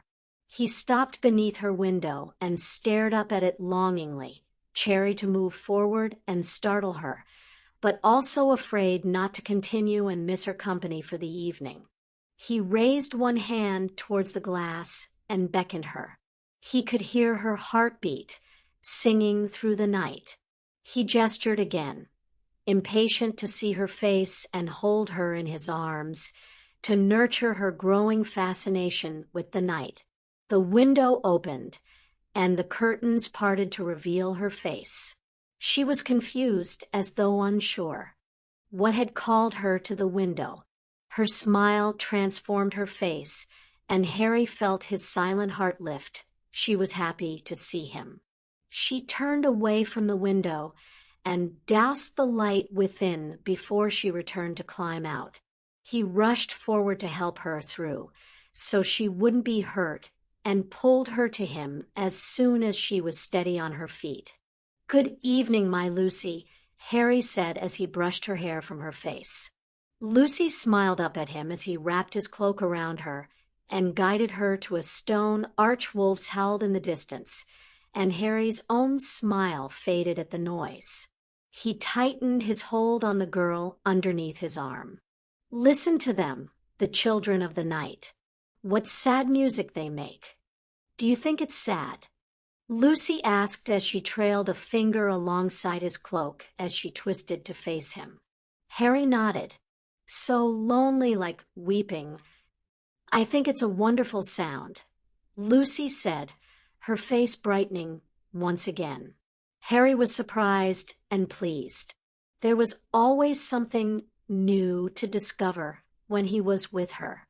"I really love the night. It's so simple. So deceptive," Harry told her as he pulled her against him. "So exciting." Lucy ran her hands up his arms to link around his neck. Harry smiled and reached up to take hold of her hands. He pulled them in front of them and held them in his own. He lifted each one to his mouth and dropped a light kiss on the back of each one. "You take the dawn for granted," he said, dropping one hand and trailing one finger up the inside of her wrist. The warm, hot sunlight. He kissed her palm and lifted the corners of his mouth. "Ah, but the night was made to enjoy. Lucy said, drawing her hand out of his and laying it on the left side of his face. He leaned into the touch with a small sigh and closed his eyes. Yes, he said happily, almost beside himself with the feelings he carried at that moment. She understood. She understood the night. No, it was more than that. She wanted the night, craved it as he craved blood. Yes, it was made to enjoy life. He whispered, and love. He opened his eyes and could almost read what she wanted in her eyes. Her gaze faltered and dropped to the ground beneath their feet. Look at me. He put one finger under her chin and tried to lift her face to his. Look, he requested, tugging at her chin. Her eyes finally rose to meet his. Harry requested in Romanian that she smile for him. She gave him a light smile. There, you do understand. No, really. I have no idea what you said. Lucy told him in a low tone. I said, it would be nice to see you smile. She smiled that smile that made him think of the last sunrise he had seen. You must forgive me. Harry told her as he returned the smile. What for? She asked with a slight laugh in the words. For intruding on your life, Harry told her, wrapping one of her delicate hands in his own. Her smile grew wider, and she shook her head. I came of my own accord. Those words alone made everything he had done worth it. He smiled again, one of pure contentment, and folded his arms around her. She leaned against him, sheltering beneath his cloak and his arms. He opened his shirt and scratched a line open for her to feed. He hugged her close as she took his blood, happy that she was becoming so close to him, close to being immortal with him. The two stood there for some time, wrapped in mists and their own silent thoughts. He straightened after a while and drew back. You should perhaps go. No, I'd rather stay, she said with some stubbornness coloring her voice. Harry wrapped one arm around her shoulders and started to lead her back to her window. It will be light soon, he told her as he lifted her back into her window. Not for hours yet, she wheedled as he kissed her hand and bowed. I will see you again. Now, you must go on a bit longer as a creature of the sun, only until we have left behind those who would destroy us. And then, she asked as she leaned on her windowsill in anticipation, then you will join me on a higher plane, feeding on them. We will create more of our kind, Lucy. He told her before fading into the background and disappearing into mist. Harry lay in his coffin with his new bride beside him. He smiled to himself and hugged her to him. Lucy gave him an odd look, but relaxed against him. The lid flew open, and someone wrenched her away from him. He exploded out of his coffin and faced the intruders. You are now in my domain, gentlemen, and you shall not leave. He advanced on the two men, only to have holy objects thrust in his face. He drew away from the objects and saw Lucy cowering away from them in the corner. You fools, he motioned for her to go out the other doorway. He saw her start to inch along the wall and decided to distract the men challenging him. Do you think with your crosses and your wafers you can destroy me? Me, he folded his cloak around him and sneered at them. You do not know how many men have come against me. I am the king of my kind. He turned to face the man who had plagued his last few decades. You have accomplished nothing. Van Helsing. He spat the name as he would a curse. Time is on my side. In a century, when you are dust, I will call Lucy my queen from her grave. No, Harry only raised an eyebrow at the earnest young mortal in front of him. So young, so foolish. Yes, Harry affirmed. I have in my time many brides, Mr. Harker, but I shall set Lucy above them all. That ought to upset the youngster. You won't get Lucy, Harker said in a fury. Harry leaned towards him and gave the smuggest look he could manage. She's mine already. No, Harker screamed and rushed forward with a stake and hammer. Harry twisted aside, only to find Van Helsing directly behind Harker and ready for him. A cross was shoved into his face, a movement threw a table at the offensive man. The cross clattered to the floor, and he advanced again, determined to end the stalking from Van Helsing. It was growing tedious. He felt Harker coming up behind him. So he knocked Van Helsing away and turned to face Harker. He grasped the lapels of Harker's coat and lifted him into the air to decide which side of the neck was more likely to provide blood faster. Bright light hit him in the face, and he dropped Harker to shield his eyes. He screamed in agony as the sunlight burned his skin. No, he heard Lucy shriek from somewhere to his right. He slunk back towards the darkness near his coffin. He needed to lay in his dirt to heal, to prepare for the next confrontation. He knocked the two advancing men aside. He heard something crack in one of their bodies and was satisfied that they were incapacitated for the moment. He crawled inside his coffin. Lucy, come to me. He held out a hand to her. Come, my own. Lucy crawled in beside him and wrapped her arms around his neck. He smiled tightly against the pain and closed his eyes. He just needed a few minutes. The lid flew open, and he screamed his fury just as the stake pierced through his body. Lucy was wrenched away from him. He held out his hand in entreaty, begging whatever power there was not to take his son away from him. She left his sight, and the stake was twisted. One hand held onto the side of the coffin as he fought against the oncoming darkness. One last twist caused his entire body to jerk, and he lost his grip. His hand dropped, and he lay still. Van Helsing stood up and took a deep breath as he turned and walked away. Voices chattered as they led the now weeping Lucy away from the dreadful ordeal. He couldn't hear anything as he raised one hand and gripped the side of the coffin. Fools they were indeed, to think he could be so easily defeated. The curtain dropped, and Harry scrambled out of the coffin to disappear backstage. He waved to the girl playing Lucy on the other side of the stage, and she stuck out her tongue. He rolled his eyes as Bug patted him on the back. The crew went out on stage for curtain call first, and Harry waited for his turn. He heard the applause increase for each new section of the cast, and he nearly fell over in laughter as Lucy nearly tripped when the applause increase startled her. Finally, it was Harry's turn. He jumped in place for a second before going on stage. His smile only grew wider when the applause thundered around the auditorium.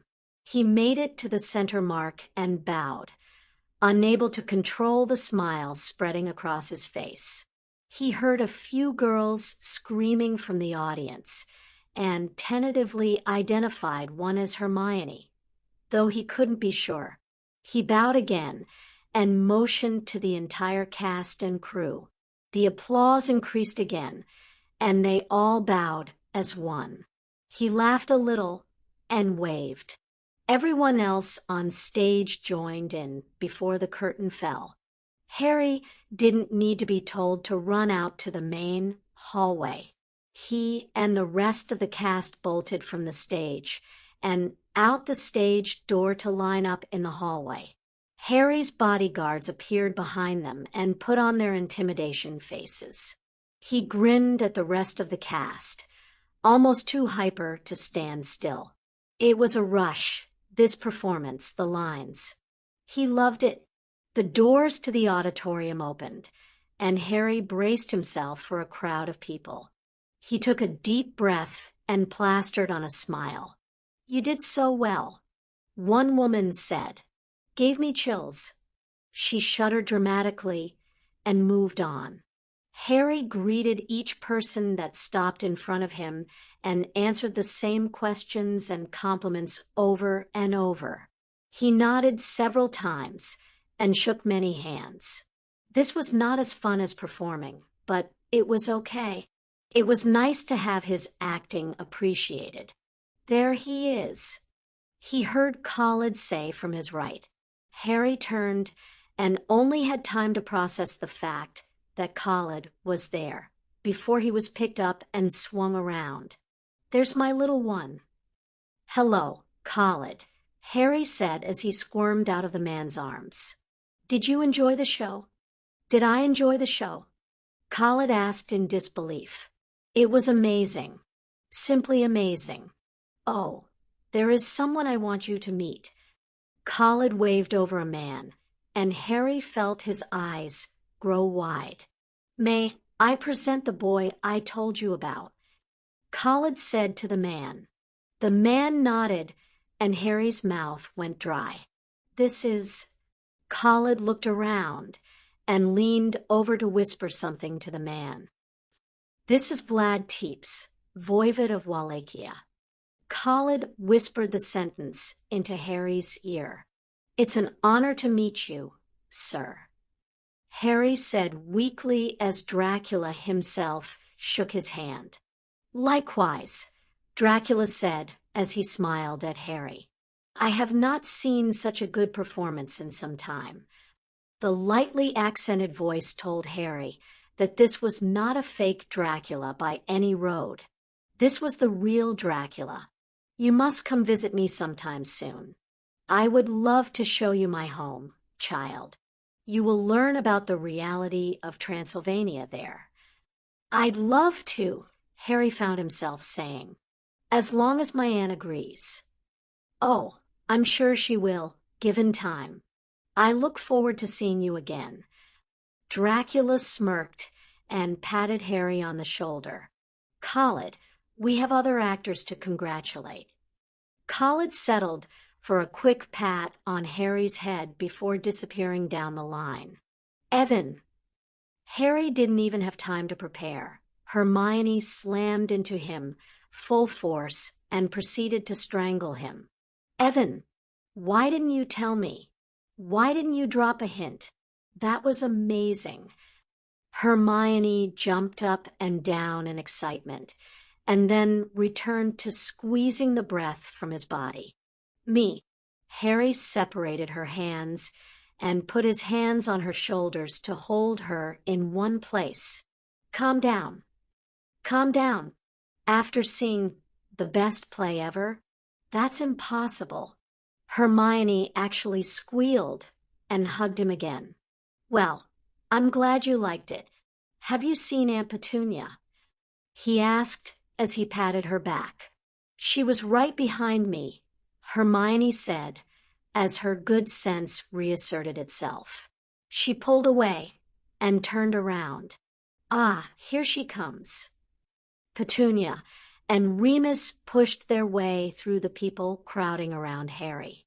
"Excuse me, yes, my nephew, pardon me," Petunia chanted as Remus found an opening and pulled Petunia through the people and towards Harry. "Hi, Aunt Petunia." Harry said brightly, "Oh, my goodness." Petunia pulled Harry into a hug and managed a fairly good imitation of Hermione's Operation Squeeze, all air out of Harry. "That was so good. You did such a wonderful job, and I can't say enough how wonderful that was." All of her words came out in a rush as she held his face where she could see it. "I couldn't believe that was you up there. You looked and sounded so different."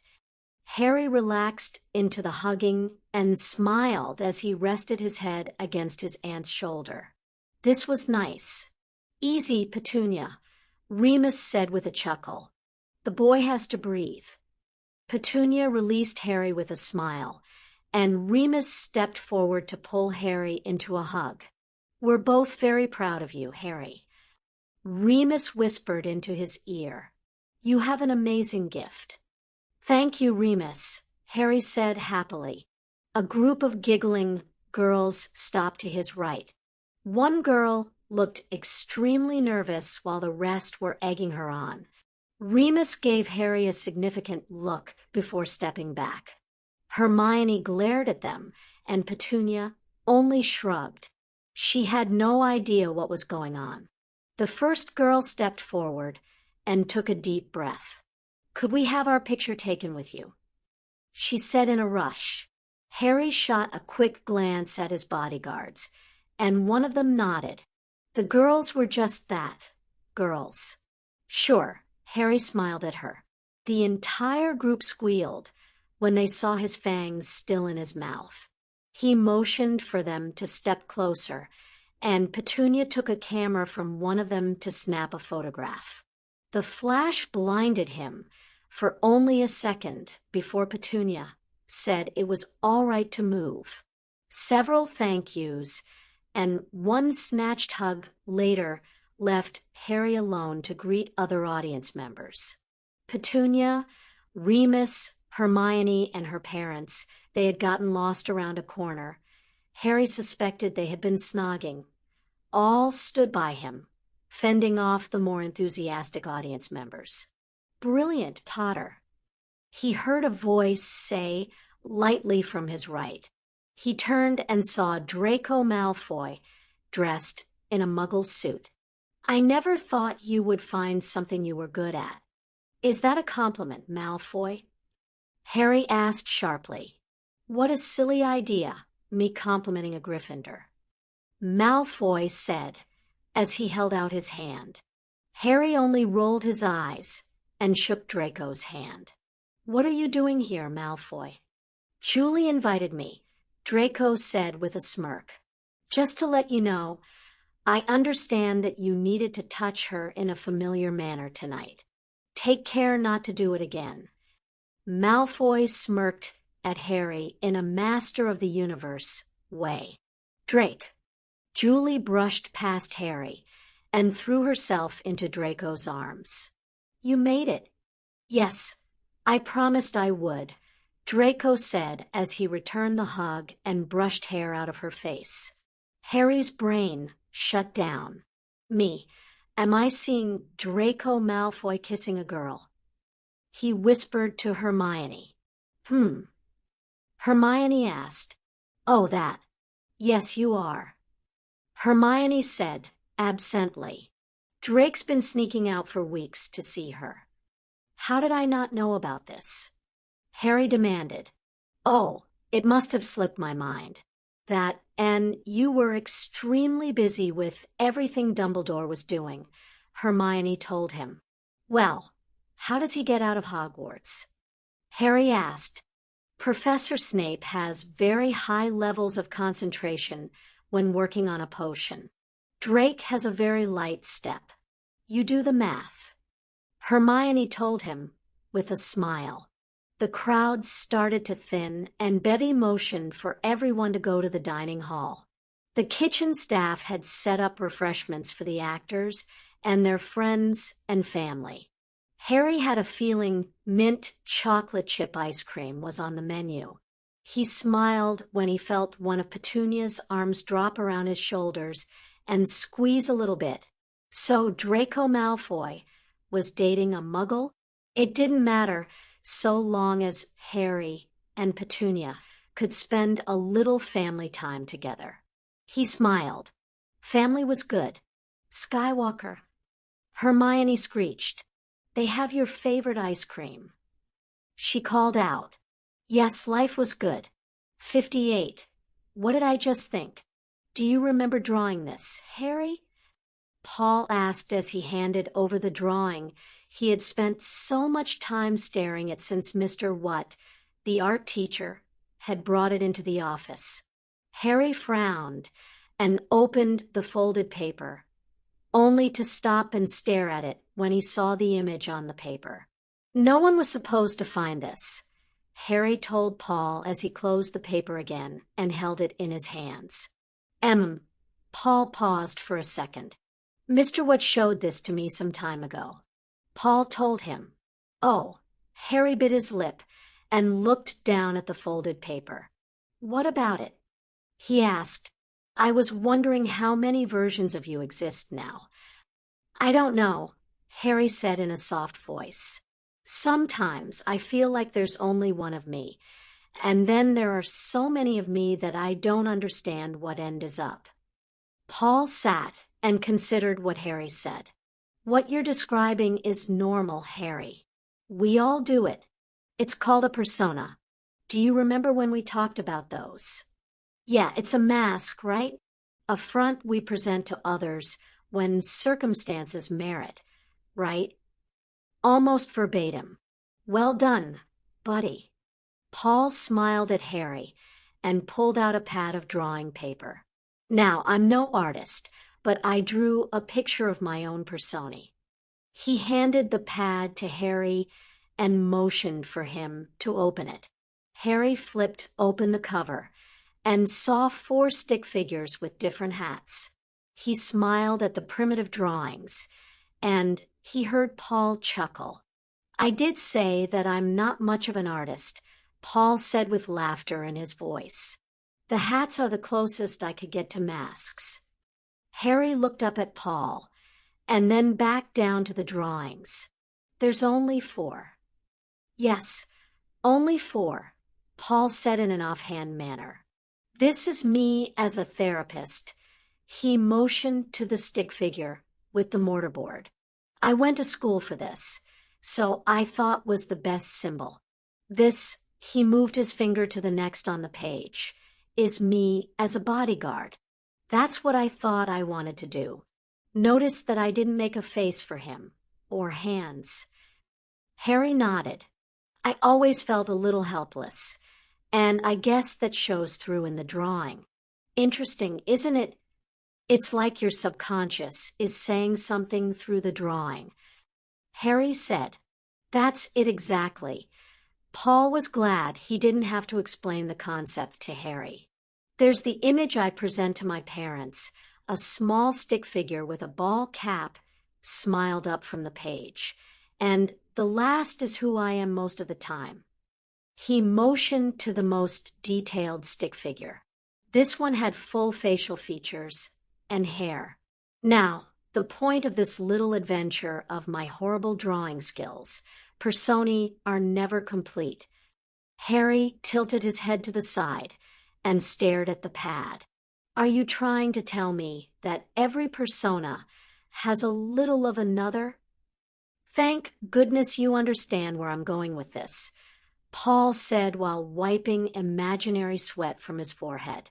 Every persona in your picture, Paul pointed at the folded paper, is a part of you, some aspect of yourself. Some persona leave over time, when you don't need them anymore. You'll develop more when you need them. The key thing to remember is where they end and where you begin. Harry didn't do anything for a few minutes while he thought things over. I'll try, Harry said finally. Good, Paul told him as he turned to dig into his desk. I have some pencils here. That is what you draw with, right? One of many, Harry told him. Brilliant. Now, if you wouldn't mind, I would like you to draw another picture of your personae in our remaining time. Something to take with you when you leave tomorrow. Paul said as he held out the pencils. All of them? Harry asked. Every last one. Paul told him with a tiny smirk. Harry reached out a hand and accepted the pencils. I'll give it my best shot, he said. There once was a very wise teacher, and he said do or do not. There is no try. Harry couldn't help laughing at Paul. He quoted Yoda. Okay, I'll draw a picture of my Personi, so long as you don't quote him again for the rest of the day.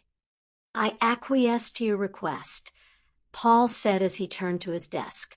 Now draw. Harry saluted and opened the pad to a clean page and chose a pencil. He studied the white page glaring up at him, and he tapped the edge with a pencil. The last time he had drawn himself, he had used a broken crystal ball. He had felt broken then, and not in control of his own fate. Now he was different. He put his pencil tip on the paper and waited. Something would come to him. Paul sat and watched as Harry drew. It was interesting to see his creative process start up. At first, nothing happened, and then Harry was lost to his own world. The pencil started moving, and it didn't stop. Harry's right pinky finger started turning gray from the graphite when Harry dragged it over the image. One pencil found its way to his ear, and the other slowly became shiny with the movements. Harry paused once for almost a full minute before his head lowered again, and his hand moved faster than ever. Harry drew for a straight 45 minutes before he allowed the pad of paper to drop to his lap and the pencil to fall from his hand. Finished? Paul asked, secretly amused at Harry. There were times Paul found Harry to be the most interesting person he knew. Willing to share? Harry only nodded and held out the pad of paper. Paul took it and studied the image laid out on the paper. This one was much more encouraging. So, tell me where you are in this image, Paul said as he tried to make sense of the background. The room is the room of requirement at Hogwarts, Harry said. It's a magical room that changes as you need things. Harry explained. Why there? Well, because the Personi are only used when needed. I felt that it was appropriate putting them there. Harry shrugged. Okay, can you explain your Personi? The first is the strongest, the one I need to use when I'm in danger, Harry said, pointing at the one in the foreground. He protects. Protects what? Everything about me, Harry admitted. I'm not really safe and haven't really been safe in my life. I won't be safe until Voldemort is gone and Dumbledore decides that he can't influence me. So, this is the one you put up when threatened. Paul studied the image. Like the image in the crystal ball, this Harry was also dressed in armor, but he was not injured. His armor was clean, and the facial expression was so strong that even Paul had to admit that he would be hard-pressed to face anyone like that. It was an expectant look, as though he already knew the future, and he could only see victory there. Yeah, Harry said happily. You remember when I told you about the Chambers of Secrets? The sword he's holding is the Gryffindor sword. Yes, I see the name on it now. And this one? Paul pointed to a small shadowy figure behind the rest. Me when I was younger, he answered. See, everyone will have to go through the rest before they find him. Okay, Paul acknowledged. What about this one with the skull in his hand? It's a little cliché, isn't it? He's the actor. Harry laughed to himself. Alas, poor Yorick. I knew him well, Horatio. Harry quoted. What's that from? Paul wondered how many speeches Harry had memorized. Hamlet, Harry informed him. And this one? Paul asked. He's just Harry. Paul blinked. Pardon? It's just that I don't feel much like the person I thought I was. At Hogwarts, I kept saying that I was just Harry, but I don't feel much like just Harry. I'm not that simple anymore. I've got so much going on, and so many things to do, that being just Harry was kind of hindering me. I mean, I'm still Harry, but he's just Harry. Nothing special. I think I've finally realized that I have a lot of responsibility to my family and to others. Just Harry is a kid without a lot of worries. I do have those worries, those responsibilities. Just Harry is a simpler version of Harry. Did that make any sense at all? He sounded quite frustrated with the idea. Yes, Paul said slowly. It makes a lot of sense. I think it is safe to say that you've grown up a lot while at St. Jude's. Or learned what was really important and what I could leave to other people. Harry said with a smile. Let's go with that idea, Paul said calmly. He studied the picture and smiled at the Harry standing in a suit, hair fixed in a fashionable way, and looking quite pleased with himself. And this one, the Potter heir, Harry said with a smile. Remus says that I have a lot of responsibilities because of what my family used to be. They invested in a lot of businesses, both in the magical and non-magical world. I always feel a little, content when I look over the papers he has for me, or when I get a report on how well something is going for the companies. I like business for some reason. It's hard to explain. You're using talent that Hogwarts does not call for, Paul told him. It's okay to feel a little smart when you're doing something for which you have discovered new talent. Paul could read through the lines of Harry's awkward speech. Perfectly normal, he assured the boy. Ah, thanks, Harry said. That one's me, he said, pointing to the last figure on the page. Paul studied and felt a smile start. This Harry looked like any other teenager, smiling at something he found intensely amusing, and Paul also thought that he looked a little hungry. Typical teenaged boy. Really? This is you, huh? Paul squinted at the picture. I don't know. It doesn't say filthy rich super powerful wizard. To me, Paul teased. Huh. You're very funny, Paul. You know that, don't you? Harry lowered the last of his books into the carton and closed the lid.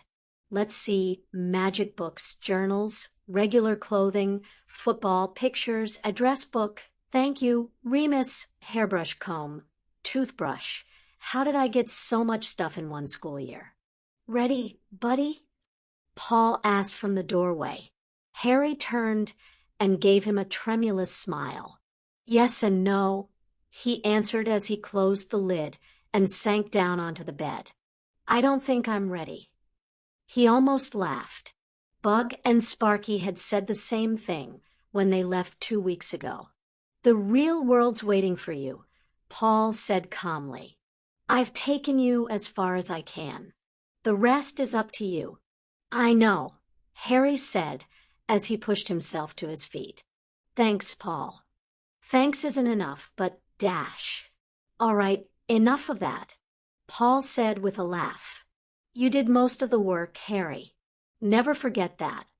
Paul stepped closer to Harry and placed his hands on Harry's shoulders. I'm very proud of you, Harry. You've done amazing work here. Harry nodded. Thanks, he said. He saw one of his guards poke his head into his room and then disappear. It looks like they're ready to go, too. Yes. Come on.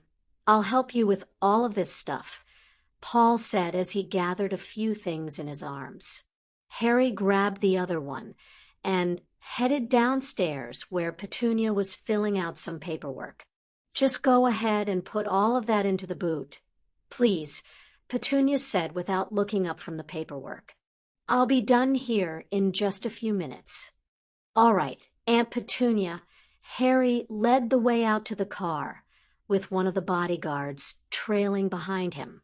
Note to self, get rid of bodyguards. He and Paul loaded everything into the car and headed back into the building.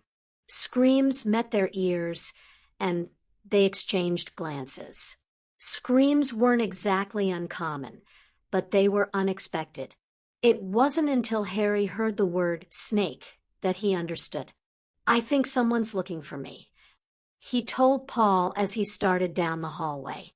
"Oh, not Zen," Paul moaned as he followed Harry. The pair found two new girls, Anna and Margaret, crouched against the wall, cornered by Zen. "I know you know where he is. Confess," Zen hissed irritably. "Girls," Harry said to get their attention. Anna looked up. "He won't bite you. Just come over here." It took them a few seconds to creep around Zen before thanking Harry and fleeing down the hallway to safety. "Zen, that wasn't nice," Harry said once the hallway was clear and no one but Paul and the bodyguards were around. "Nice? What do you know about nice? You were going to leave without saying goodbye to poor little Zen." Harry was sure that snakes couldn't cry, but Zen was managing a fair imitation. "I could have never left without saying goodbye to you," Harry told the little snake as he picked him up. "Really?" Zen asked. "Really? Oh, Paul has a mouse for you," Harry said as he stroked a finger along Zen's back. "A mouse?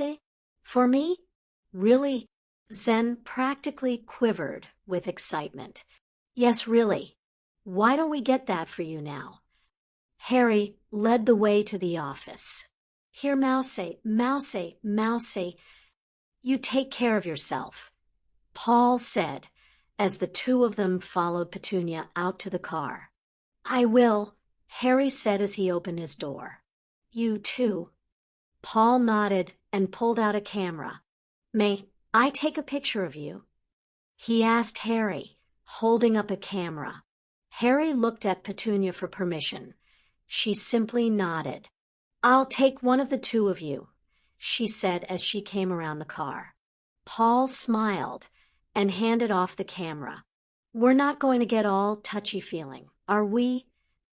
Harry asked as Paul threw an arm around his shoulder. "Course not," Paul said. "I'll just limit the kissing." Harry snorted as his aunt counted down. "Smile," Aunt Petunia called out. Harry grinned at the camera as the flash went off. "Nice one," she called out. "Thank you, Petunia," Paul said as he retrieved his camera. "I'll send you copies." Harry nodded and climbed into the passenger seat. Paul stepped back and Harry fastened his seatbelt. He and Paul waved to each other until they lost sight of each other. "I hope you're hungry," Petunia said as Harry turned his attention towards the road. "Hungry? I'm a teenager. I'm always hungry." "Good. We're having spaghetti for dinner tonight," Petunia told him. "With meatballs?" Harry asked as the bodyguards started following in their own car. "Of course," Petunia answered. "Remus is coming over for dinner, too. He said something about some papers you have to sign about a Quidditch pitch." "Quidditch pitch," Harry corrected with a smirk. "Yes. What's that?" she asked in a curious tone. "Quidditch is a wizarding sport." The entire ride home was filled with discussion of Quidditch. Petunia sounded like a new convert when she started asking for the history of the sport. Harry closed his closet door and smiled to himself. It was good to be home with his aunt. He would miss St. Jude's, sure, but he was beginning to see the benefits of being home, like unlimited access to the kitchen. Aunt Petunia had mentioned something about mint chocolate chip ice cream in the freezer. Hedwig screeched as Harry's mini messenger alerted him to a new message. "Easy, girl. It's just parchment," he said as he picked it up. "Dear Skywalker, I thought you'd like to know what's going on at Hogwarts. Dumbledore is still in the care of Madame Pomfrey, though McGonagall has said that hopes remain high for a full recovery. The daily prophet is still forbidden, now a decree of the ministry, but the school paper is going strong. We have a guest columnist that contributes an article about what the first war against Voldemort was like. I have my suspicions, but Drake refuses to confirm them. Git. Ron seems quite taken with Lavender Brown. The two of them are disgusting together. I'm sure it's all hormonal. Neville spends quite a bit of time with Luna, Ginny with Dean, and Dean's still alive, and that's about it in the relationship department. Professor Zaret is jumpy as a cat. He nearly hexed Professor Sprout yesterday in the hallway when she coughed. I don't know what he's on about. Muggles are appearing in the hospital wing on a weekly basis. Madame Pomfrey says that they all have been tortured with the Cruciatus curse. I happened to walk in for something to ease my... Well, never mind why I was there, but I heard the tail end of the conversation. Apparently, Voldemort's student is responsible. I have many questions, of course. Who is he? Why is he sending Muggles to Hogwarts? Does he not realize that operating in and out of Hogwarts is impossible? Is he a student here? I can't imagine sitting next to Voldemort's student in class. I suppose my questions will go unanswered. I have an essay to finish, so I'll write to you later. Love. Me. P.S. Victor Crumb wrote to me. He's going to be in London this summer and has asked to meet me, to show him around and the like. I said yes, of course. H. Harry smiled at Hermione's message and picked up his own pen. Dear me, that's great about Victor.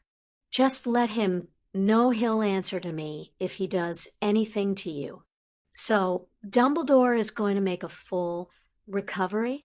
Perhaps Madame Pomfrey should keep him longer and see if she can cure him of his lemon drop addiction. I have a feeling your anonymous columnist is none other than our favorite potions master. You can even tell Drake I said so. Cupid's been making the rounds at Hogwarts. Just tell Ron to keep the snogging away from my bed. I have to sleep there next year. Neville and Luna, strange, but to each their own. Dean and Ginny. I'm amazed Dean is still alive, but I guess that's because Ron is spending a lot of time with Lavender. I wonder why Professor Zaret is so nervous. That's interesting. Maybe he's fighting the urge to leave. After all, it's getting to be that time of year when our defense teachers leave Hogwarts for one reason or another. There are Muggles appearing in the hospital wing. How is that possible? Hermione, you can't be stumped. I need you to explain it to me. Please come back to your senses and clarify the matter in your usual brilliant manner. I'm home now. How strange to think of Privet Drive as home. It's bizarre. This is the place I grew up, but it's not. Different. It's more welcoming, more like home. I'm a little nervous, honestly. I don't know what's going to happen with my aunt. She seems like she's changed, but I worry that I'm going to turn around and she'll be the same as she always was. Am I worrying needlessly? My tests are being scheduled for some time in the coming weeks. My aunt has planned quite a few trips to London, just for fun, I think. She wants me to go with her when she goes to pick up Dudley at school. I'm not sure I want to go because the bodyguards will have to go with us, and I'm so tired of them. Truth be told, we'll see what happens. Love. Skywalker. He hated not telling his friend everything, absolutely everything. He wanted to tell someone that he felt like his life was swallowing him whole. He sighed in discontent. He knew that his success was only guaranteed by his secrecy. Only 3 people knew what Harry was doing: Sensei Khaled, and Harry himself. He couldn't afford to tell anyone else.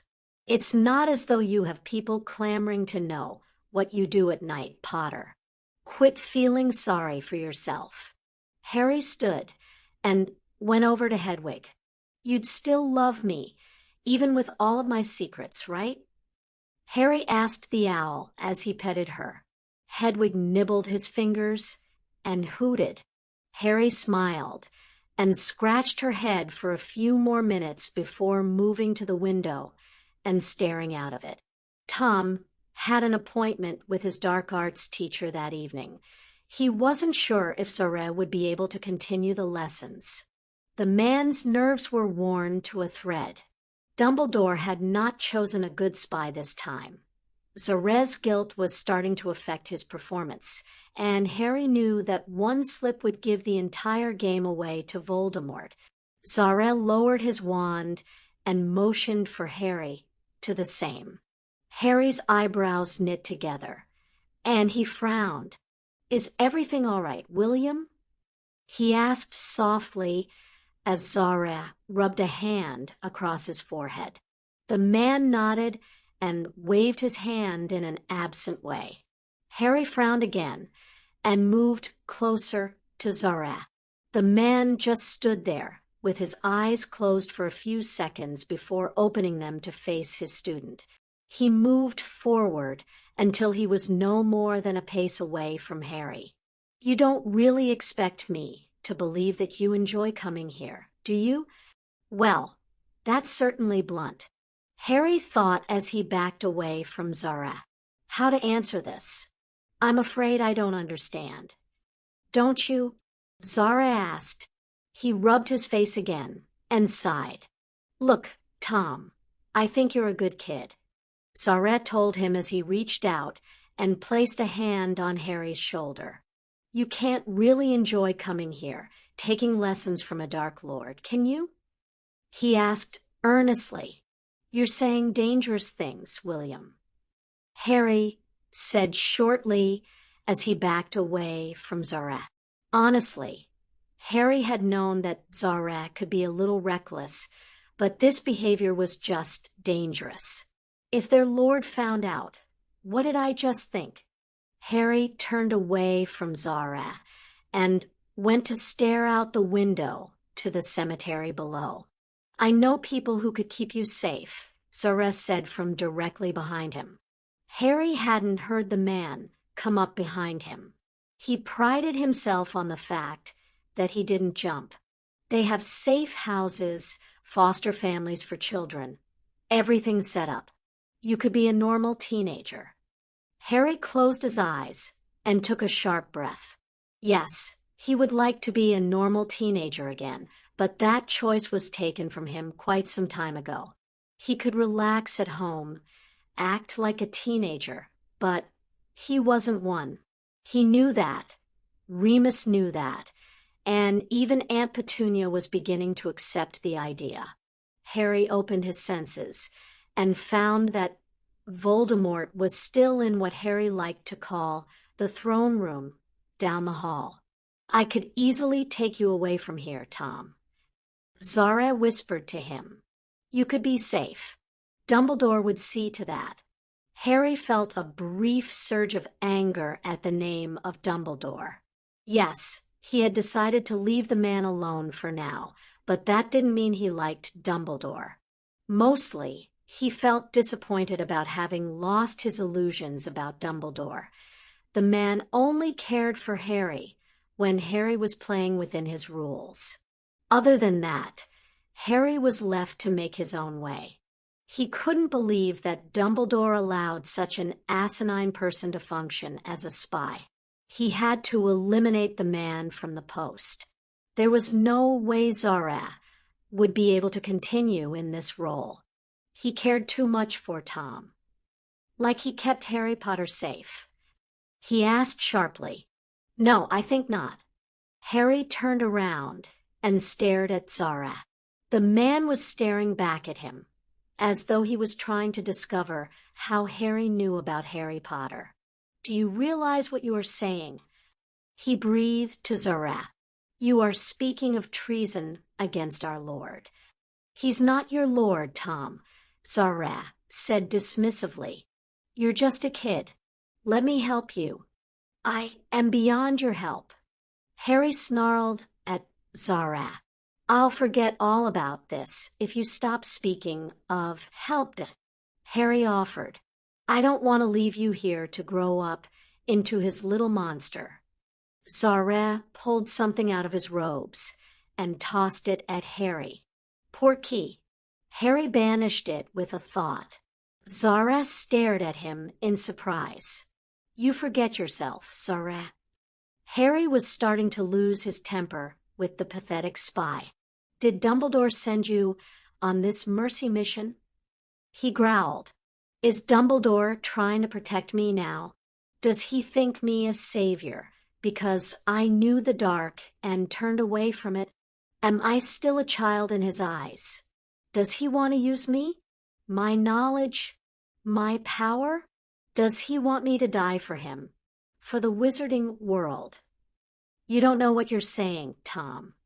Zara almost stammered. Don't I? Harry snapped. I think I know all too well what Dumbledore is. Harry fought back his anger, and a plan came to his mind. He had to save Zara from himself. He advanced on the man and grabbed his collar. I'll take my chances here. Harry started dragging Zara towards the door. Zara tried to pull away from him. What are you doing, Tom? Saving you. Harry snapped as he dragged Zara down to the throne room. The man struggled for a few seconds before Harry started strangling him with his collar. Zara stopped struggling when he ran out of air. He slipped his mask back on and set his mouth in a straight line. He felt a roll settling on his shoulders. He raised one hand, and the doors opened with a thought. Child, Voldemort asked as Harry stalked to the center of the room and tossed Zara at the Dark Lord's feet. What is the meaning of this? I found that spy you were talking about, Harry said as he bound Zara with magical ropes. He's in league with Dumbledore and offered me protection. The sneer came easily at the end of his words. Did he now? Voldemort looked quite pleased at Harry's words. Yes, sir, Harry said. I request your indulgence and allow me to deal with him. Harry noticed Zara's eyes widen a little at the request. Why should I allow you such a pleasure? Voldemort asked, but the man was obviously feeling charitable towards his student. He wanted to give me to a foster family. He wanted to turn me over to Dumbledore. That's enough, Harry told Voldemort sharply.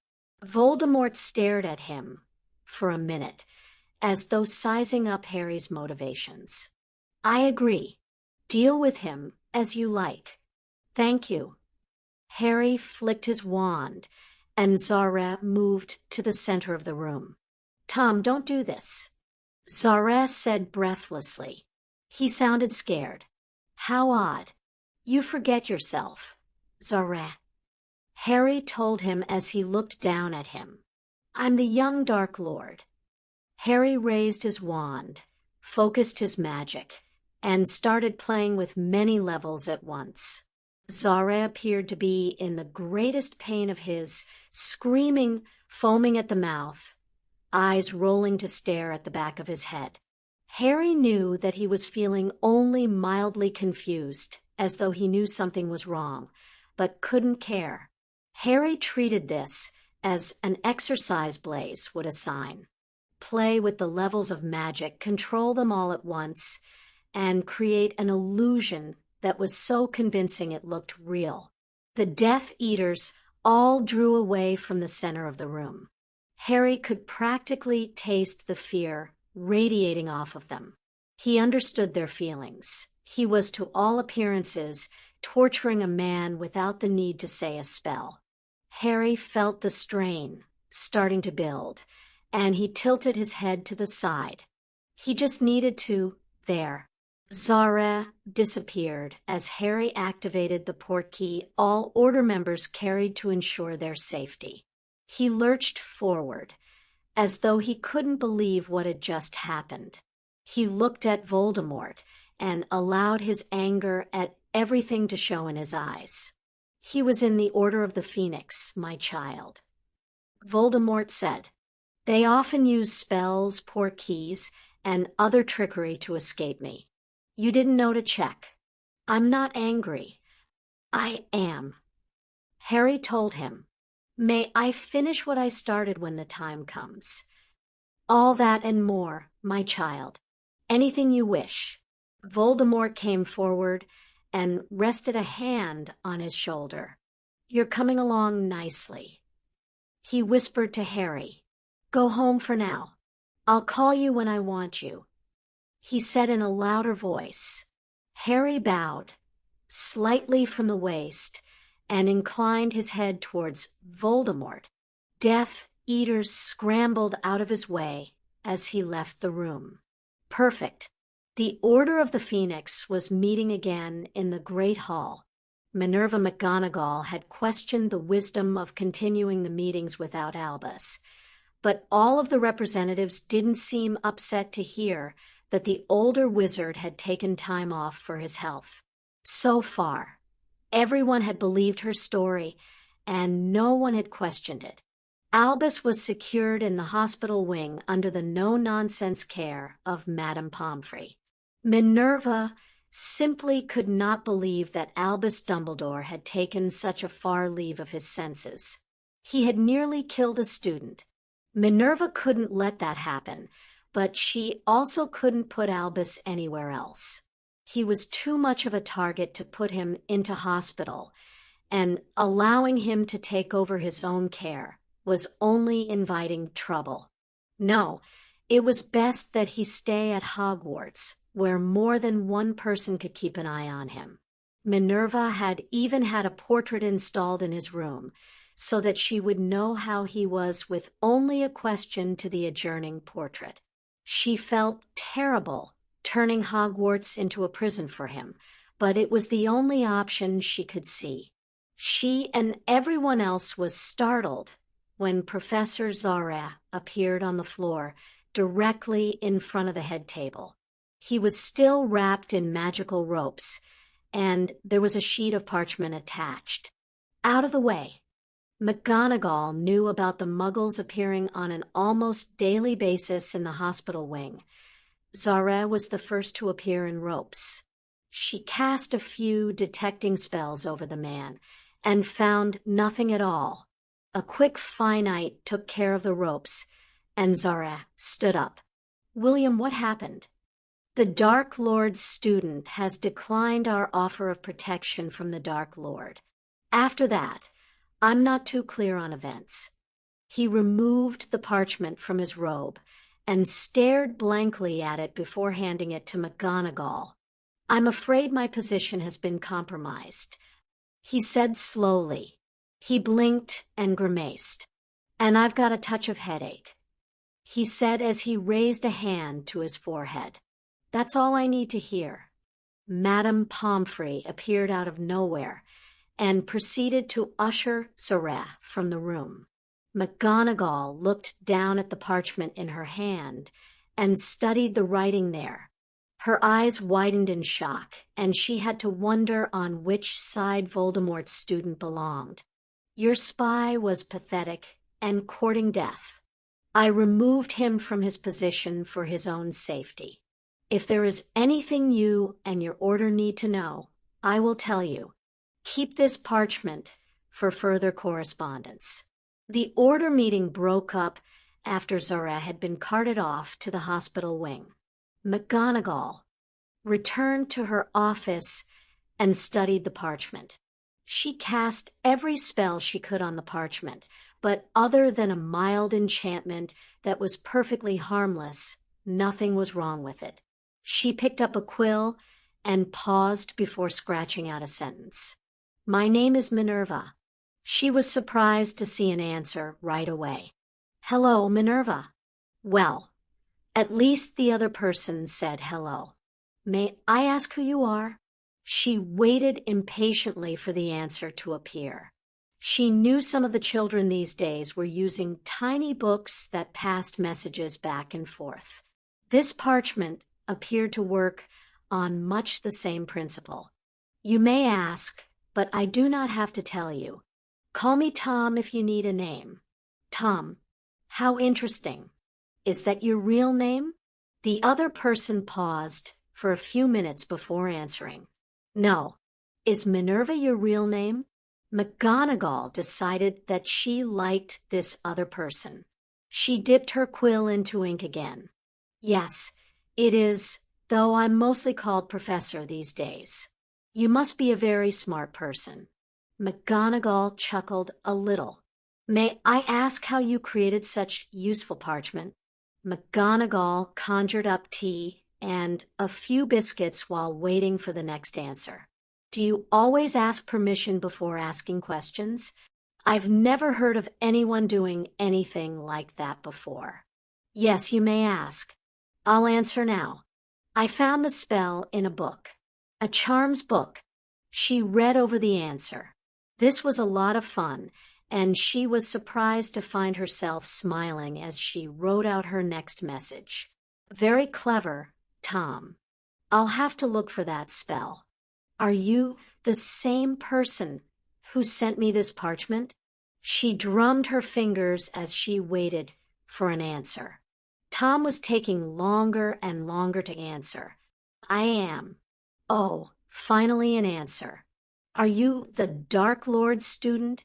She glared at the parchment after a full 5 minutes passed.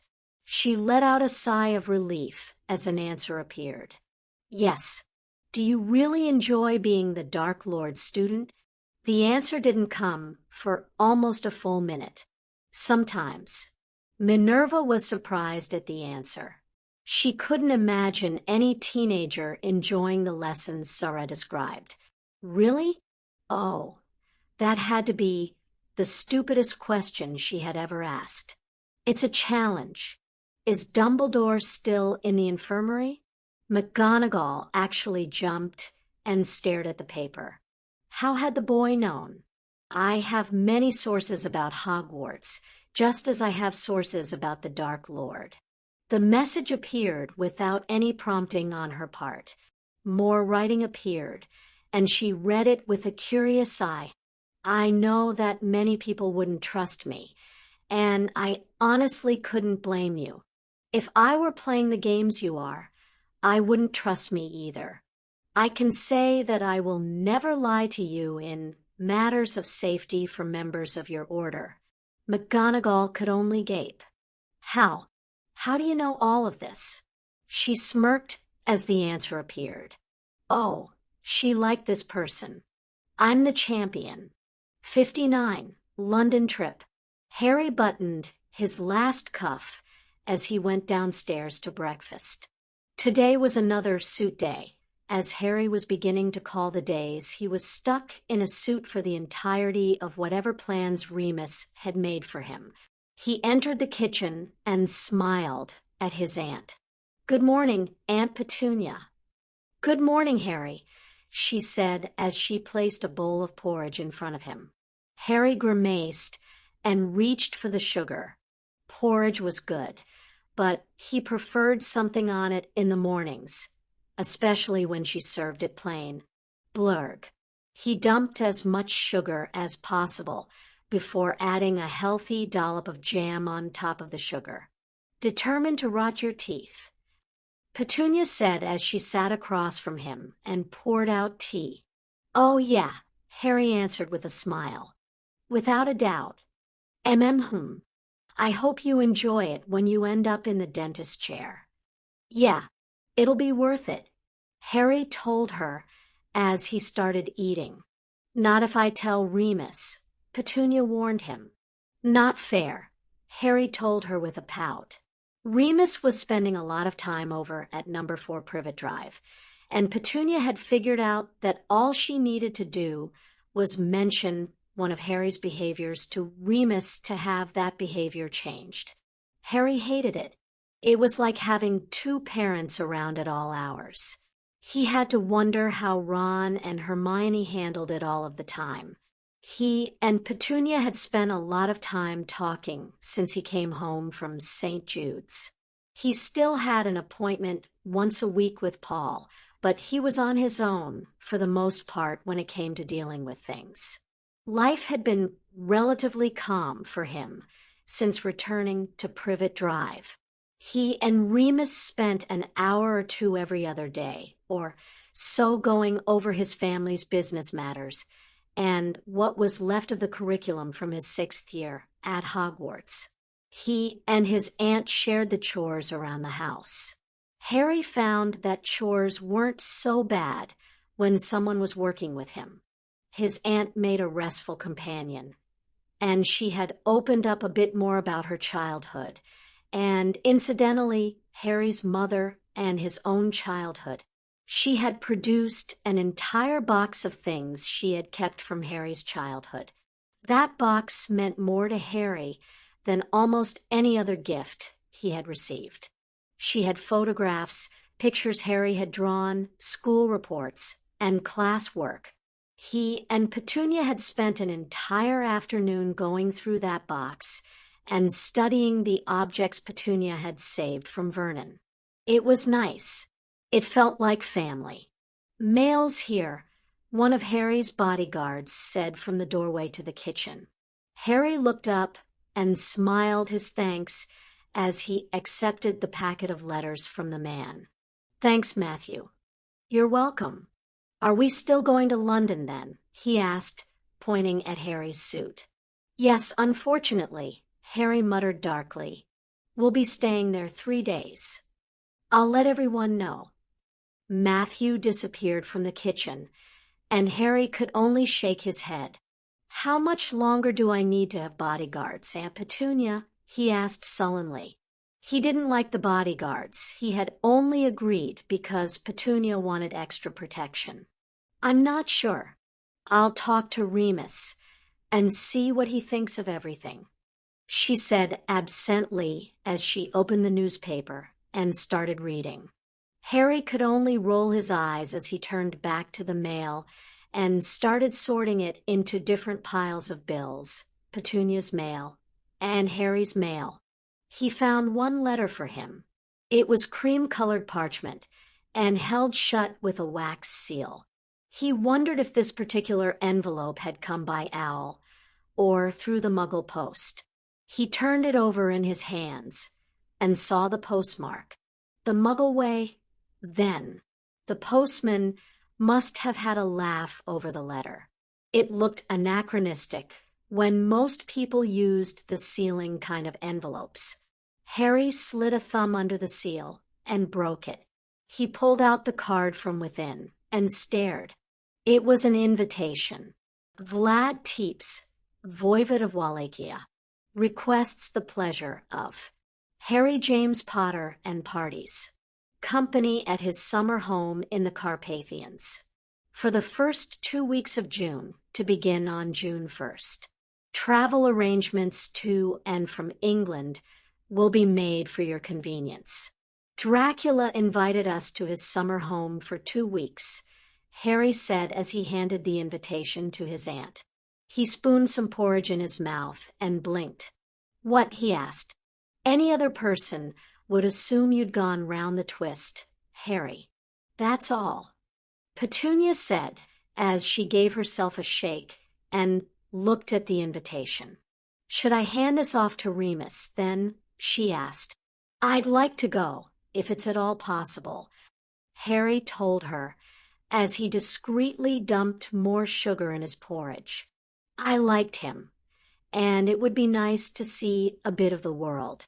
"You and Dudley will come with me, right?" he asked. "I'm sure that can be arranged. Harry. Remus too." "Of course," Harry shrugged. "Remus is my advisor. I'll need him along for emergencies." Harry turned back to his breakfast. "Well, he's on his way, so we can talk it over then," Petunia said as she put the invitation back into the envelope.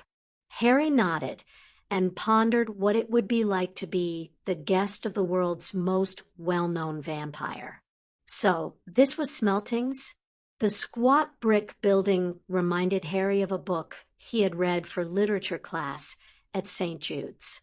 Jane Eyre had been a little boring, but it was fun to compare Hogwarts and St. Jude's to Brocklehurst School. Smeltings looked like the Brocklehurst School Harry had built in his mind. Petunia pulled into a parking place, and Harry, Remus, and Petunia got out of the car to walk around.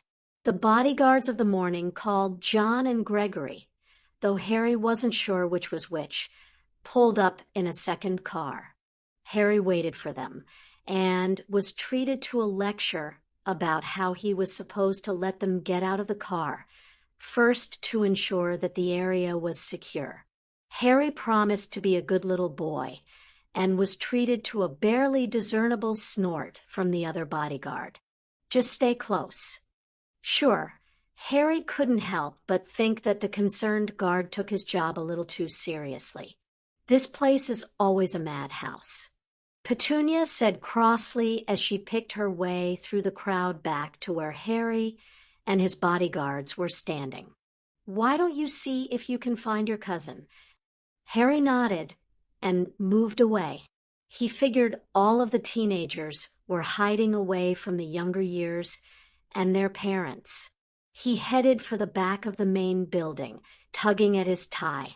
He wasn't fond of ties, but he figured things could get worse. He wasn't sure how, though. He decided to leave the tie problem behind when his ear caught a hushed conversation. "I mean it, Dursley." A harsh voice snarled. "You'd better take care of whatever I send you, regardless of how your mom will feel about it. I have customers in your area." Harry put out a hand to hold back his guards. Harry extended his magic a bit and saw an image of his cousin pushed against the wall by Harry supposed he was a student, but he looked much more like an adult. Moreover, he was threatening Harry's cousin with. Was that a knife? "How menacing can you look?" Harry asked his bodyguards in a whisper, somewhere between making an offer he can't refuse to want me to send him to the fishes, boss. One of the bodyguards said with a smirk, "Good. Try for send him to the fishes," Harry said with a smile. "My cousin is in trouble." Harry stuck his hand in his pocket and conjured some tinted glasses. His guards grinned as Harry ran a quick hand through his hair, calming it. A quick flick of the wrist straightened his tie and smoothed his jacket. He felt a roll settle onto his shoulders as he remembered the movie The Godfather he had watched with his floor. He lifted his head and turned the corner at a clipped walk. "Dudley," Harry said sharply, "I've been looking for you." The other boys froze, and Harry found it difficult not to smirk a bit. "Who's this, then?" The large boy, larger than Dudley, said as he spotted Harry. "My cousin," Dudley said softly. "The delinquent," the bully said in shock as he took in Harry's tailored suit. Remus knew all kinds of handy spells and guards at his back. "Looks like Dud's been telling stories about me." "You should really put that knife away," Harry said calmly, as he lowered his glasses to look over the top of them at the boy. "I'm certain it isn't allowed on school property," Harry said in a bored tone. He turned his attention to Dudley. "Your mother's looking for you, Dudley. Why don't you go find her?" Harry said as he turned his stare back to the other boy. Dudley inched out from under the other boy and scuttled around the corner. "You're a businessman as well?" Harry asked as he put his hands in his trousers pockets. "You could call me that," the other boy offered. "Your knife," Harry said calmly, "should be away." "What are you going to do about it?" the boy asked as he slid it into a cover and stuffed it into his jacket pocket. "I'm not the one you have to worry about," Harry said with a quick look at his guards. Harry saw one of them move out of the corner of his eye, and the other boy paled. "That gun is very impressive for a guard," the boy said shakily. "You should see what I carry." Harry almost cackled. "Now, you're a businessman, so I'm going to talk to you like one." Harry waited for the other boy to nod before continuing. "I'm not sure what customers you have in my area, but I can assure you that they're my customers now. Understand? Who do you think you are? Let me put it this way, friend. You've never heard of me. You will never hear of me, no matter how many people are put away or how many people confess. My name will never come up." Harry told him, "I'm invisible, and so is my business. I'd hate to ruin my family's perfect record." Record. Did this boy never know when to quit? Well, no one has gone missing in a week. Harry looked over his right shoulder, and he heard the noise of a gun appearing. By the time he faced front again, the boy was running in the opposite direction. "Think he'll tell anyone?" "He's a bully, sir. Bullies never tell when they've been beaten." "The name's Harry.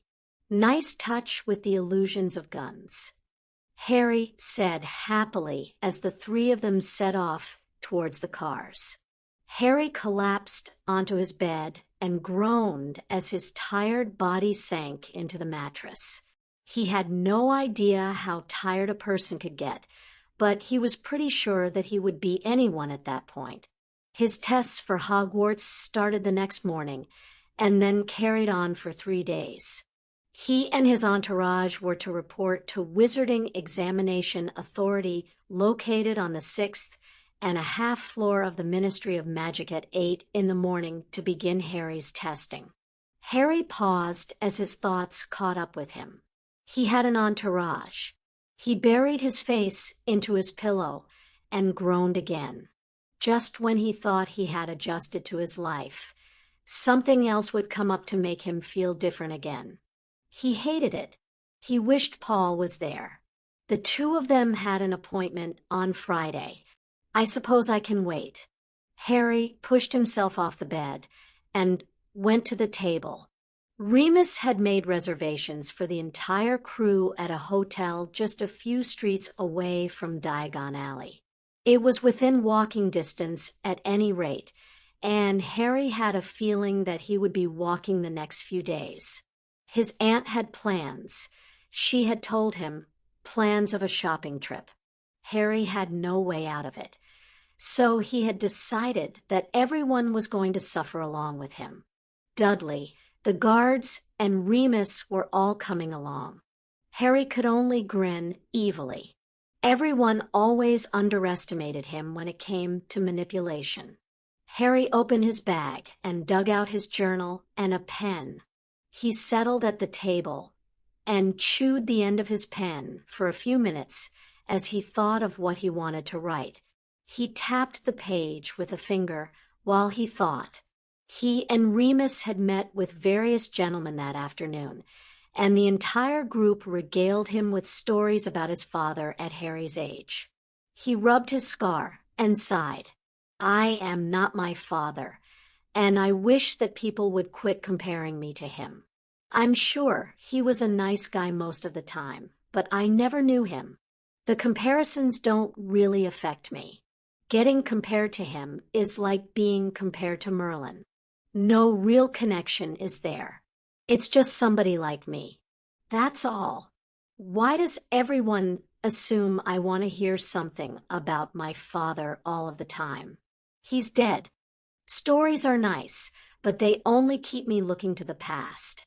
The past doesn't really help me today, does it? That's something to ponder. Being home is strange. Aunt Petunia seems hesitant about something. I know she's not hesitant about waking me up. I wonder what could be bothering her. I hope she isn't tired of me already with all of these meetings and appointments. She's already said that she's going with me when I go to take my placement tests at the ministry. I don't even know what to think about that. Is she really interested in my life, or is she doing what she has to do as a guardian? When did things get so mixed up? I think I'll try to get some sleep tonight. I hope Voldemort does not call me. I really don't want to deal with him right now. I don't think I have enough patience to be a good little student tonight, especially since outing Zara as the spy. Now, the Dark Lord himself is teaching me, as I am too far beyond anyone else's teaching. So, I'm smart. Why must I be tortured with lessons with him? I can't believe that I actually missed the essays from Hogwarts. Harry closed his journal and dropped his head to the tabletop. He was tired. He was so very tired of it all. I can't wait until it's over. A knock on the door made him sit up. He almost called for the person to come in when he realized that his door was locked.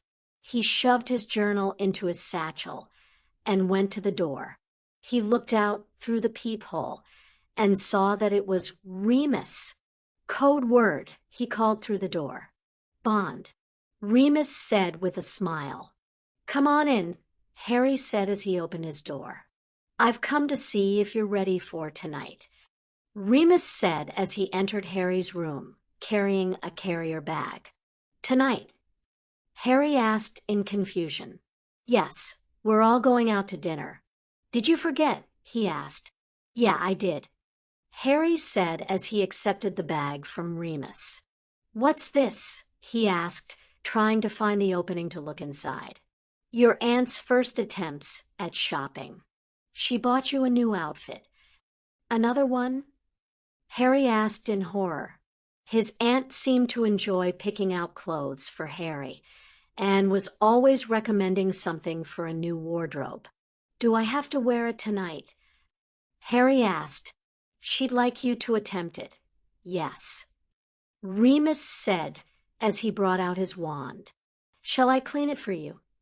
Remus asked. Yes, Harry said as he handed the bag back to Remus and started to tug at his tie. Throw some fabric softener in as well. She always manages to buy something scratchy. Remus didn't say anything more as he turned away from Harry and started spelling the clothing. Trousers, Remus said as he tossed the pair of jeans to Harry. They're called jeans, Remus, Harry told him. Remus' answer was only a thrown t-shirt. Harry pulled it on and then turned to the mirror to see if his hair needed fixing. Aunt Petunia's getting a sense of humor, Harry said once he saw the printed message on his t-shirt. She is, isn't she? Remus asked. Look at mine. Remus opened his jacket, and Harry had to snicker at Remus' expense. I howl at the moon. Harry laughed at Remus' expression. What was she thinking? Probably the same thing when she bought that for you, Remus said, pointing at Harry's own shirt. Hey, at least mine is true 100% of the time. Let's go, future actor, Remus said as he left the room. Harry only rolled his eyes, grabbed his room key, jacket, and wand, and followed Remus out the door. He only hoped that his aunt's plans for dinner wouldn't have him up too late. 8 in the morning for a teenaged boy without a constant source of caffeine would only end in disaster or bad grades. He wasn't sure which it would be yet, or which would be worse. 60. Castel Teeps. Harry collapsed backwards onto his bed. 3 days of testing for placement at Hogwarts had left him drained and wanting nothing more than sleep and rest. Honestly, how could Hermione think exams were fun? Exams are nothing more than a unique torture designed to kill off students one by one. He burrowed into the covers and pulled a pillow towards him. Tomorrow, They were off to Dracula's house for 2 weeks, and Harry couldn't wait.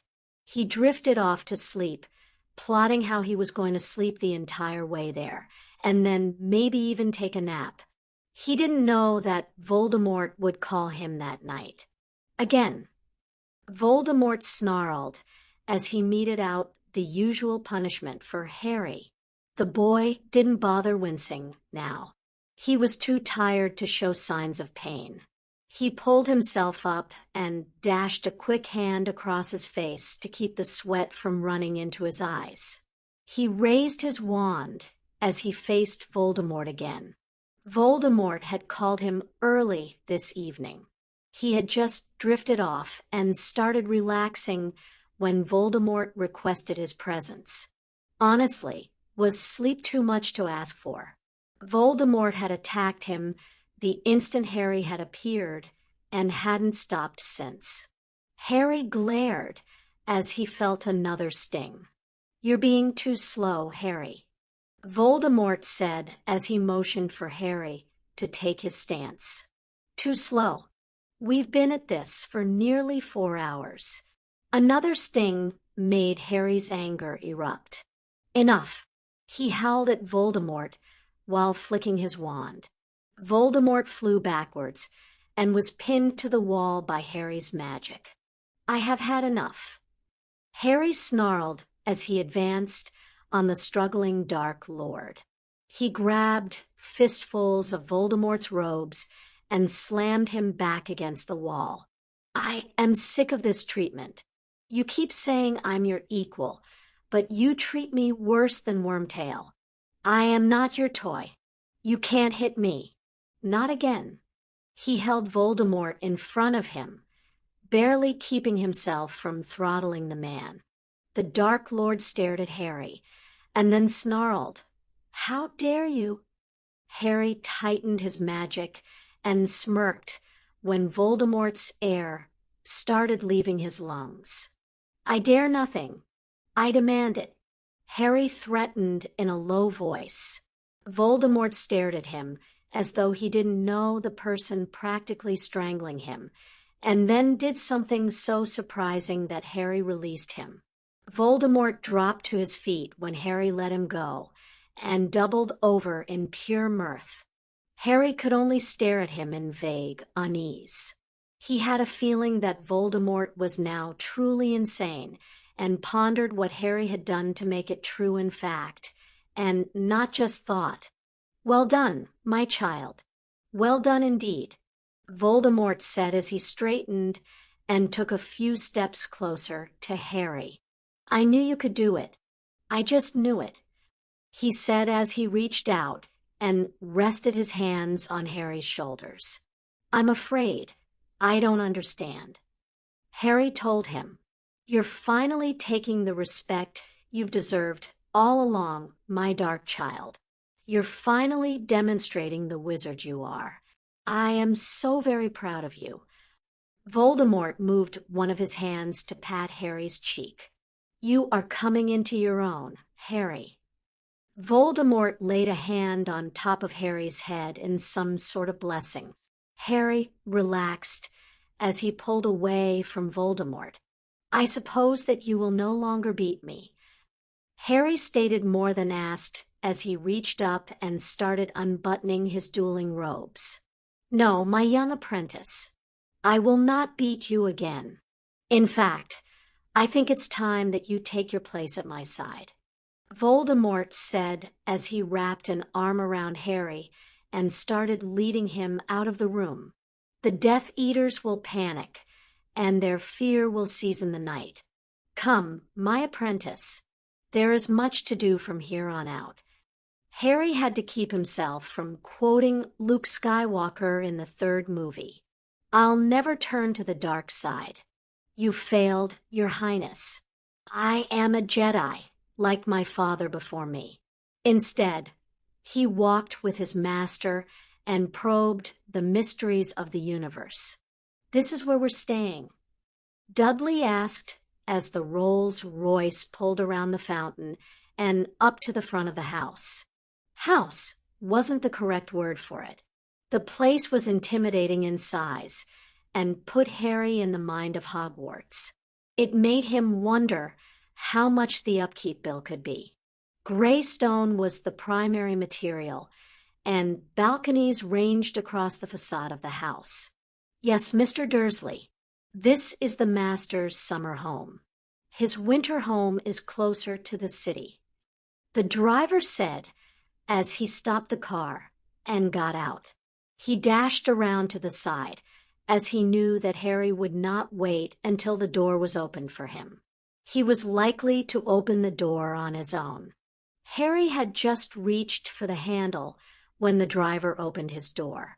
"Thanks," Harry said as he climbed out of the car first, followed shortly by Petunia, Remus, and Dudley. He took the moment everyone else was getting out of the car to look around. The grounds themselves were nicely landscaped and offered many places to be alone. Harry looked forward to that. Birdsong was the only noise that Harry could hear. He felt himself start to relax and smiled to himself as the doors opened to reveal a doorman. "Welcome." The thick accent surprised Harry. "You are welcome in my master's home," he said as he stood to one side and allowed Harry and the rest of them to enter the house of Dracula. "Wanted and welcome," he told Harry as he studied them. He motioned for them to wait where they were and disappeared into a side door. Harry took this time to study the entry hall. The ceiling itself gave Harry plenty to look at. Harry studied the picture above him and smirked when he saw the 4 horsemen of the apocalypse rushing across the plains on their skeletal horses. Columns rose to meet them and lead down to the polished wooden floors. Thick carpets covered the wood and brought out the colors in the paintings that lined the wall. Harry didn't know many stories of the Bible, but he did see several, like Adam and Eve, that were easily deciphered. An ornate chandelier hung from the center of the dome and gave the entire area a golden glow. Servants appeared to take each of them to their rooms. Harry followed behind his guide, openly gawking at his surroundings. He had never seen anything like this before. There was something to catch his attention everywhere he looked, from the little cherub hanging in the corner to the arches, each bearing a small copy of the grand chandelier in the main hall. Once past the main staircase, Harry was hopelessly lost. He followed the servant as closely as possible and found that he was only 1 floor up and down a hall. He decided that he would gawk after he knew the way to his room. The man stopped in front of a door next to a portrait of St. George slaying a dragon. He smiled and opened the door, gesturing for Harry to enter. Harry thought that a mistake had been made. Surely this room wasn't meant for him. No, that was his luggage there. The servant stepped into the room behind Harry and motioned for Harry to follow him. He gestured around the main room. It was a sitting area with a table on one end and a desk snuggled into the corner. Harry followed him off to the right and found himself in a well-appointed bedroom complete with 4-poster feather bed and comfortable squashy chairs. Another gesture revealed a walk-in closet and attached bedroom. Harry wouldn't need to enter the bedroom to get dressed. Harry smiled to himself. He was going to be spoiled. The man smiled and rearranged a book on the side table before leaving Harry alone in his rooms. Harry walked over to the table and studied the book. He was happy to see that the writing was actually handwriting, and it was in English. At the top was the date, and below that was a message written especially for Harry. "Welcome, Mr. Potter, to Castel Teeps. I pray that your trip from England was smooth and easy. Your presence here brings great joy into my life. My home often functions as a place for people to meet, so you may meet many different people while you are here. Do not feel at all distressed. It is just the way of things. I offer neutrality to many, and those familiar with my home know that any guests of mine are under my protection. I regret that I will be unable to meet you and your family upon your arrival. Please make yourself at home in your rooms. Yes, they are yours while you call Castelteep's home. I will meet you all this evening for dinner in the dining room. Your manservant called Lucian does speak English and will come to retrieve you for dinner to show you the way. Be at ease, Mr. Potter. If there is anything you need only ask. Vlad Teeps. Harry shook his head in bemusement and paged through the book, finding layouts of each floor. The main floor held many rooms, but the largest ones were ballroom, dining room, and sitting room. Harry had a feeling that Dracula did a lot of entertaining. The second floor, West Wing, was simply labeled as guest rooms, and Harry's room had a star with a Harry's Rooms written on it. He counted the number of rooms between his rooms and the stairs and committed that number to memory. He would not get lost between his room and the stairs. The East Wing had offices, a library, and a word Harry didn't know. He decided that he would never visit that room, just to be safe. After all, he was in a vampire's home.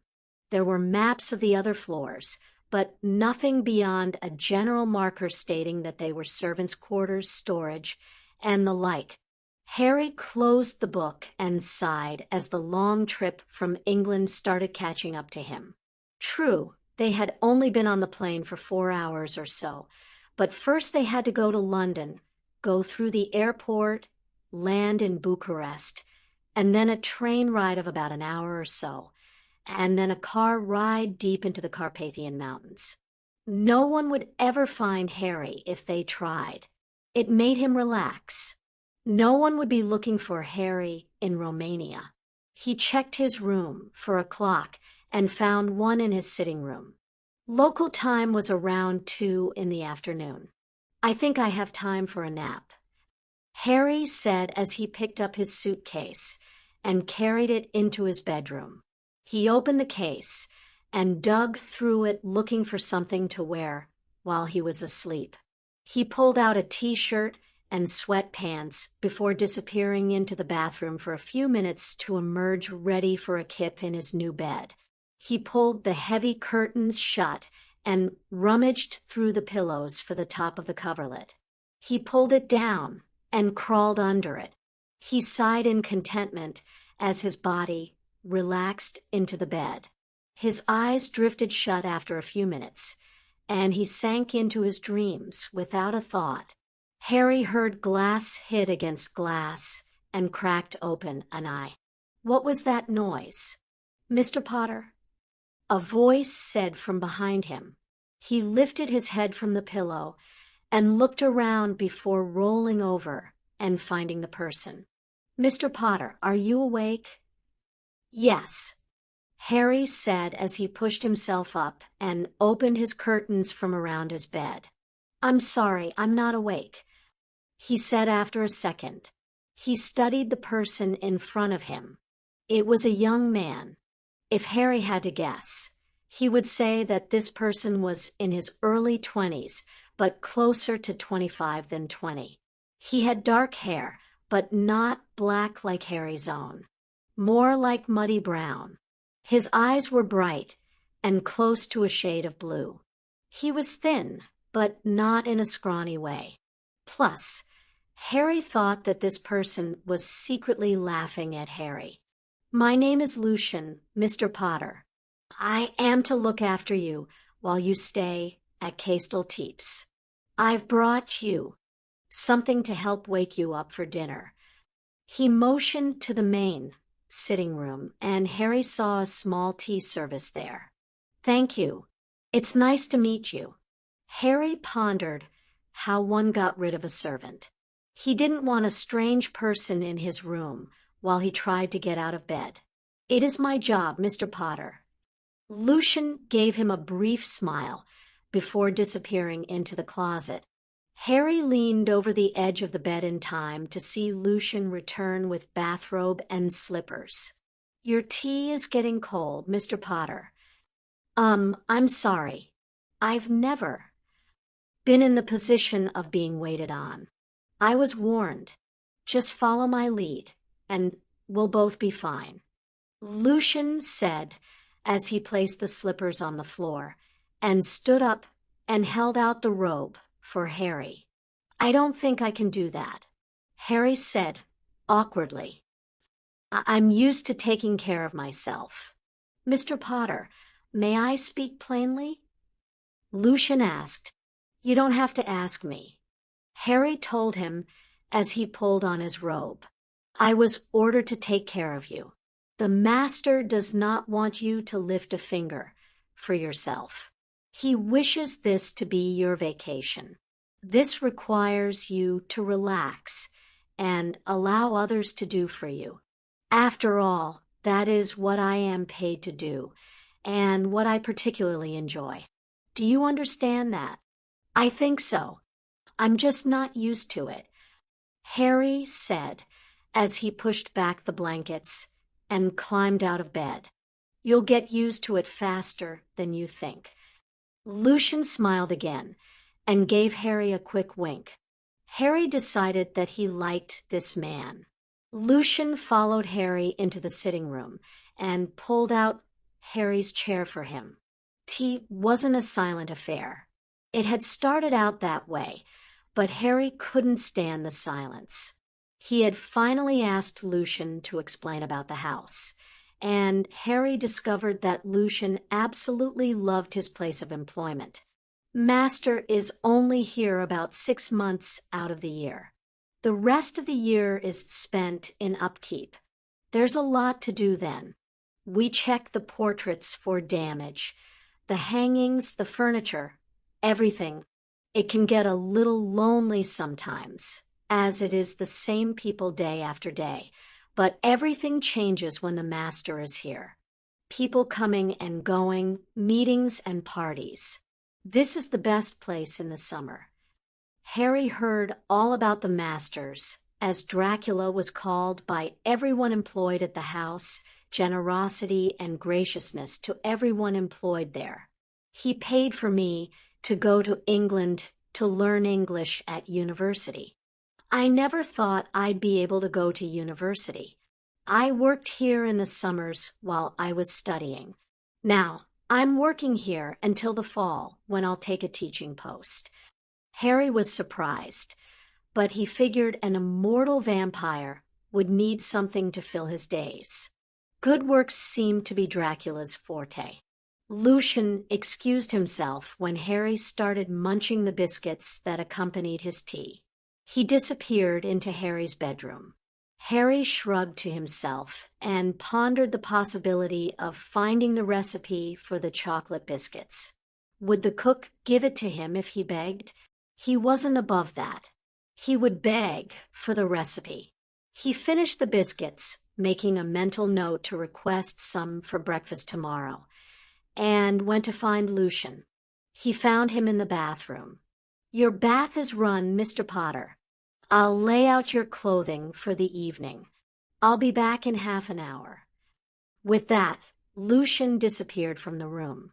Harry stared after him, bemused at having someone to run his bath water and lay out his clothes. He had an odd feeling that Lucian's words could turn out to be prophetic.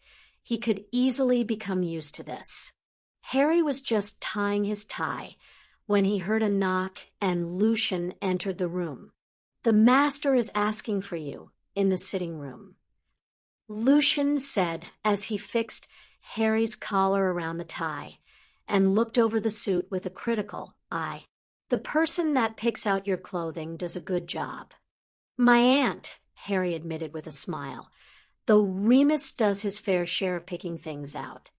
He told Lucian, "Mr. Lupin is your advisor, yes?" Lucian asked as he motioned for Harry to precede him out of the door.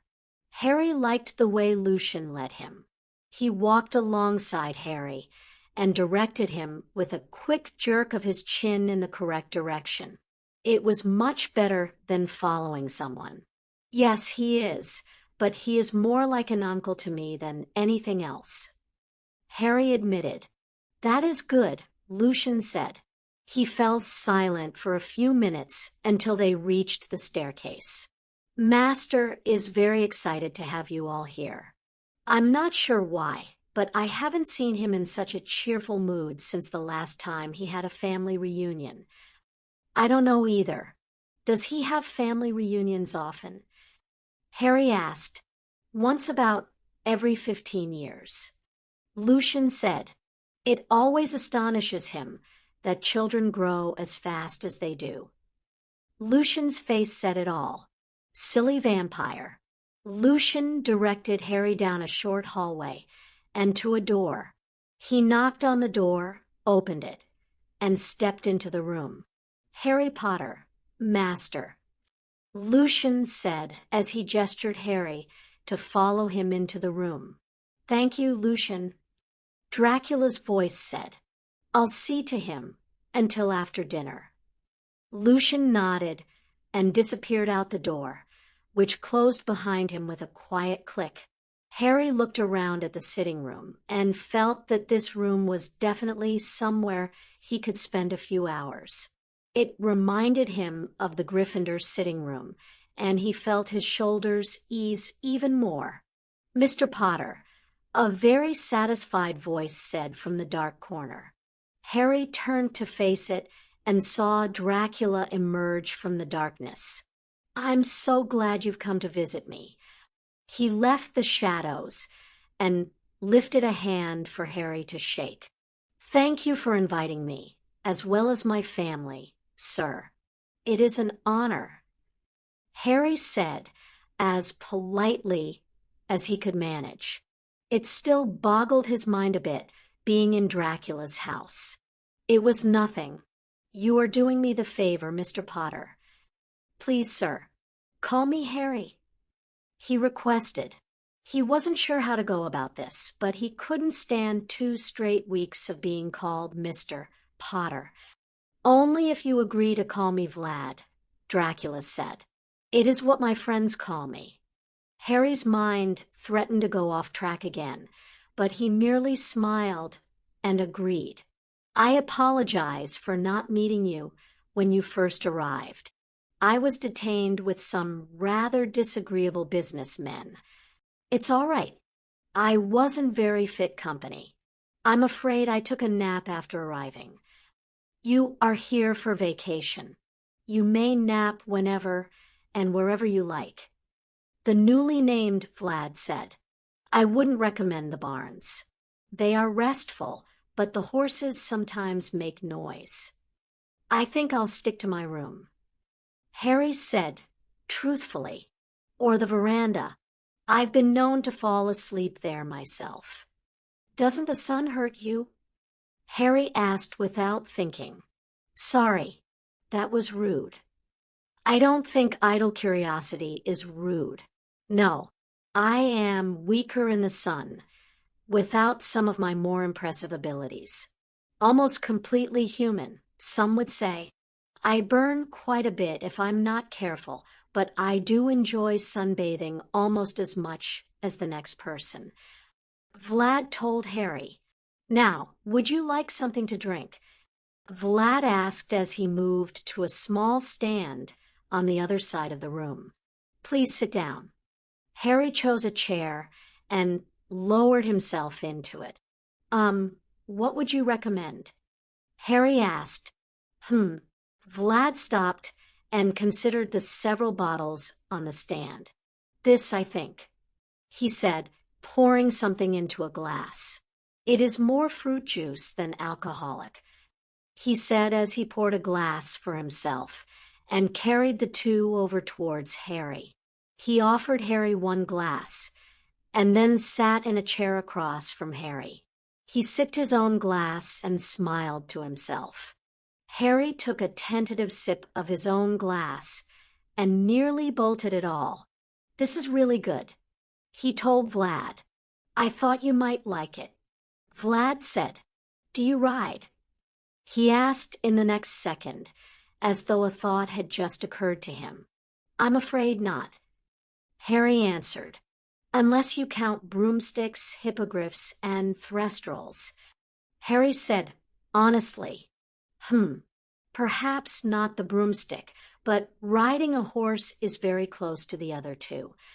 Vlad told him, "I'll arrange some lessons for you, and anyone else that cares to try, if you would like to learn." "That would be wonderful." Harry said honestly, "Good." Vlad nearly purred. "I hope that you and your family will enjoy yourselves here. I would like to show you a bit of the country tomorrow, if you're willing." Vlad said, "I'm sure my aunt would like that." Harry said, "Oh, I've already arranged for her and the others to take a driving tour of their own. I would like to spend some time with just you, if you don't mind me taking over your time." Harry smiled a little and laughed. "Knowing my aunt, she'll want to go into the first shop she sees, and the rest of the group will be bored while she shops." Harry told Vlad, "I'd be more than happy to miss that." "Good. Tomorrow morning then, after your riding lesson." Vlad finished off his glass and sat staring at it. Harry took the time to look around the room. It was a comfortable room done in soft shades of green and cream. There were books in a bookcase to his left, and he instantly thought of Hermione drooling over them. He could tell that some of the books were extremely old. Small windows allowed a bit of light in through the shades covering them. The rest of the furniture told Harry that this was indeed the sitting room. 2 and 3 chairs were grouped together. Some were gathered around a tiny table, and others were just set close together. One table held a chess game in progress, and Harry studied the patterns to see if he could figure out a move for one of the pieces. "I wonder why I smell dark magic on you, Harry." Harry looked up to see Dracula studying him. "You can smell that?" Harry demanded. "Oh, yes." "Why?" Vlad asked. "I don't think now is the time to discuss it." Harry said, honestly, "Sometime tomorrow?" He offered, "That's fine." Vlad said, "It worries me." "I'm fine." Harry said as a light silvery bell sounded in the hallway. "Ah, dinner." Vlad said happily, "Let's go meet your family. And the werewolf. Is that a problem?" Harry asked as he stood and followed Vlad to the door. "You collect strange friends. Harry, vampires, werewolves, metamorphagi, house elves, and outcasts." Harry said more to himself than to Vlad. "I accept people on their merits, rather than their labels." Harry said, "Good. You should enjoy yourself while you are here." Then, those words sounded as though they had something behind them, but they entered the dining room, and Harry felt himself intimidated again. The dining room was large, with a table long enough to bring grand dinner parties to his mind. He had been forced to read Pride and Prejudice for English class at St. Jude's, and discovered the idea of balls to be a rather annoying subject that caused sighs of longing from girls. He never wanted to attend another affair, even remotely similar to the Yule Ball. "Harry, there you are." His aunt said, "Mr. Teeps, I must compliment your home." She said as she turned to Dracula, "I hope your rooms are comfortable?" He asked her. He took one of her hands in his own and smiled. "Oh, quite." Petunia reassured him. Dracula smiled and guided Petunia's hand to the crook of his arm to lead her to the table. Harry had a fair idea of how Dracula had managed to receive such a reputation as a dashing and charming creature. He practically oozed it. Is it just me, or does Remus look a little jealous? Dudley's voice whispered in Harry's ear. I'm not going to think about it, Harry said flatly. It's a disturbing thought. The more pressing matter, Dudley, is how we get him to teach us how to do that. I agree, Dudley said solemnly. Mum would agree to almost anything.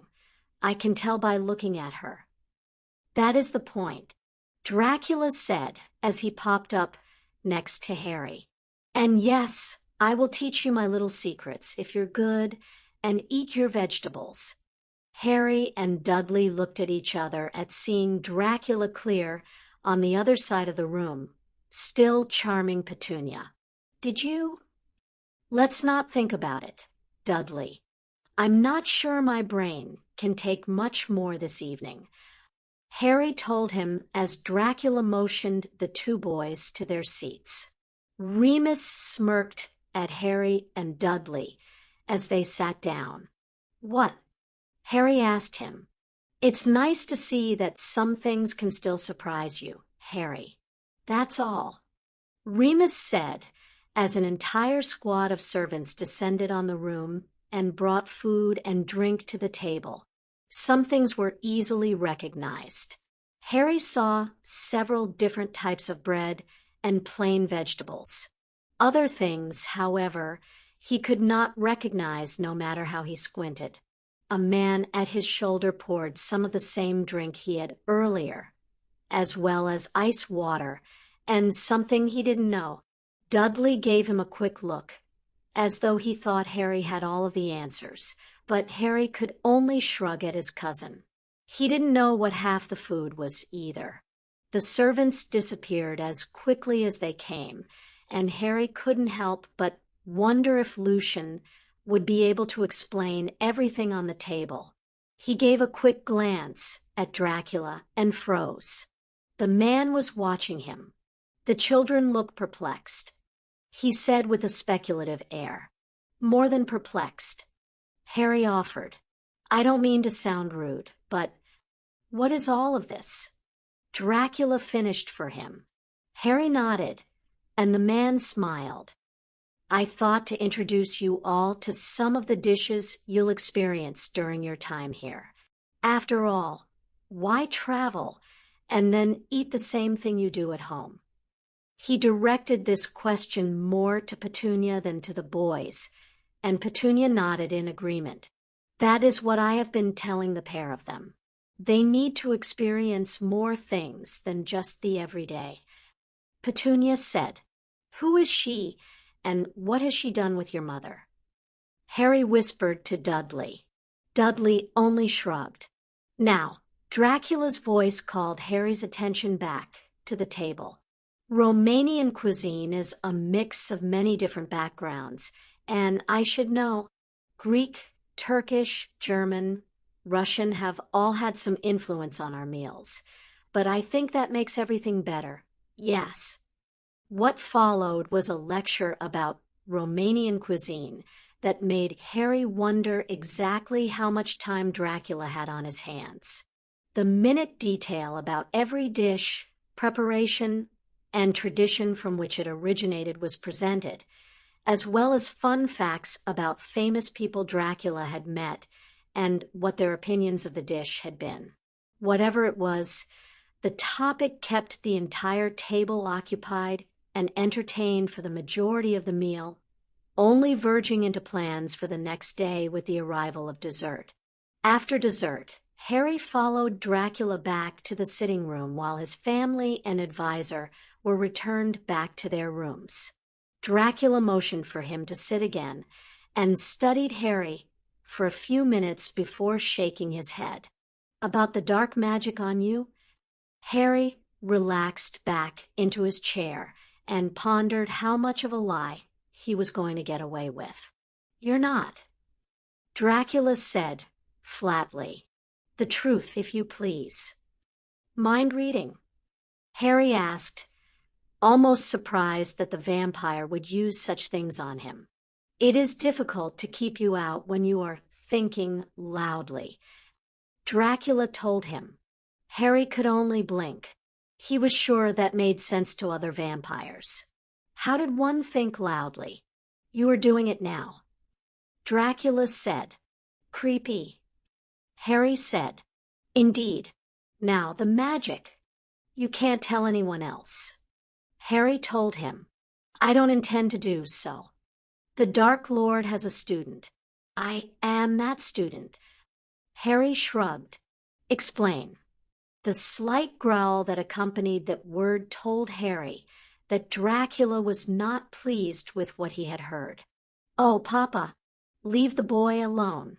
He is doing the best he can. A slightly bored voice said from the shadows. The figure there walked forward and smiled at Harry. Hello, little Magus. Collid Haven had arrived at Castel Teeps.